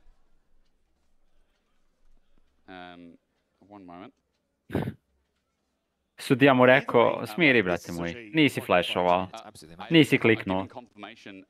The monitor was about to shut off for Hans Sommer. I believe it's Hans, yeah. So Šta? Was about to shut off. So you get that little logo on your screen that's just like power saving mode. Yeah, I mean that is distracting. That is distracting. It's also probably the most valuable part of your real estate on the screen, which is the middle of the screen. So we're going to find out what happened, but if the game goes on, which you assume for now, that's a big pick. Baron's up. We just talked about Dragon. No, absolutely. I mean, you lose your AD carry ahead of the Baron. Yep. Like you've got Caps running in. You've got Jojo already TPing in. I think Skimon might be dead as well, by the way. I mean, he's so low. I think Miwin can send it past Lebrov. Like. I mean, Skumon's HP right now is basically next to nothing as well. Like, it was, credit to Koi, I thought that they were going to just wait, but they found a great angle and capitalized on it. And I think that regardless, like, the play in and of itself was a good one from Koi. 100%. Because even if they don't get kills, the damage done should still be enough to convert it into a potential Baron play, which is why this is such a significant moment in the game. And it would be, I mean, look, as casters, as talent, as fans, we're pretty much all on the same side, right? Like, we want to see competitive games, we want to see good games, and to, you know, beat a dead horse last game, like, we should have an equal series, right? With how that game developed. G2 insane comeback to this game 3. Aha, sad je problem sa periferijama nekim. With a bit of a lead. If this opens things up, again, we see MKOI with a massive lead, able to stop that dragon stacking, and maybe, just maybe, we have a proper series on our hand as well. Okay, just to give a bit of you're laughing at the old chat, so basically, it's Broken Blade and Miwin having a very professional discussion. Yep. Miwin, you can see them typing on your screen right now, and Miwin is saying, "Hello, Broken Blade. Perhaps we could get some information on the issue." And then Broken Blade's like, "Information will be provided, if allowed." And then we're just having a bit of banter back and forth. Broken Blade being very professional, Miwin equally as professional. The problem... Are you ready for the reveal? Yes, please. I'm sorry. He does clarify that we are carefully investigating the situation. Thank you. And then Miwin wishes him all the best. To be honest, I'm glad Broken Blade is on Pa dobro, yes. pauza. Kako ti se sada deluje, Sajna? Da li je ovo koji dobija ovaj game? So, you know, really you've got the best combo on the case. It was nice before the game. There was support towards. Ja nisam siguran da li mi se čini da je relativno even. I don't normally like tame. I know Law was like asking for more out of them. I mean, on the Rift, it has not been tamed. No, it's not. Tako da nisam baš siguran kome bi što dao ovdje. But that's always nice. A shovel was involved. And in this third game, scissors are involved. He likes his tools. Ovo Ravet ih naterao, zapravo pauziraju, kažu prebrzo išla serija. Malo duže vrijeme na TV-u. Sporite malo, smirite se. Obećali smo im više airtime-a, nema što tako. Vazduh vreme su im obećali više. To ti kažem.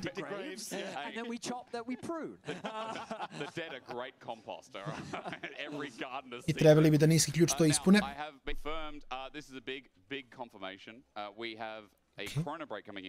Ovu Chrono Break. A ovo je malo scam, iskreno. Han samo ga je samo svit tokovo, razumeš, to nije okej.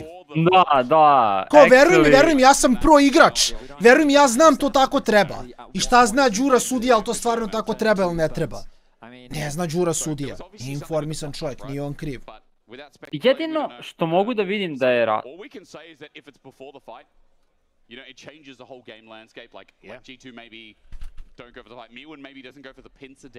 Sorry, izvini što sam prestao, te sam se čujem da li objašnjavaju tačno šta je bilo. Jer pošto su rekli kao da mu se pojavilo ono da će mu se ugasiti monitor, da možda se desilo da mu je to iskočilo u fajtu i da ga je ono alt-tabovao i da nije mogo zapravo da klikne odmah.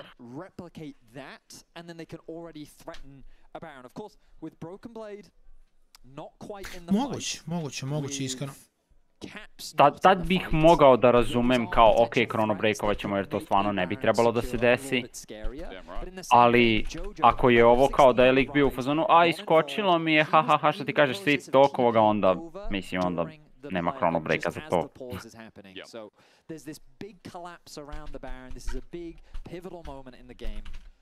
And ultimately, it's all going to come down to how well both sides execute. As Hysterics mentioned, we're going to get a chrono break to before the fight. We don't exactly have a timestamp on when that is, but my expectation is that Koi, they're not going to change anything. They're going to make the play happen. They're going to try and force the fight, and they're immediately going to turn their attention to the Baron and put some serious pressure onto G2. Oh my god.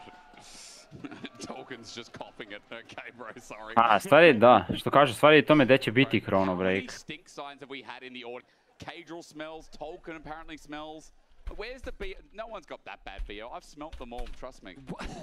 Everyone smells great. Excuse me? No, you know what I mean. Yeah. Don't drive me into the pit. Chikava for G2. Okay. Look, they're all... Everyone smells great, okay? That's all I'm leaving it at. I don't do it on purpose, but if people smell, you can smell them. We got Yumi with a gun again. Needs to have a conversation with you after your previous comment. Bro, I'm not talking to that cat, okay? That cat needs to go. Not just from the studio, that cat needs to go from the game. 2XK, new champion. Sve ovo zbog sponzora, znam ja Riot, ovdje mnogo dobro ja znam Riot. Znaš ako imaju sve skriptovano? Da. Vidiš. Aha. Imaju skriptovano Chrono Break. Brzo će partija biti. Znaš, ali slušaj, možda su oni to već igrali i sad su na stage-u i kao prave se da igraju. A sve je zapravo snimljeno. Sve je moguće, sve je moguće. Aha, ne smeš ništa da kažeš, okej. Ništa ja ne sam da potvrdim ili da... Sajna namigni ako je to istina. As I said to Vetty the other week, it gets a little bit harder. You know, Vetty, you tell me. Yeah, I mean, I'm 32, I do know. Oh, dear Lord. Sorry. It shocks me that I'm older than you. It does not for me. It does not. Sometimes I imagine, like, you know, you imagine what people do in their spare time at home, and I imagine you with a rocking chair. A u Vedius ima 32 godine. I mean, that is what I do. Is it actually? Really? On je u tvojoj godišnjoj kategoriji. I would also imagine, like, you know, games you play at home, I imagine you sit there, but on a rocking chair. It's always on a rocking chair. I see. Even though I've been to your house and I know you don't own a rocking chair. Should we speak? I don't.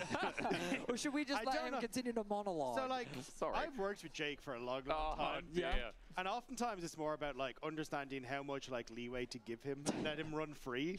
And then when you need to, you call him back like the dog. I'm like, I see. I'm like, you know, in Berlin, people walk their dogs without leashes. But I'm not the dog that walks like, I'll sniff something over there. I'll go over there. We've learned enough about your sniffing behavior, okay? I'll eat things as well, okay? So you're an Odo Omne streaming loss, is that what? Yes, I am.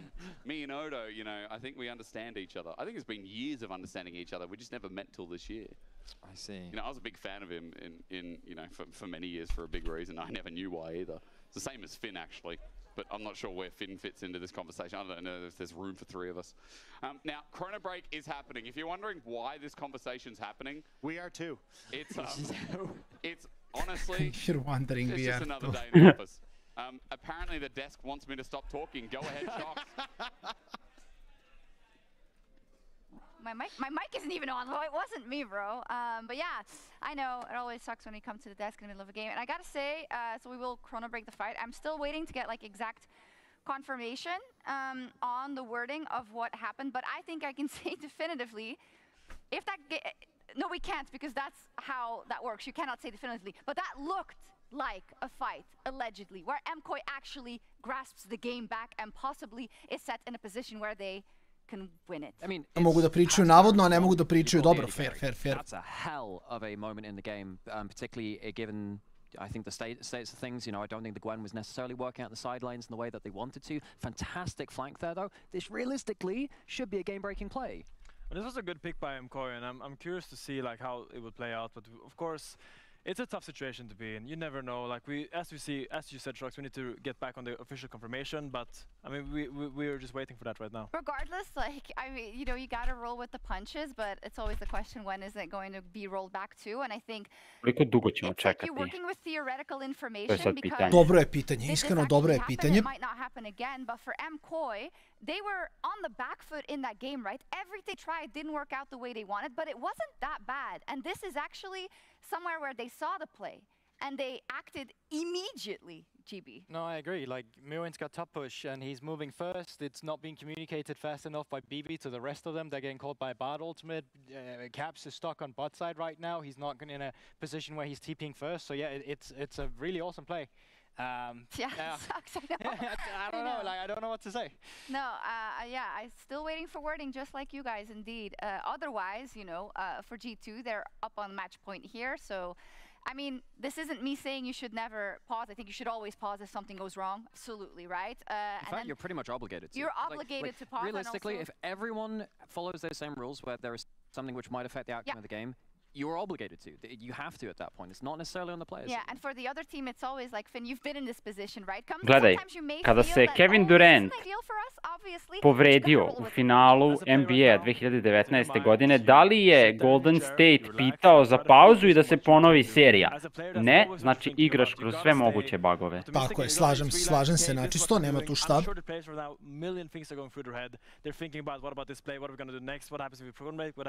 U moje vreme nije bilo chrono breaka. Bukvalno ono šta je to chrono break. Bio je samo chrono shift od Zileana kao spell. Mi smo imali gentleman's agreemente, kad se tako neki bug dogodi, onda se složimo kao prave alfe. Da, to je bug i onda istrčiš spod kulu, umreš, daš im kill i nastaviš partiju. A ne kao moram na pauzicu. Da. Nisam se flashovao preko zida, nego pored zida. Pusti me toga. Pusti me toga. Joj, ne znam da li si gledao 28 godina kasnije. Ne, nisam gledao ni jedan od tih jer ovaj prvi ne mogu da nađem. Morat ću gledam to sve po redosledu. Tako da no spoil, please. Ne, neću ništa spoilovati. Zato sam pitao da li si gledao. Ali ja sam gledao pre neki dan. Mislim, meni je drugi deo jako najbolji.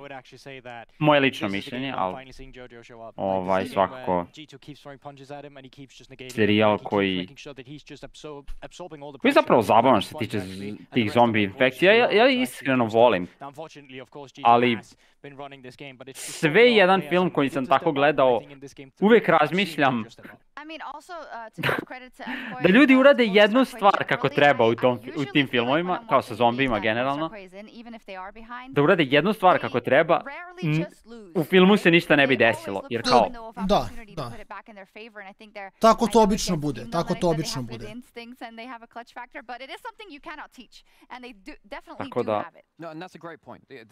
ne znam, ne volim da gledam, ali volim tu premisu. They are a very creative team. They have great chemistry between them, and that's why, we had that quote up a little bit earlier from Super saying that, in the past, MKOI were a team which not many people expected much of them. I'm completely on the other train of that now. I expect great things from this team because they have some of those intangibles about how creative they can be. Let's talk about this a little because, of course, we don't know what's going to happen in this game, and they're still down 0-2 versus G2, even though like game 2, man, don't remind me. But for me, it has changed a little bit. I was definitely one of the, I don't want to say naysayers, but one of the people that them coming into that spring final, right? As you do, and people will say, because you're all biased to G2. Well, if a team has won that many titles with those players, unfortunately, you're going to give him the right of way in that. And I was proven wrong. And I've had an air of a feeling of, I think they're going to do really well. I think they're going to go back to those finals, GB. No, absolutely. I mean, I do agree. I think that they're by far the top 2 team that's in our league, and I think it's between these 2 teams that we're watching right now. Like, back in spring, I will say most of us was on G2 because they obviously won that upper bracket, but there was one person who wasn't, who actually thought that no matter what, MKOI is taking this final. And as a matter of fact, that person is sitting right next to me. That was Finn. It's true. Who's been picking them up since spring, and he's been the believer even today. Finn, what did you know that we didn't know? I mean, to me, what really impressed me with KOI is their clutchness. And as a player, I can really appreciate clutchness because you can't really teach that. Either you have it or you don't. And the fact that MKOI... Ne, bukvalno neće nam kažu čemu pauza. Legitimno neće kažu čemu pauza. Da, mislim, dosta bi trebalo već da su chrono breakovali. Za ne traje 40 minuta da se chrono breakuje, kako ja znam. Da, sad ko da ne znam što se događa, ali jako čudno. Čak nisu nam rekli ni zašto tačno chrono breakuje. Da, mislim, jedino što znamo, i to od onoga što smo mi vidjeli, je da je Han sama tražio chrono break jer se ono krenuo ka sudi i pričao s njim pola sata o nečemu. I čuli smo da kao mu se monitor ugasio. Kao da će mu, pojavilo mu se ono obaveštenje da će mu se ugasiti monitor. I to je to. Yeah, that's a good shout. Of course, we will be seeing both of these teams at Worlds, and I think there's definitely already from this series, probably from Movistar Core, a little bit of like, okay, we got to make sure that when we are in that position, I mean, patience was on that piece of paper written by our performance. Ne znam u kom momentu razmišljaš da je ponoviti čitav game bolje nego chrono breakovati samo. Za gledalce. But like, we're talking about the best teams in the world when we go to the World Championship, right? And the LTA, of course. But I feel like we're also asking a lot for players that are so young. Like when we were going up against some of these Eastern teams now, yes, they've had rookies come in, but these are like players that's been there for a long time now who's dominated the international scene. I, for one, can understand why in international performances, you're not always feeling great as an EU fan. But I do want to offer a perspective of hope instead, where you're seeing that these players haven't actually, in the grand scheme of things, played for that big of a time, long of a time, right? And I think when I'm watching some of the players that's coming into European League of Legends, from MKOI, for example, when I'm watching Skewman, when I've been watching Naknako and some of the Vitality boys, like I feel like the future of EU, it's getting there. Oh. But I just, you know, I understand. Yeah, and that's like, I just like, I do feel like you can allow yourself to be hopeful, but I also understand why in the moment you can feel disappointed. Okay. Dobijemo info, dobili su info od režije. QC that I can read to everybody, right? Yes, okay. So, the monitors gave an automatic standby message before the fight started. G2 requested a chrono break. We assessed the situation impacted the team fight severely and accepted the chrono break request. We chrono break the game to 26-14, which is the most recent dead ball state of the game. Here we go. Casters? Yeah. A flash and ghost away. The fight has actually started. Mewen gets pincered in. Broken Blade's also low. Jojo gets here with his root as well. Weird being thrown back in, Kill him. Okay, nice. Oh, thank God. Next. Now, Hansama did come back, and this time he got the flash and ghost away. And while he survives... Pa G2 bolje da nije chrono breakovao. Majka. Bukvalno ne ovako. They still manage to get the picks that they want, and this Baron is going to be huge for them in being able to control the game. But we're going to hop into the replay to see what happens. Here's what happened off the reset. So, the initiation comes through. Hansama gets targeted down. He ults very early this time round, and then flashes away. But Labrov becomes the target. Broken tries to assist Labrov, tries to get him to safety, but ne, Broken Blade samo troluje. On je samo trebao da ga pusti. To sigurno nije bio play. Making the Baron secure that much easier. And so we come back to it, and even though, again, we had that pause and we had that chrono break, The game is exactly where we'd expect it to be. The fight went well, and damn sure it went well for MKOI. 3K gold lead, and just to take track, there is still sole point here for G2, but in 45 seconds, MKOI now with the Baron have standing gold to take care of business. And they're about to set up entirely on this bottom side. Humon's gonna spot it. Kapće. Flag and Draghi flashes away from. There's the need to work. Mirwin has Što znači, ovo je za igrače baš tilter. Igrači koji nisu mentalno stabilni su... Mislim, ne, to zvuči jako pogrešno. Ali kao igrači koji nemaju ono monk mentality kad se ovako nešto dogodi jako lako mogu se istiltuju. Da, ovo bukvalno može biti sada game, recimo, za koji.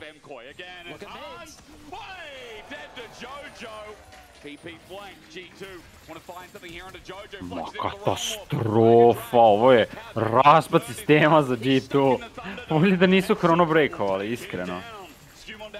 Da, ovo je big tilter za G2, big tilter za G2. Went for the flank, but with Hansama getting caught, he was completely isolated. And now it's G2 scrambling to save their base, but MKOI, they're on a demolition tear. 35 seconds, 25 on the 80 carry. Hansama not there, and this defense is going to be hard with the range from Super, especially Skumon trying his best, but one Nexus turret falls immediately to keep this series going. Duže smo bili u chronobreaku nego što smo gledali game. In game 3 with a bare Nexus. No, ovo treba bude kažnjivo, iskreno. Najiskrenije. Ovakve stvari treba budu kažnjive.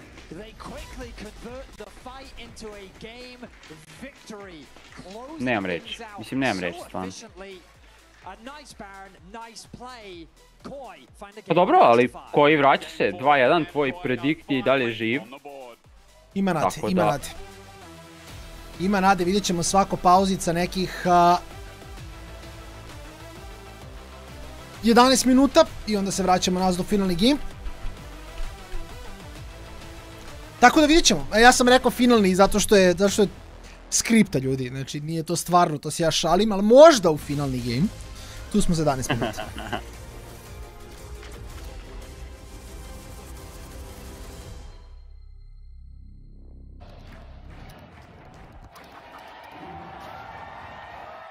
Red Bull gives you wings.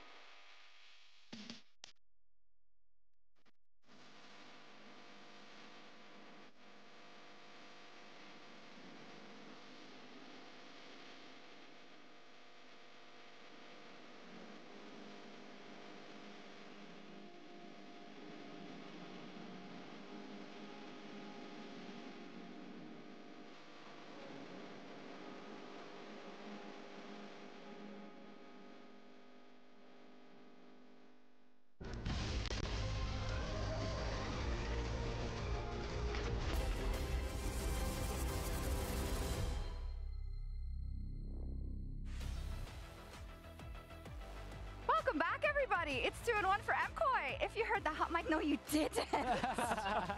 Listen, okay, I just wanted 5 games, and I think they deserved that fight. Oh, they absolutely did deserve that fight. I mean, we were just talking about it, right? I mean, the setup from MKOI, Finn was talking about a clutch factor. We were talking about the moves that they're coming through with. The fight is set in a perfect position for MKOI to find overextended members of G2 in a position where Baron is up, right? This is the moment where you cannot allow yourself to get careless. G2 got careless, and MKOI struck. Yeah, this is the swing play, and I just want to bring it back to what Seth said in the check-in. He said that it's going to be like the last series, they're going to bounce back.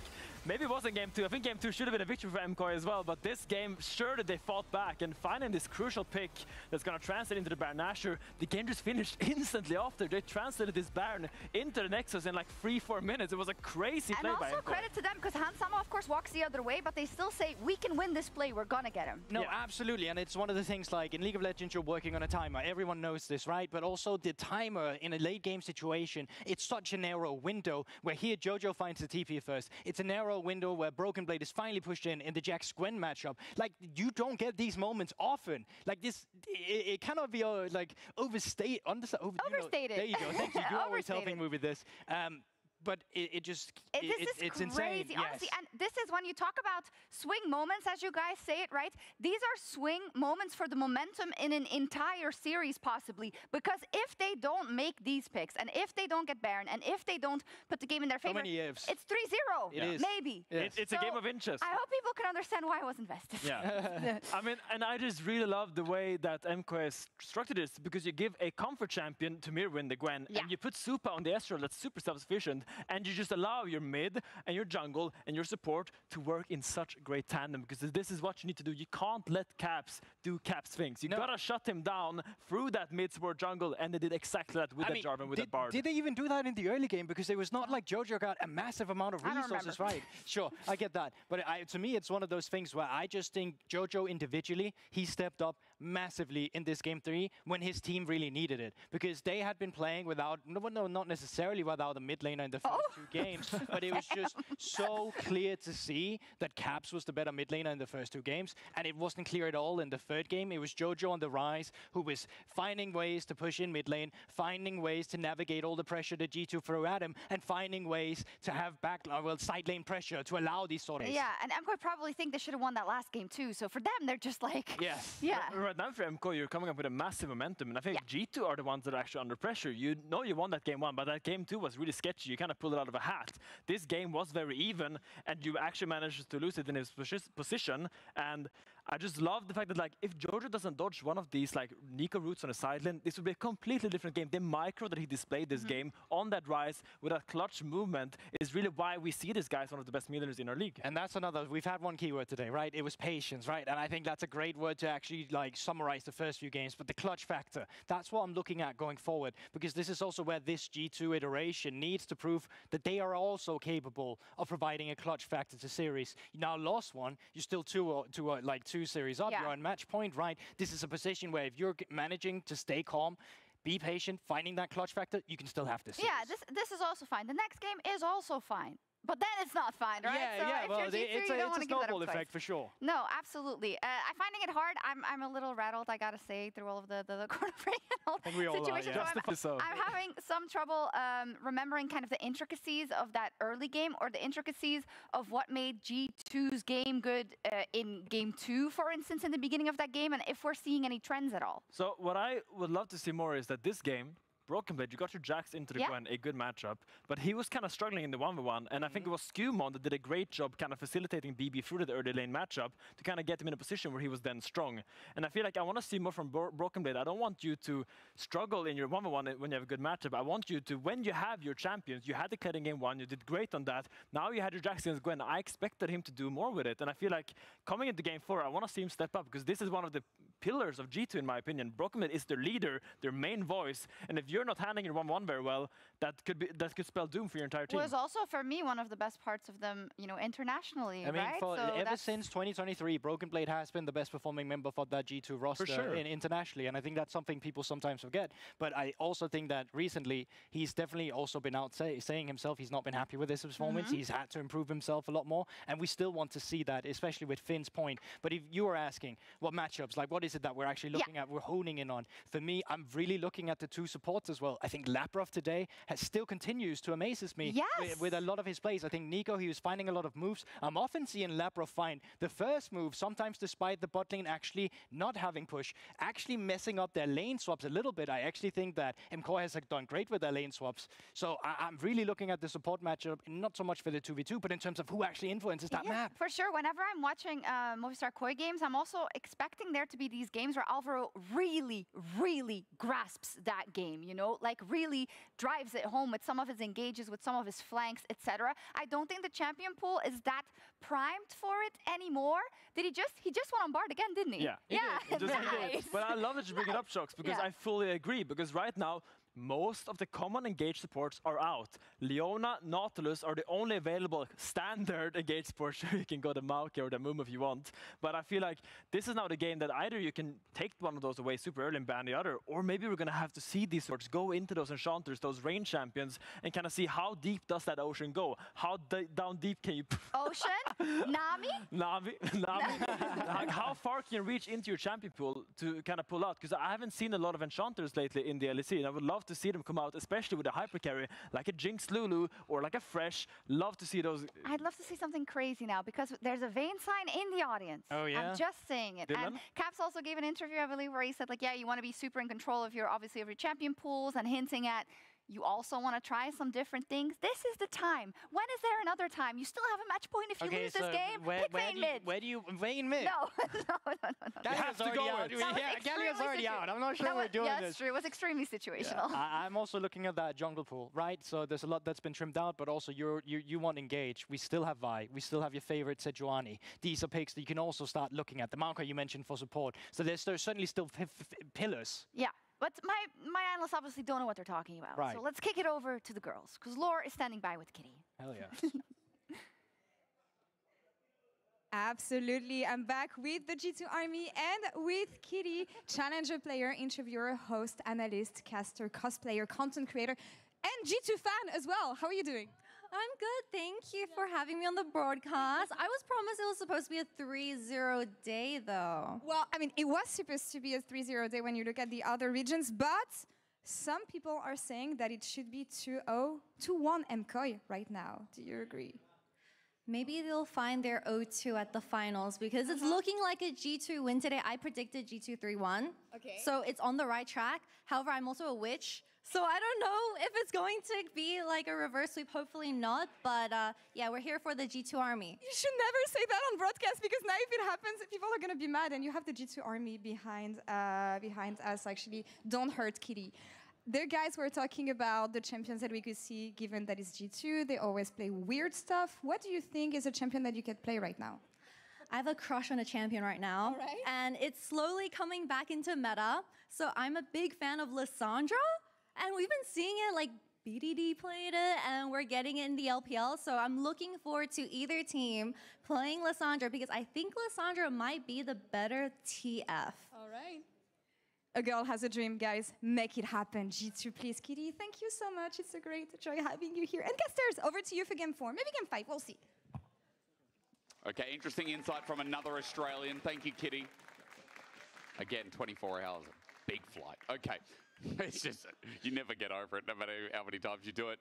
A Lissandra pick. Oh, the BDD inside. Man, I would love to see a Zoe as well. I'm going to throw that out there. Let's just go down the champion pool. It's game 4. Pick ban G2 on blue, and Rumble's already gone with Ambessa. Remember that Sion's not available there, so top lane has shrunk massively. They literally pinched Moon's top lane pool. You think that virus is for super? You'd be wrong. Yeah, true, actually. That is, in fact, a Moon target ban. The Morgana going to come through once again. So Sejuani, a premier jungler, available for the taking. But you've got to remember, you get later into these drafts, and Yunara is able to slip through the draft. And of course, G2 is not going to waste any time in picking that champion up. I'm also thinking about, in the jungle position, Lee Sin, Viego, Vi, all these kind of skirmish-heavy engaged junglers. Oh, and quickly, MKOI are going to grab themselves that along with all buttons. I'm surprised to see the Yunara slip through, because a lot of the answers that we generally see in that bottom side into her are kind of gone. Like, oftentimes you'll see things like the core key to try and match up into her, but unless they're trying something funky, I'm curious what Super wants to try and bring out as an answer into this. And also, what do you pair alongside it? Because Enchant is into a hook champion, not ideal, but the Renata, bit of an old school answer into the Nautilus. I've always wondered where the Renata has gone from the meta. I feel like she's such a great disengaged champion alongside the Braum, but in the meta Evo nas nazad. favor the Braum over the Renata, but it looks like now with the Tamo na vreme. Da vidimo da li će ovo biti finalni game ove serije ili... Ko zna, sve je moguće, možda vidimo i nešto iznenađujuće, možda imamo G2 dropa game, ako dropaju 2 za redom, onda ćemo da vidimo definitivno kuda ide ova serija. Da bismo onda rekli da G2 bude reverse sweepovan. Ukoliko budu reverse sweepovani, šta onda kažemo za ova dva tima? Especially when the tension really mounts and the pressure is on, I feel like that while you just leave a Jinx to sit back and farm, she just needs one kill in a fight and all of a sudden she starts to snowball out of control. It's also, when you look at G2, they've kind of now started to set themselves up as Super Jinx. Anti-dive, protect the Yunara style. But now Yunara je beyond broken. Good range in your composition. I Just can try and broken play here. the fights a little bit slower, try and land some of that poke with the Jinx and then try and play into it. So I'm wondering what the next couple of rotations could be. I like what G2 are kind of looking at. It's like, get rid of the Aurora for Mirwin, get rid of these things that can bully the Cassandra in the top side, maybe even a Jace as well, and just deny some of these things that can play at range and poke you on Emkoi side. You know, we talk about the G2 pocket picks, but it was Jojo that brought out the Kassadin, kind of out of nowhere in spring, and they even commented afterwards, oh, we didn't even scrim with it, I just thought it was a Kassadin angle, so I went for it. And I'm curious as to whether or not he's got something prepared for today, or perhaps he just finds. Mislim da ne postoji nijedan cheese koji ovdje može uradi bilo šta s te strane. Mislim da je jako teško cheesovati u Renatu. I don't know if it's necessarily the best here, but just considering some options when you get later into a series, comfort tends to take priority over what necessarily is the best, especially with your limited options. Curious what direction they end up going. Is the Victor going to be the final ban for G2? No more bans available for either side. Bit of disengage. EU Tree is also up and available, I will say. We haven't seen an Maokai yet today. It's actually banned. No, it's banned. And the popping. What the hell is going in jungle for G2? I was so confident. But that's because the priority on jungle bans has been really good. Remember, Na Firi je dalje open. That is a flex. Kijanu može da igra s Qmon ako baš hoće.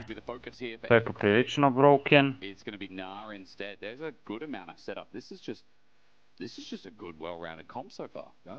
Very balanced on the side of Koi, and they can give Jojo counter pick. Remember, his Yone is up. I don't think they'll go for it simply because of the lack of AP that would. Lee Sin. Is it a Nunu angle? Oh, for Skewmon. Yeah. You're actually not wrong. It is his pocket pick. It is his pocket pick. He's got decent engage, it's got decent heal if you want to try and play for it as well. AP into the mix. Moram da odem AFK na 2 minuta pre nego što počne game, što odem sad. Da bi stigo na... U stvari ne, neću odem sad, zanima me 5. pik na redu.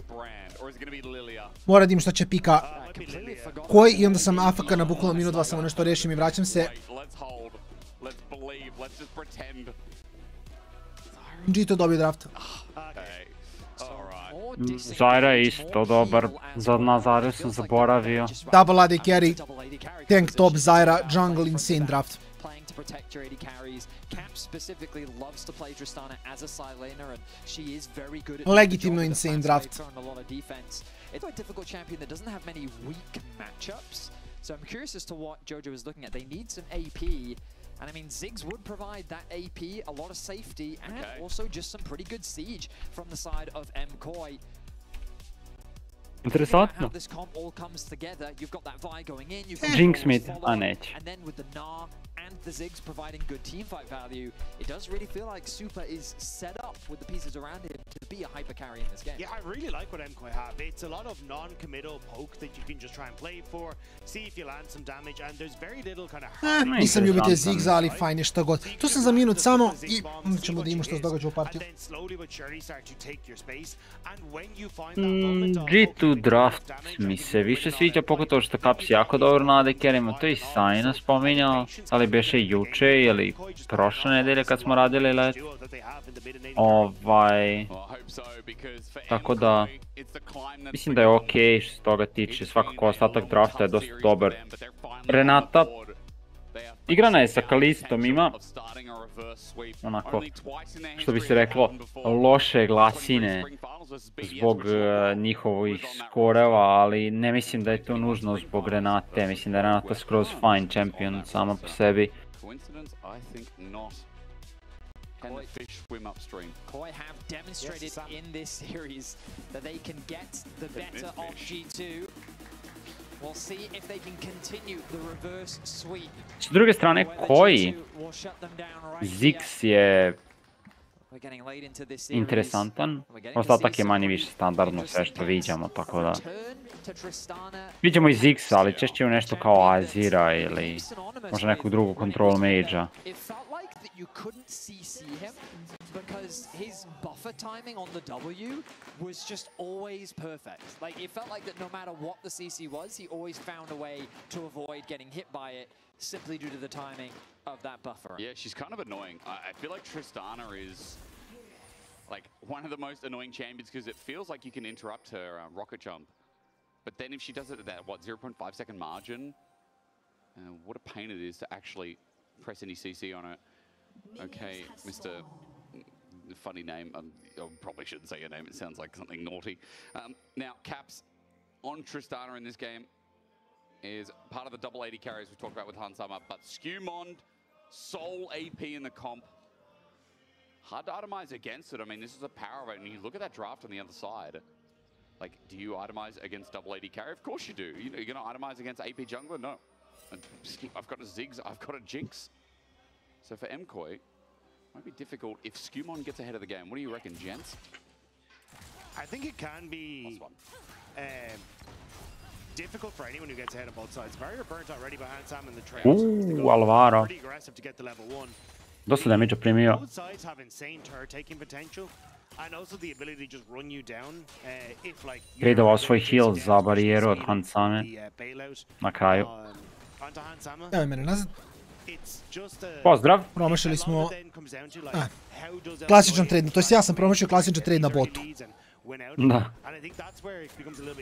Nautilus heal za Junara barijeru. Ko je nezgodno kad nemaš dovoljno attack speeda da instant prokaše. Na kraju Jojo Pioni dobije taj trade. Da, lepo igra Jojo. Baš lepo igra. Again, you just look at the HP bars on the left and right side of your screen, and it's the mid laners that find themselves both insanely low. Jojo with fantastic accuracy on those Ziggs Qs, really chipping away at Caps' HP bar. Caps gonna get level 3 though. Narrowly dodges that bouncing bomb as well. Early back here for Jojo to get tier in the matchup. Caps will receive the wave and then maybe match and do the same thing. Brock gets pushed here, handshake misses. MKoi hard up against the turret for now as the dredge line misses too. So it's going to be the Dark Seal on reset for Jojo Pion. So probably going to go for that Luden's Echo build, just a bit more burst damage. Especially because, again, there's not a huge amount of backline threat here on G2. Look at the clear speed from Skewmon out. Elyoya was on Gromp once Skewmon had already cleared through his jungle. He's now looking to contest the blue buff. He has Smite available. Grasping Thorns would be nice. Okay, Skewmon. Smite is done. Dobra. Elyoya dodges away from the grasping roots, but instead, now that he's out, I mean, he's just got to go make his home somewhere else. Top camp's already gone. Well, he's got to go for the top Scuttle Crab. He knows that he can't contest the bottom one, and this is why Thor... Ja čak mislim da je Skewmon imao priču da ode i on top side. First of all, the clear speed. It's just so much faster in favor of the Zyra that you get to do plays like we just saw on your screen. And secondly, she wants to dive in. Oh, actually, she's threatening a dive right now. Do so from okay, range dive. well. Super handshake in, hit with AoE, flashes away. Labrove. Labrove's got the handshake on him rather than bail out. A, nije uspeo, okej, vidio sam šta je teo. Da. Teo je da ga bailout izvuče, ali nije zašao iz range, da se to reći. Be happy enough with that, even if LeBron couldn't keep his life. You'd think, oh, well, at the very least, Super trades 1-for-1, so he himself gets a kill. But as you highlighted, the loss in experience, the loss in farm is going to hurt him so much in this early game. 480, well, basically 500 gold is the difference between the 280 carries now. That's huge already. That is massive.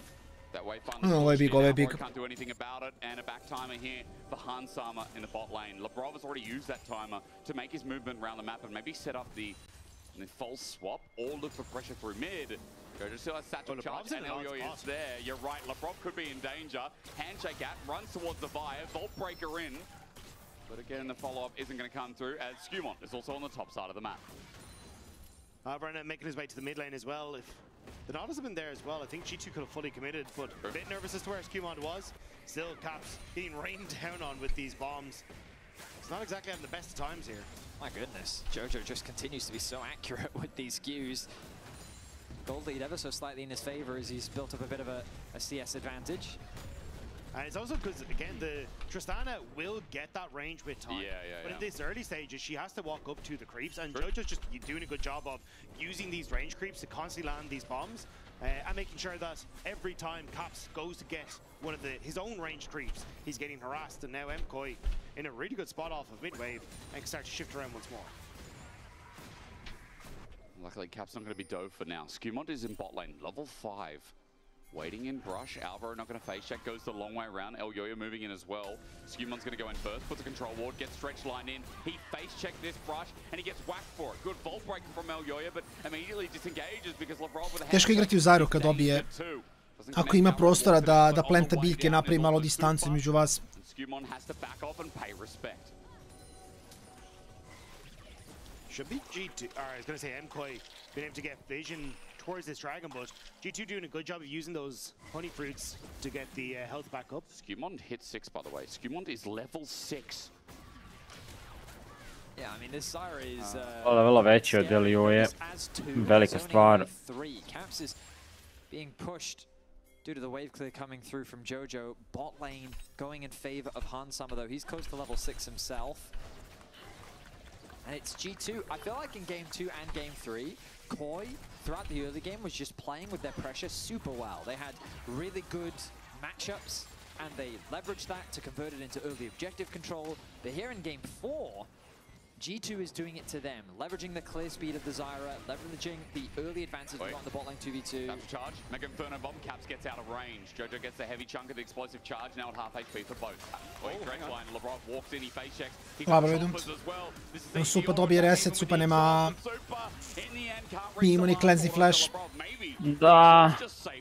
They might threaten a dive here. They're going to keep going on. Hansama has his Transcendence available. Skumont still with the Strangle Thorns up and available. The AoE is going to be a paradise for this Zyra. The Thorns are out, no Dredge line escape, double knockout. Lep dive, lep dive. Hansama picks up kill number 2. And with plates going down, that is an 800 gold lead just about for Yunara. G2 are completely taking over on this bottom side. Ovo je prvi put u ovoj seriji da vidimo Skumonta da zapravo ne farma samo čitav early game. No, u stvari dosta proaktivna Zyra, što je interesantno jer kao prvi pomisliš na tom heroju da AFK farmaš.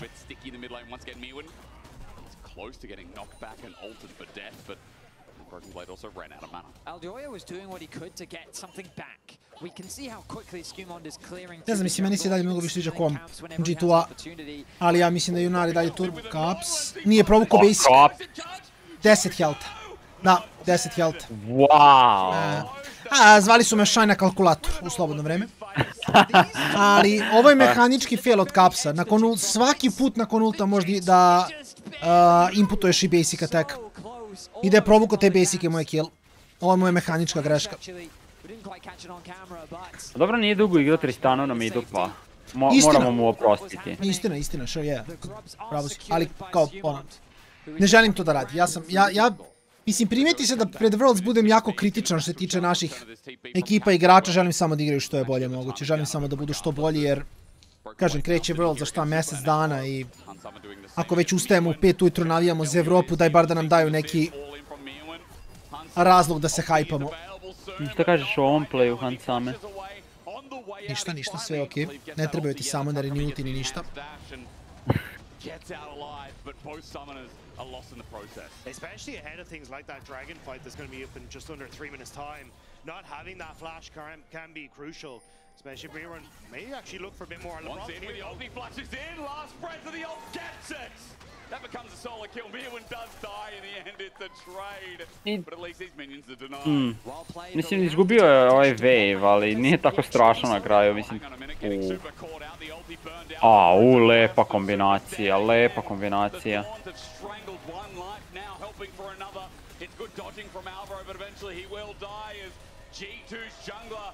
Mislim, ja mislim da ovako G2 treba da igra agresivnije, jer očigledno je da i koji, ja mislim da timovi u Evropi generalno imaju problem sa early game-om. Ne znam, ja sam, mislim, nisi stigao da gledam toliko LPL i LCK, ali možda nam kažeš malo nešto više o tome ako si stigao da pogledaš išta.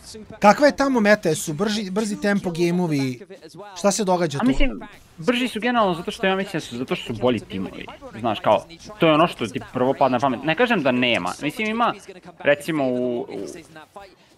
i u LPL-u i u LCK-u ti imaš timove koji su ono kao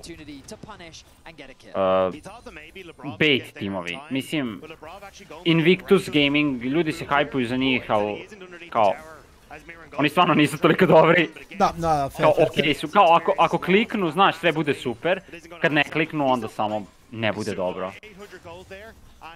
I ali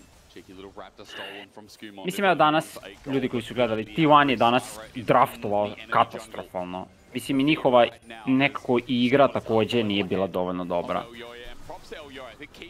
Ali isto tako, kao razmišljam, ako bi igrali dobro, ako bi draftovali bolje, oni dobiju Hanvu. Fair. Ono, Gen G je izgubio od KT-a. KT je isto ono malo flipa gore dole. Tako da, kao što se same mete tiče, ne menja se puno, samo što su bolji timovi i onda kada vide grešku, oni tu grešku upotrebe. Ima smisla, to je legitimno.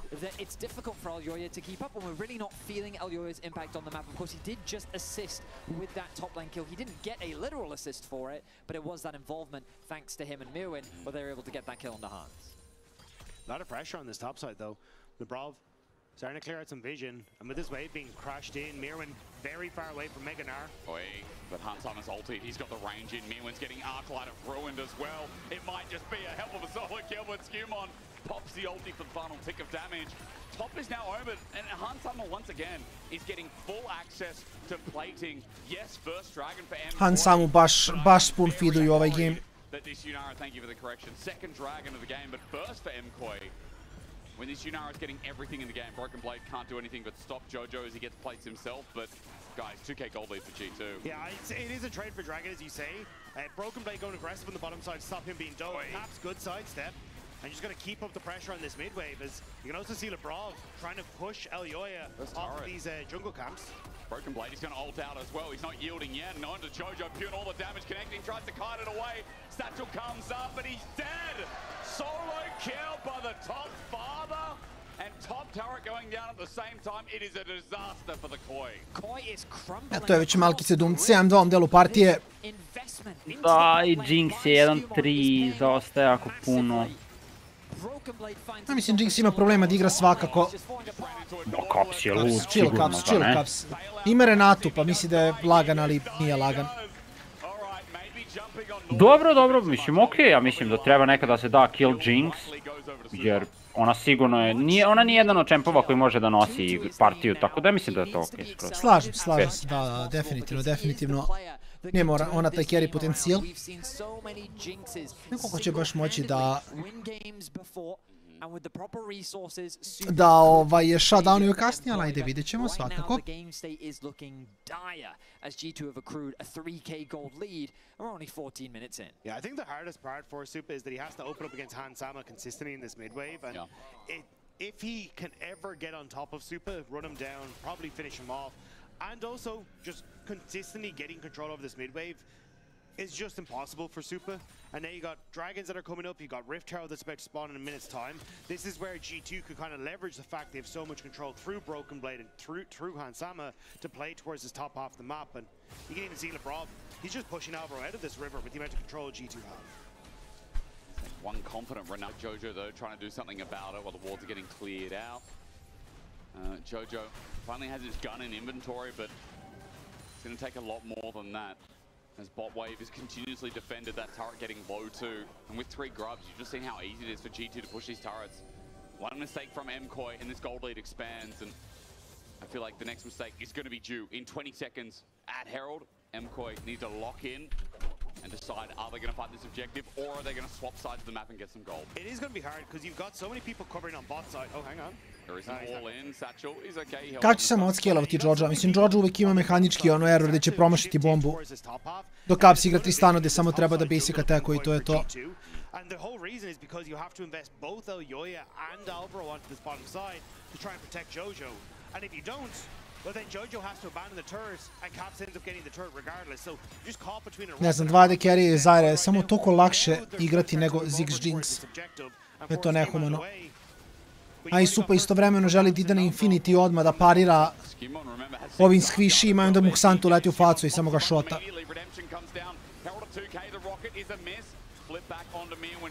Je, bi mogo da ulta Alvara, samo ga ubija, dobro. Ma Caps ide. Ma ide. Wow, Elyoya. Wow, Elyoya, lepo, lepo, lepo, iskreno.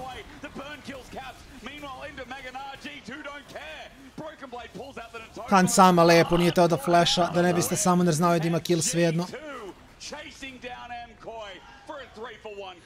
Elyoya gets the smite, but no one gets to pick up the eye, and G2 are winning the fight off the back. Lebrov is chasing Jojo through the jungle as G2 look for the tier 2 on top. And they're just taking everything. 16 minuta idu na tier 2. Ovo je ono što bi trebali da rade kad su ahead, mislim, nema šta. Ovo je apsolutno kako se igra kad imaš momentum.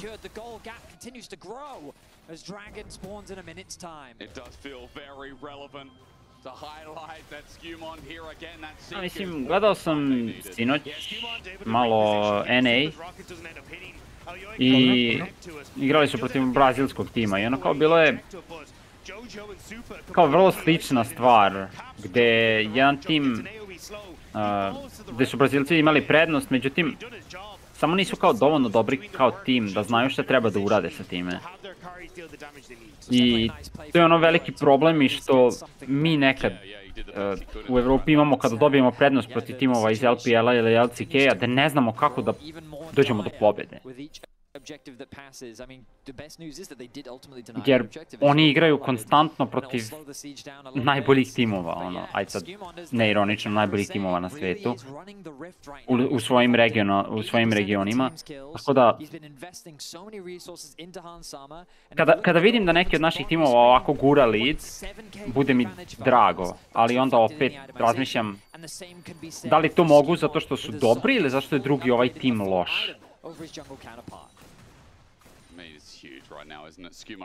To jest uvek pitanje. I mislim da je imao ono malo jednog, malo drugog. Da je mešavina da ti loša ekipa da prostor da napraviš play.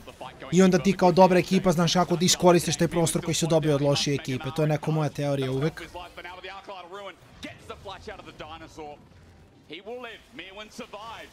But G2 will thrive in another dragon. And Elyoya's on the top side of the map, but there's not much that he can play for. He's just going to be zoned away by Broken Blade as a dragon will go uncontested. Hansama is going to lose some farm in that mid wave. He's going to have to take the long way round. Elyoya jako čudno igra ovu partiju. Mislim, okej, da, Vi u Zairu neće baš biti najbolje, ali i dalje imam osjećaj da je...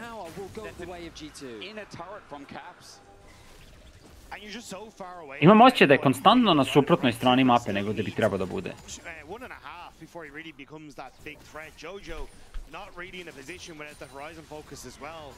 So G2 just getting so quickly towards these massive item spikes.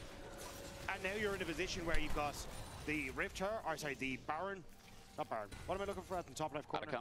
Atakan. Oh, that's okay. My brain broke. Atakan in the top left corner. That's going to be the main focus here for G2.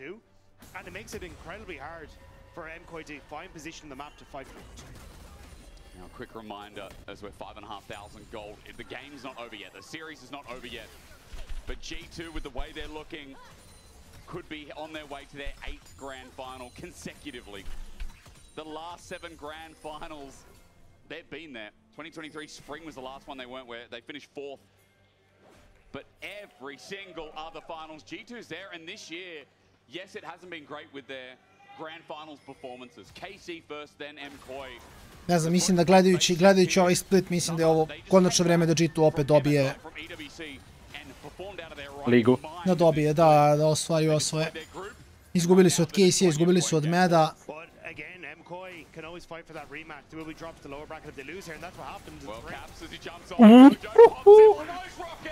Ok, Caps trolluje čitav game. Ček, ovo je comeback. Hans sama je mrtav. Živeo je Hans! Never mind. Oh my god, Broken Blade. Trying to 1v3, shields up, Natofo, flips up, true damage mitigated, Elyoya survives, and bops him! Shut down to Super! Sad G2 Int. Mora i to neko izgleda, mora i to neko. Ali oni... Ne Hans, bože, Caps ne znam što radi. I G2 se konstantno bije bez Q-monda.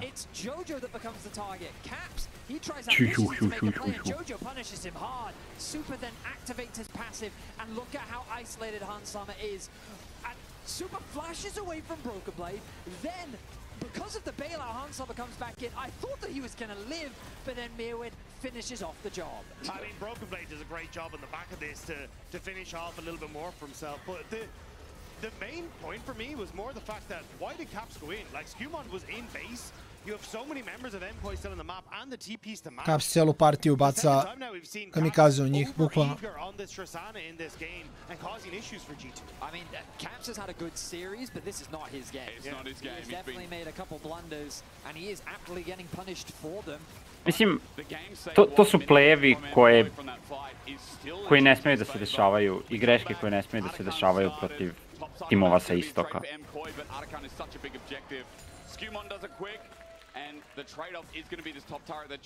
Ja, slažem se, mislim, koštaće Evropu sigurno.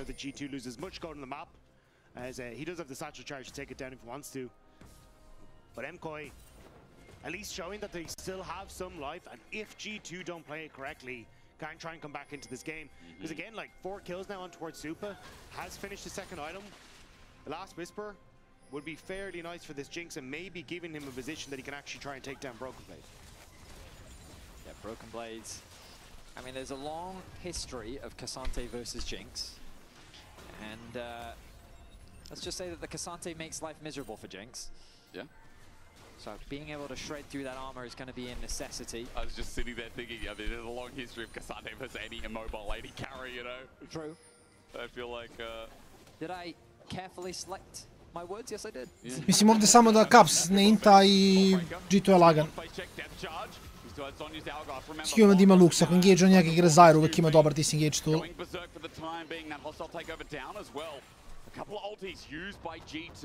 MKOI is starting to survive some of these face checks coming out. But also, right as Baron is, sorry, Dragon's about 30 seconds until it Caps. Caps wanted to walk up, bouncing bomb on the full.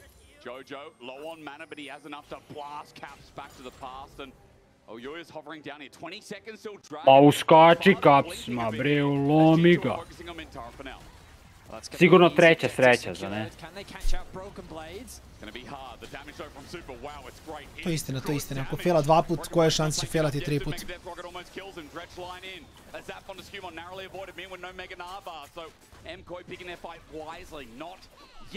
Lebrov tries for a handshake angle. MKOI no, they back off. And this third Dragon with the health bars, it looks like G2 are going to have it. Jojo had just TP'd in and now he's just completely out of mana and doesn't have the... Sim, ovo je partija G2-a, nema šta, samo da Caps, kažem, ne inta i da ne naprave neku preveliku grešku. Supa ima Infinity, ide na LDR, na LDR-u će u stvari opet imati baš hard carry potencijal. I tu Bibi mora se pazi jer u stvari možda umre. Mimo toga...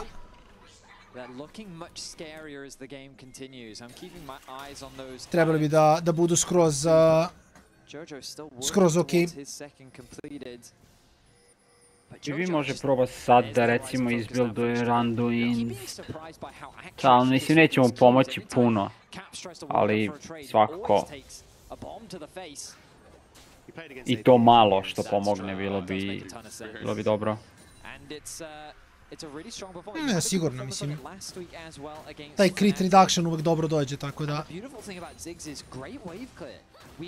Talked a lot in this series about a team's ability to siege, and Ziggs really does slow that down. And when you pair that alongside a Jinx as well, I think that MKOI have the tools to stall, but has Mirren been caught? He just lost Meganar. Lebrov needs a good handshake here. 4 members of G2 hovering around bot. The hop first, and Caps hops in second.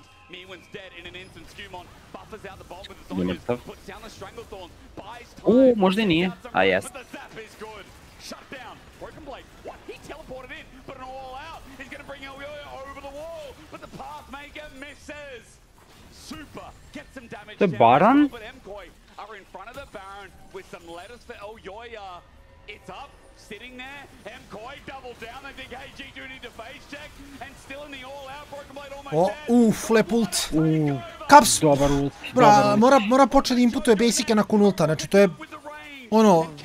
Level 15, Summoner level 15 Tristana mehanika, a ne Ghoul Tristana mehanika. Dobio on kill ovde sa Brnom, ali jako mu je loša navika da to ne radi. To bi trebalo automatski da bude. With the incredible Renata ultimate, completely changes the dynamics of the fight. Caps finds a nice angle, and just like that, MKOI's opportunity is shut down before it can begin. It looked a little messy. Looked like Broken Blade had lost his mind for a second, but Lebrov there in the wings, and now the pings Otišao na Mortal Reminder. MKOI, no Jojo, no Super, and this thing will melt with Yunara damage. But Super's going to have ulti. He's got an ulti. Ali ovaj dalje je živ, ima smite. I može ako je pametan, ali ovaj će znati da ulta bilo šta, samo da ne može da ga knockbackuje Tristana. Neko Tristana nema ulti. Ali kao to je način da ostaneš u neće da plaši se Labrova. Ali kao da je ušao u pit, samo ultaš bilo šta i to unstoppable si, ne mogu ti izbaci iz pita, onda imaš prostor da baciš smite.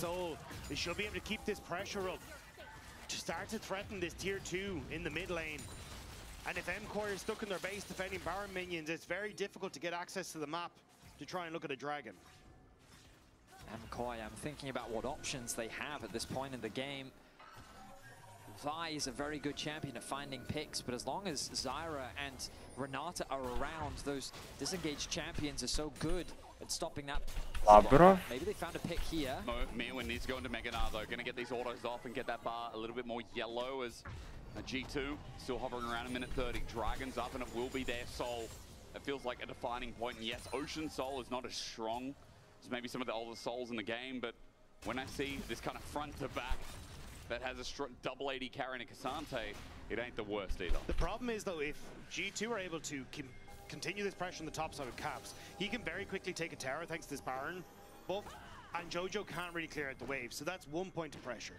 You've got Hansama that can continuously shove in these mid waves as well, alongside Broken Blade, and Super, you can see how long it takes him for clear these waves as well. Difficult to hold on to towers. G2 have so many ways to try and play this out. Now, I will say, it has been a little while and they haven't really gotten much. So maybe MKOI might actually be able to keep these waves away from their base, which would be massive for this Dragon contest. Teška pozicija za koji.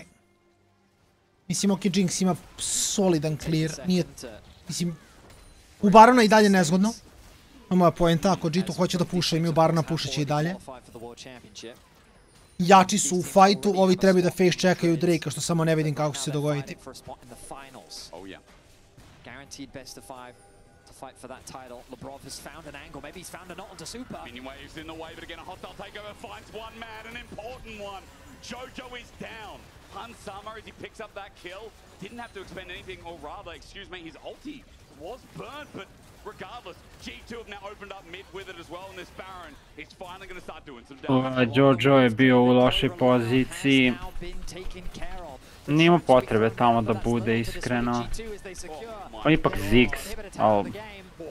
And now Bro's lucky he doesn't die with it as well. They could have opened G2 to try and end the game at that as well. Meewin a new target. Meganar is running at half the Fury now, or rather half the timer, excuse me, as next wave is pushing in through bot. G2, their siege continues. This would lead into double inhibitor down just before their soul is about to come up. Supa pentakill u 2-2 u 3-2 reverse sweep sljedeći game. G2 are going to run towards it now, and what hope do MKOI have of stopping it? They need Miran to try and go towards Meganar if they really want to try and take the fight, but he's not anywhere close to it. He's just gone into his mini form. So G2 spreading out the jungle. Kakvi ništa od tog fajta. Evo ga Caps, mada Caps samo skače. A joj, Mirvine. A, Mirvin. A je li moguće da ovo Ja ne. I onda ovaj... I onda ga ovaj spasio. Ovaj ga spasio. Now it's up to the rest of them. Now that JoJo's here, what hope does he have with Super alongside him? 3K for the steal, El Yoya for a game 5 potential. You need to steal the rocket, not in range. And another dobar ulti od Labrova. El Yoya got it somehow, but the game feels like it's in tatters because of it. JoJo tries to TP out. He survives, but there's only one man, and all of G2 remain. El Yoya steals the dragon. But it will be G2 who steals the series. He thought he could hold it, they thought they could take it, but now the march down the mid lane continues.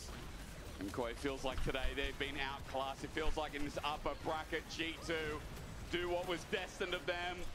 They have not missed the finals in 7 tries, and on their 8th, they will not start now. G2 secure their spot at the big stage of Madrid. Bio si u pravu. 3-1. Šta ti kažem, znaš sam čitao te skripte. Na kraju ekipa G2-a dobija seriju 3-1 i G2 ide u veliko finale u Madrid, do duše jako bitna stvar. I ekipa koja se kvalifikovala za to LAN finale u Madridu, koji će biti ne sljedeći vikend, nego onaj tamo. Tako da imat ćemo 3 ekipe koje će igrati. To će biti G2 koji čeka u velikom finalu i koji čeka pobednika Fanatika ili Giantsa, koji igraju protiv pobednika KC-a, ali tako? To jest ne pobednike se, nego igraju protiv KC-a, pardon. Tako da, imat ćemo u stvari onda 4 ekipe na tom lanu svako. Biće interesantno i dalje ne znamo koja nam je treća ekipa na Worldsu, što mislim da je nekako dodatno uzbudljivo. KC ili Fanatic verovatno između njih, ali eto, ni Giantsi dalje nisu ispali iz trke, tako da postoji šansa da vidimo nešto i od njih.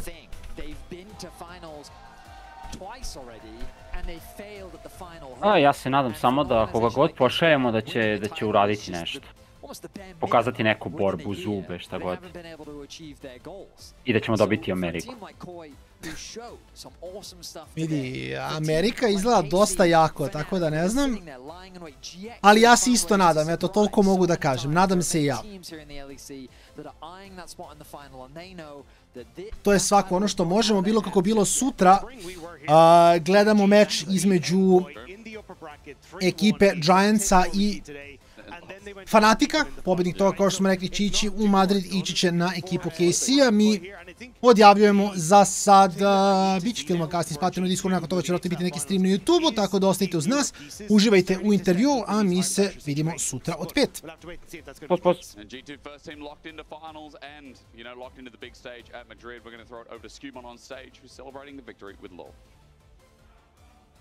Thank you guys so much. I'm standing by with Cubon and the G2 army, of course, for the Marriott Bomboy post-game check-in. Can you hear anything? I cannot hear anything. Okay, we're gonna do our best. You guys are great. Don't change anything. He can't hear me, so that's awesome.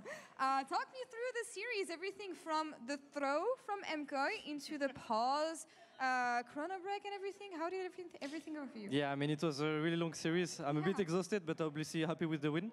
The chrono break was a bit XD. We kind of got, we kind of like lost focus on that moment, and we obviously they know that is their timing to engage, and we just died afterwards, and the game just exploded.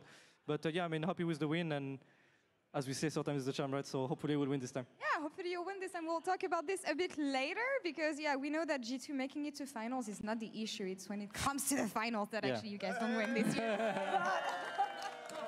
Before that, you had some invaders in your office this week. GX was here. How was that? Yeah, I mean, it was great. I mean, so it's nice to help people in need. I think they are in a great team actually, and I'm looking forward to see how they'll play tomorrow. And I mean, it was fun. We also played against them while they were in our office, so that was really fun. A bit of scream with the guys in the office actually. That's great. Who do you think is going to win tomorrow? Unbiased, of course. If it's like Gen GX from the scrims, I think they will win. Okay. If they play a bit worse than in scrims. Maybe Fnatic, but I would say GX favorites probably. All right, Gen GX for the win. We'll see them tomorrow, of course. Talking about G2's prep here, you guys beat KC last week. You're actually overcoming your demons before finals. KC from winter, MKOI from spring. How do you rate the progress of G2 now that you're actually in finals? Yeah, I mean, for sure, like we progressed a lot. As I said many times after like the international events, I think like we've had many good talks, and like when we got stomped by the Asian teams and like even NA sadly, we took a lot of lessons from these losses, and I think that we improved our game way more, whether it's like in communication and vision, and I think it just paid off, yeah. And now, yeah, the topic that I wanted to mention, you guys made finals so far, you don't win them sadly. How are you sure that this time is going to be different? Do you guys think it's going to be different this time, actually? Yeah? Okay. You can't let them down. Yeah, I mean, sometimes the charm, yeah, I mean, I just think that, yeah, I mean, we'll just like give everything we have in the practice to make sure that we come prepared. And yeah, I mean, I just hope that I'll be able to win a trophy at least for G2 this year, so yeah. I feel like it comes to nerves sometimes a lot, and especially knowing you from LFL, knowing how you play, what's your potential, what you can do when you're at your peak, do you feel like the emotional side maybe is what has been stopping you so far? And if so, have you worked on that? I mean, for me individually, sometimes, I guess, yeah. I mean, like during finals, maybe there is some moments where I'm underperforming for sure, and I think it happened like in both finals. I don't think every game, obviously, but yeah, like if you just lose one game, then it's gonna like just continue maybe. And yeah, I mean, I just think that I will be ready this time, and yeah, I'll just give my best. Now, Madrid next week, grand finals. That is expected for G2, of course, but I feel like the last time you were on a big stage like this was maybe at the KC events earlier this year, the road trip, or the LFL finals that you guys did. Yeah, I mean, that's pretty exciting. It's going to be much different, Skimon. For sure. Also, like the MSI, obviously. Like there wasn't like a lot of people, but yeah, I mean, for sure, like the KC Arena, there was a lot of people as well. So yeah, I'm really looking forward, and yeah, I mean, I just hope that our G2 fans will bring the cheers and will be loud for us. And yeah, I'll just hope that we'll bring the trophy this time. You were the Kia player of the series today. What do you want to show? Yeah, oh, that's a surprise. Is that a surprise for you guys? You played well, right? I mean, I think I did many upsets this series, but I mean, I take it, right? Thank you for the support, I guess. All right, closing thoughts. We have Caps and BB in PGL with Shocks. Any message for your solo laners? You have to gank them. Yeah, I mean, next series I will not gank anyone. I will just play for myself, and maybe we'll win this time. All right, yeah, let's change the tactic. Actually, merci beaucoup. Thank you so much, Skimon, for the interview. Thank you so much for the G2 Army as well. And that's all for us here. Shocks, over to you with the rest of the G2 boys. Thank you. Thank you. Thank you very much.